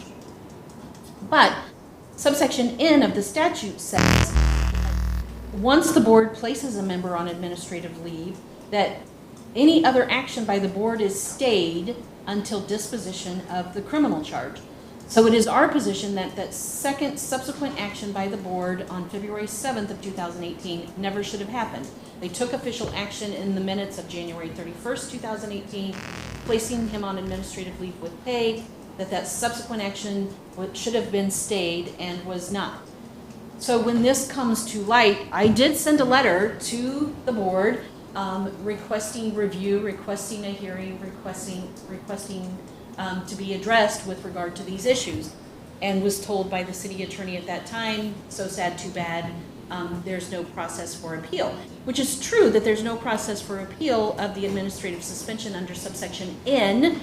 You're entitled to appeal to the circuit or superior court if you're disciplined or terminated by the board under the previous subsections of that statute. So for conduct unbecoming or for insubordination or whatever it be, that you've had a hearing before the board and it's recorded and there's an official record of it, you can then appeal that to the circuit or superior court. There's never been a hearing, there's never been a record, there's never been evidence presented until today. There's never been notice established for Scott to come to any hearing, like the notice from May of this year that said there's going to be a hearing, you're entitled to be represented, you're entitled to present evidence. That has never happened until now. It didn't happen even after the jury verdict in June of 2021 that he reported to Chief Bear immediately. Still, there was no hearing, there was no action, there was no opportunity to present evidence or be heard. Rather, we went into discussions about the fit for duty policy. And I certainly understand Mayor's position that if that's an order from your superior, you're to follow that order.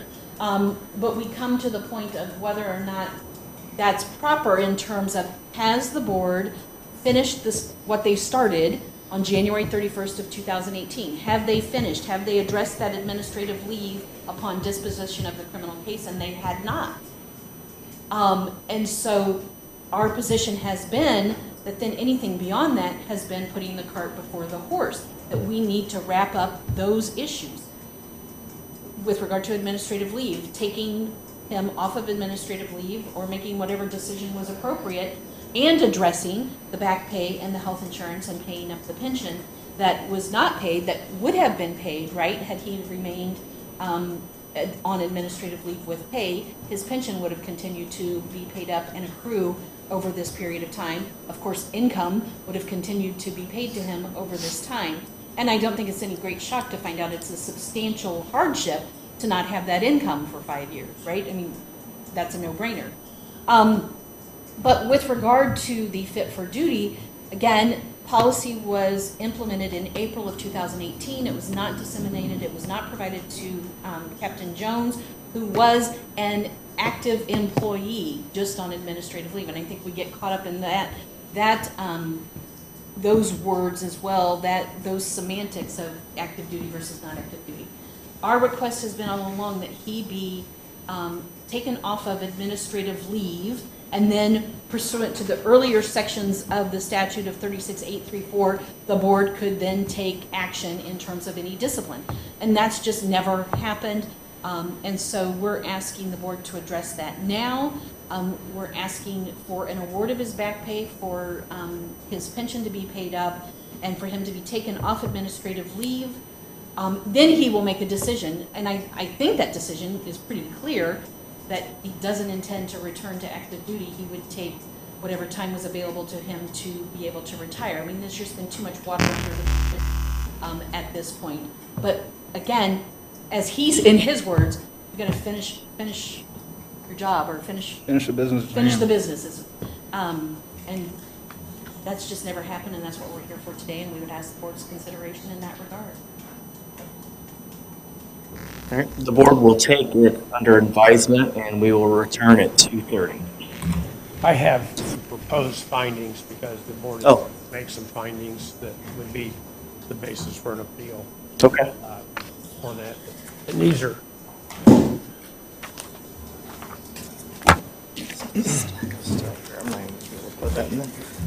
editing, marking out, crossing out, whatever.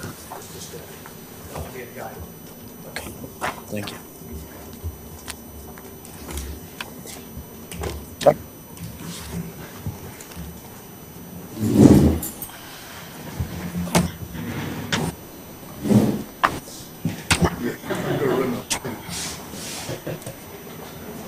Is your hand cramped yet?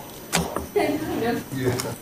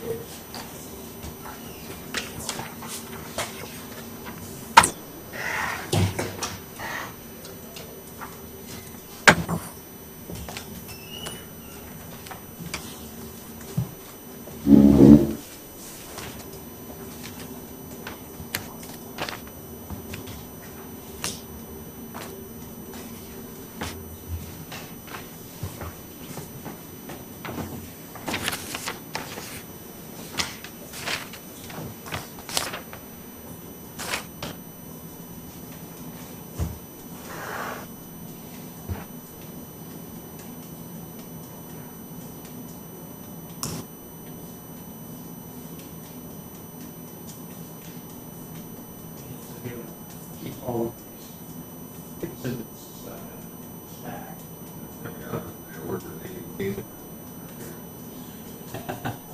on every line because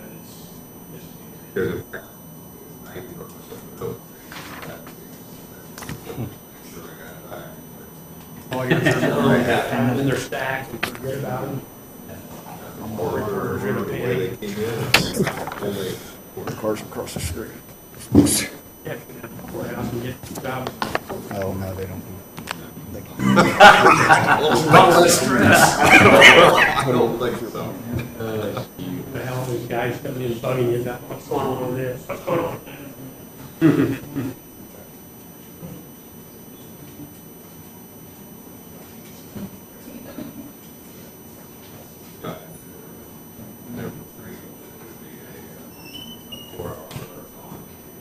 I thought maybe an hour, hour and a half. That's what I was thinking. I wasn't thinking 4 hours. I just, wait, wondering where my husband is. I had naively thought that I might be able to, she was gonna go out. Just in case. Oh. She must have found it. Get a life. You know this. Oh. You know this. This.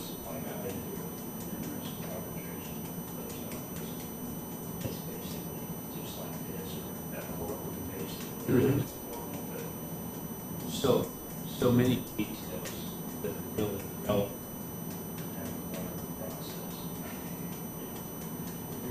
Lurking in there someplace. I was told, I got several people off that one day for all reasons. That's one of the things. He was still be a sin, you know, but they made mistakes that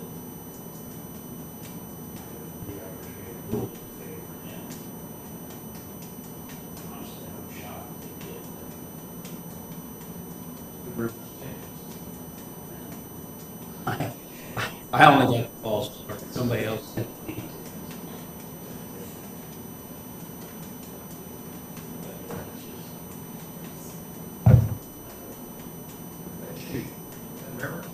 You know what?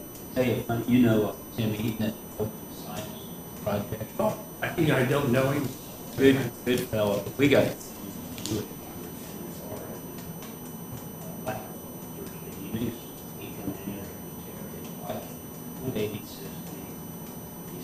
I shoot. Pencil shoot. 9.5, 10.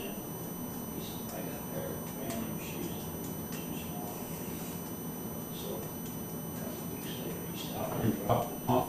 Got all out of them. I saw them in the closet. I put them on. I thought, dang, these are pretty nice. Yeah, they look good. So I ran into, hey, how you like my shoes?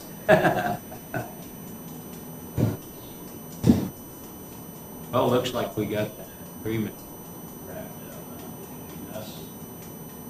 I think, yeah. Andrew, people signed the agreement. Indeed, I heard trying to because nice stuff for us. Yeah, he doesn't does. charge where you at on it? He did one.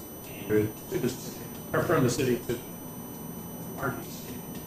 I get I call it RDC. I know that's redevelopment, being there with sunset.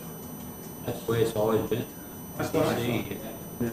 Andrew put it in there with LR. Well, that's right too. I think. Yeah. Yeah, it's probably the form. Yeah. I want to put the M back in LMU. Yeah, that's funny. How you get so used to some things.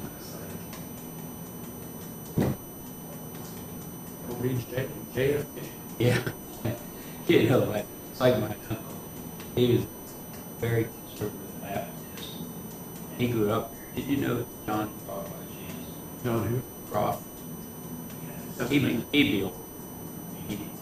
Anyway, you know, he grew up down here. He was an electrical engineer. Went right out to Purdue and IBM and every time.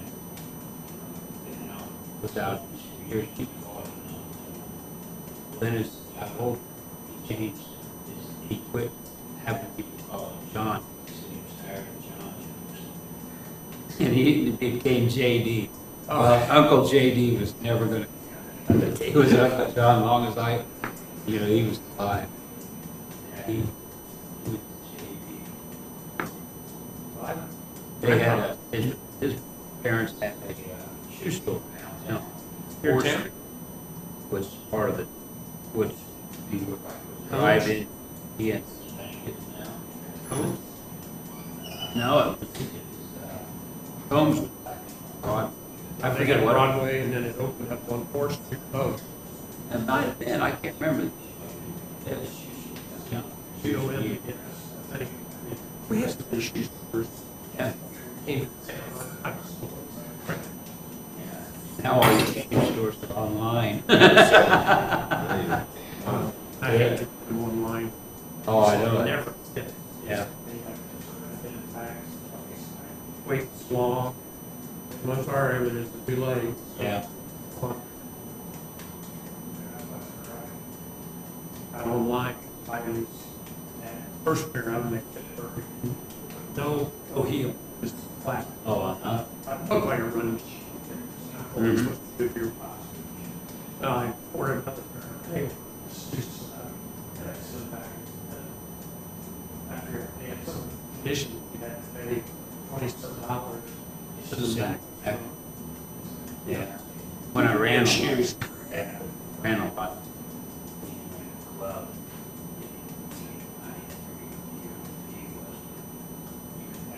Right now. Typically. It's more of a size. They do that? Pardon? Who's the, Oh, Nike. Nike, I think. They just put the kids on the, signed up club. There. Once you found it, shoot. Problem with that was, it always, 1 year to the next, you have to change it just a little bit. Sometimes that made a difference. Even that same size, you're supposed to, can't do that. Hey, what make are we doing today?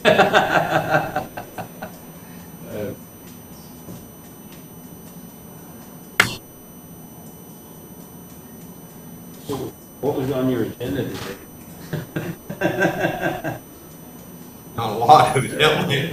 Yeah. That lady, all that stuff in that alley, I mean, that looks like she's got It's junkyard in it out. Very rare, but they were, gave her a week, and she only needed probably 3 months. So, anyway, that's gonna be cleaned up. I saw those pictures last year, too. Well, I drove by the one on Woodlawn. Sent for a house fire. There's one that sits on Woodlawn, like between 18th.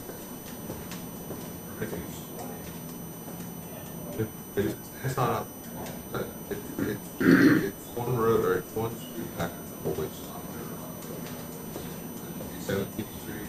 That one where there's an alleyway runs through there, and it's got a wood fence on one side, but it's just filled with crap. They Yeah. brought that where it works 2 years ago. They had to clean it. I went by there today, I'm thinking, oh my God. I don't know where they fire. That's what I want. I want to know how many garage sales you gotta go to. Yeah,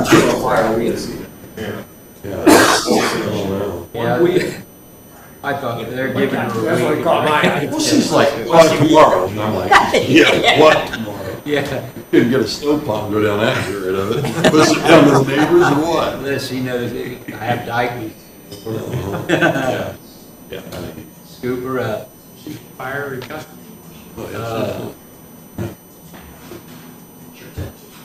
I do. I had.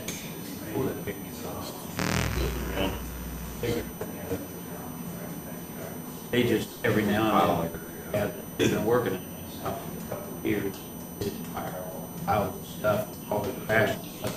And one night, look out there if you're around, Holy 10-foot high fire in the backyard. So I took a picture of son of that. Randy? Yeah. Burn everything. Oh, yeah. Remember that? Yeah, you had The little- 55-gallon barrel. Remember, as a kid, Dad would throw a trash bag in and burn it in my house, aerosol can, it fired his That's kind of fun, actually. That and the bug truck, remember the truck would go through the alleys? We'd ride our bikes behind it like eyes watering and. You guys want water? No, now like over an hour and a half, 2 hours. Yeah. Mike, you want to guys want water?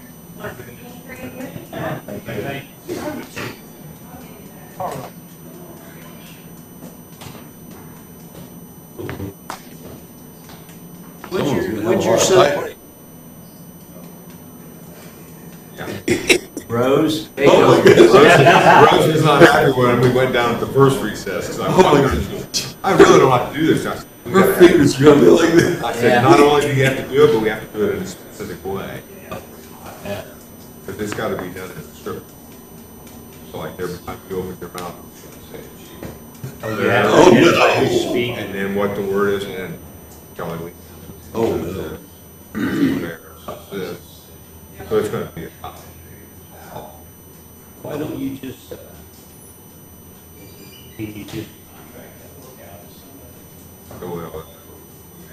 Honestly, that's what I'd do. I would too. I think Kelly told me. Give me a price. Yeah, Kelly County, he said the county would.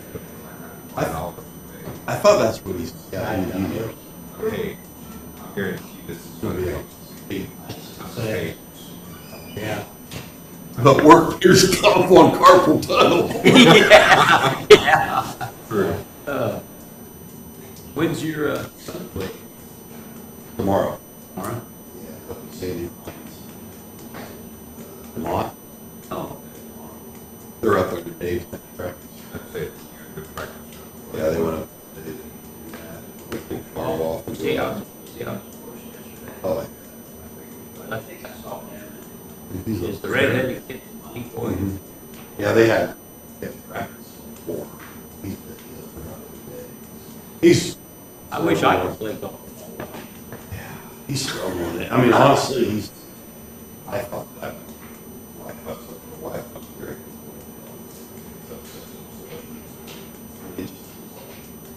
It's funny, golf's one of the games. Yeah, I tell him, but you know, a lot of it's right between the years. Holy my. Day to day. His goal is to get the regional. Well, now you can just go and have fun and start. There you go.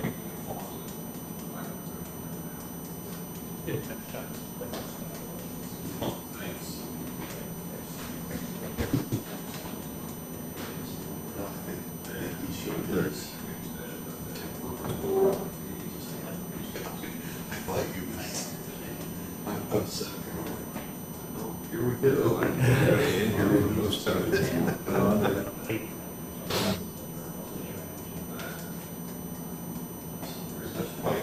That felt like nothing. That felt like it.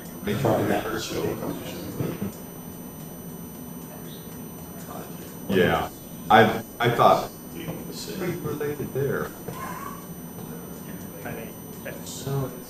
Yeah. And I knew before that was. He has that one technical issue. I mean, that's the administrative law. It's like crucify the guy first, take his pay immediately, and then, well, okay. Now treat it like a deal. Take it the other way.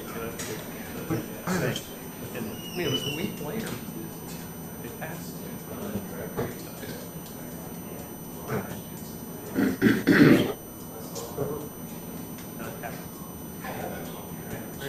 Well, you know.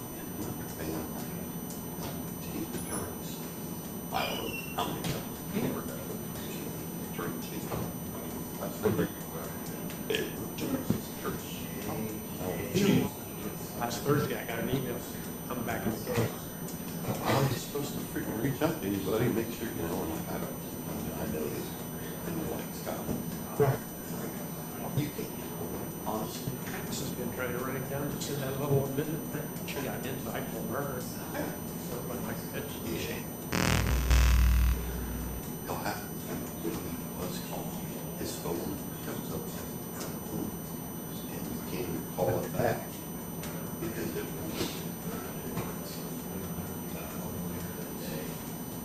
Whatever.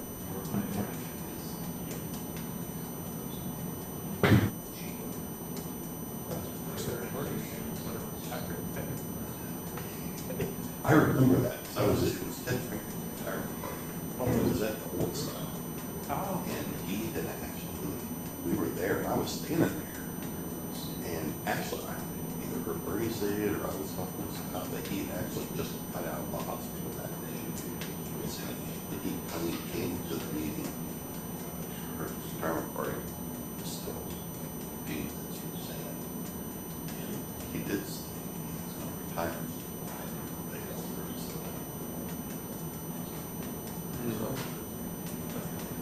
Share path too. Yeah, there's some, yeah. Wouldn't surprise me. But I'm like, come on. Yeah. He may. Yeah.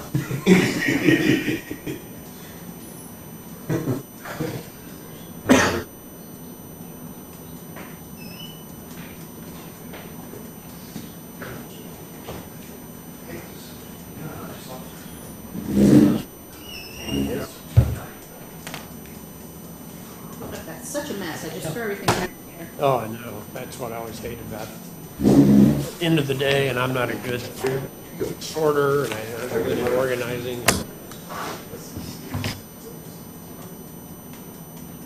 Secretary of 40-some years, only works on a as-needed basis. Until as needed.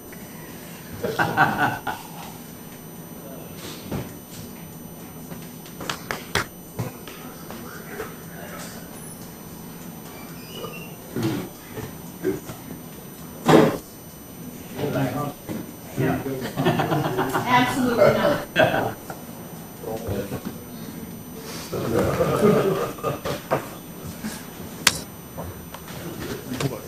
Get point.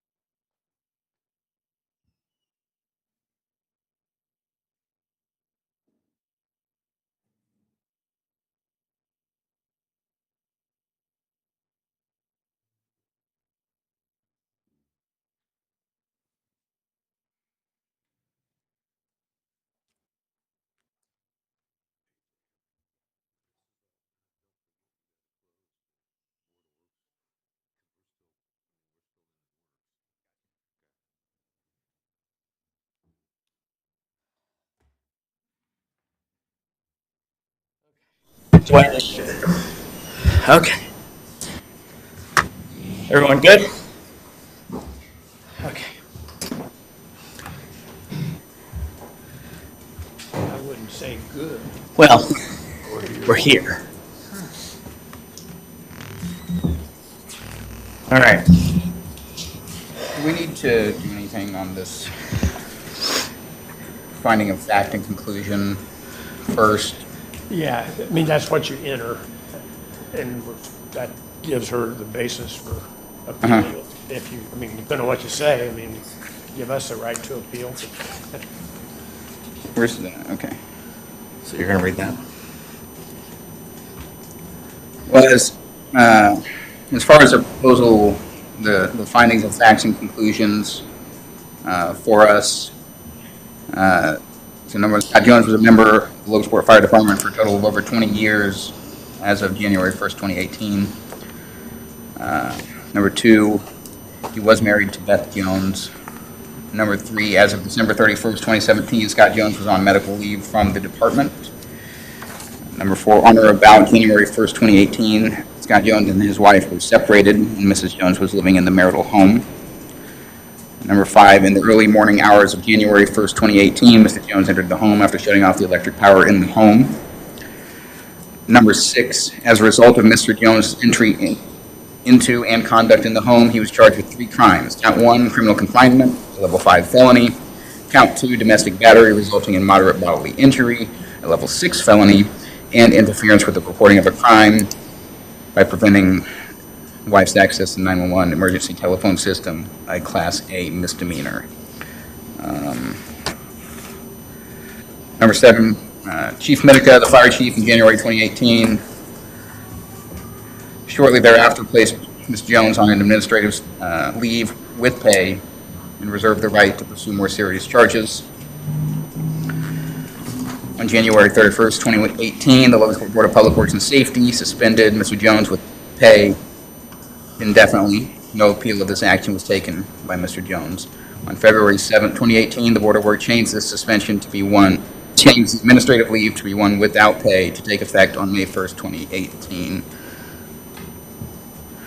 No appeal was taken from the Board of Works action.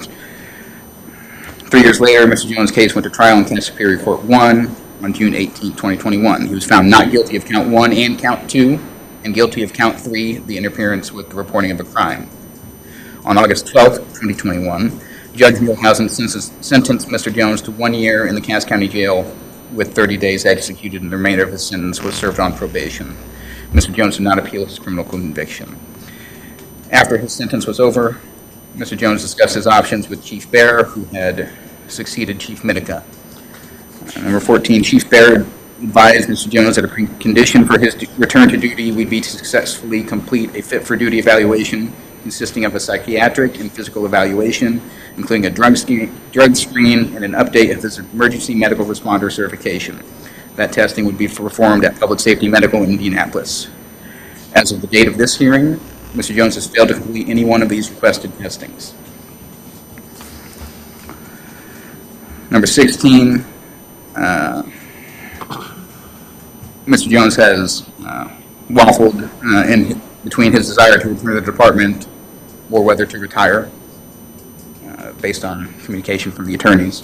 Number 17, Mr. Jones has been represented in the criminal case by attorney Christina Lynn, and then later she represented him in this matter, demanding he return to active duty.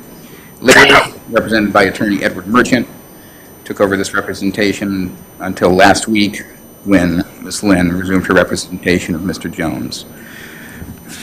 Attorney Merchant was representing Mr. Jones when his last fit-for-duty testing was set for April 19, 2023. Mr. Jones failed to appear for this testing without notice. On May 10, 2023, after Mr. Jones's 4th time failing to take and pass any of these required battery of tests, Chief Bear filed a written request with the Board of Works to terminate Mr. Jones' status as a potential candidate to retain as a member of the Logansport Fire Department.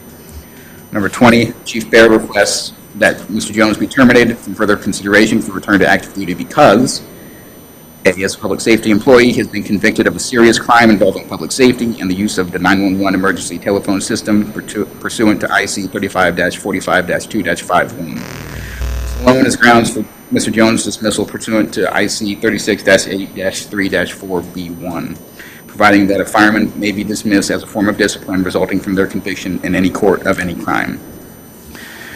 Section B, Mr. Jones has established that for whatever reason he has not been able or willing to meet the necessary requests to serve as an active duty member of the Logansport Fire Department because of his incapacity to serve, see Indiana Code 36-8-3-4B2D. Number 21, Mr. Jones continues to be qualified to retire at any time of his choice. Number 22, it is the Board of Works' belief that he is entitled to be reimbursed for any medical expenses he has incurred or paid as a result of not having medical insurance coverage while he has been on administrative leave.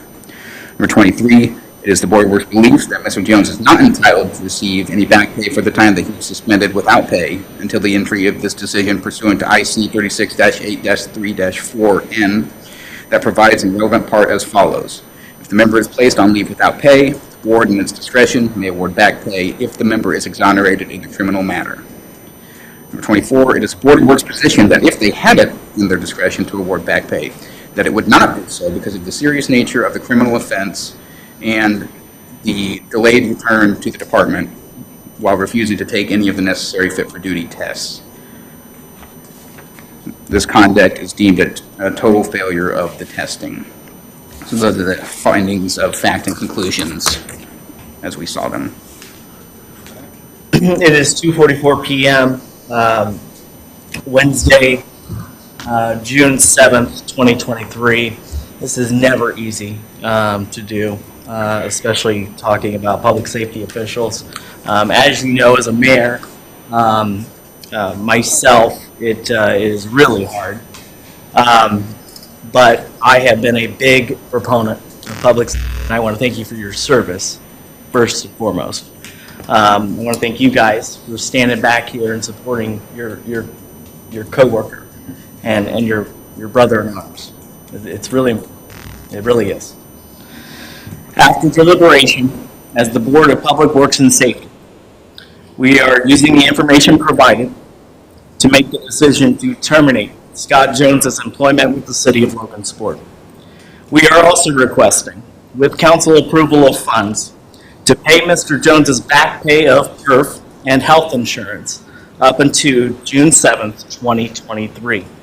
Mr. Jones's inability to complete fit-for-duty evaluations is one of the two reasons for not allowing the return of Scott Jones to the Logansport Fire Department. Termination was also recommended and agreed upon due to the conviction of interference with the reporting of a crime resulting in the highest class of misdemeanor. This is not only unacceptable for anyone, but unbecoming of a public safety official and will not be tolerated under this administration. I will make a motion to approve as said before. Second. Adrian seconds. Do I have any further discussion?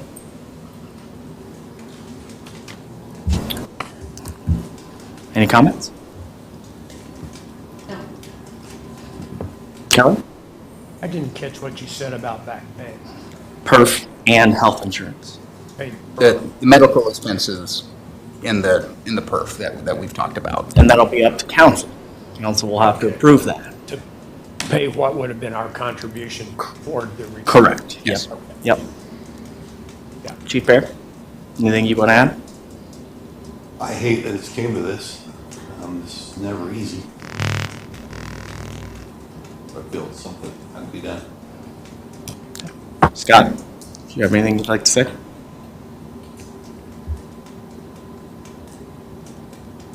With all due respect, I appreciate your time. You haven't had to go this far.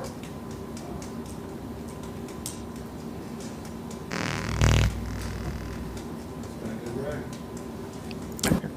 All right. Call for question. Chris Martin, Yes. Adrian Grant, Yes. Jacob Holmesall. Yes. All right. Thank you. All right, so now we can return to Board of Works then? Is that how this works? That's the ending of the hearing, by the way. Yes, I mean, I guess we are still in that. Yeah, we're still technically in Board of Works. Somebody better move to adjourn. 2:47 PM. I will adjourn the Board of Works and Safety. A new record. Yeah, exactly. Oh my gosh. There was a second. We're approving the. Yeah, second. Yes? Yes? Okay, all yes. All yes. Hey, thank you. Appreciate it.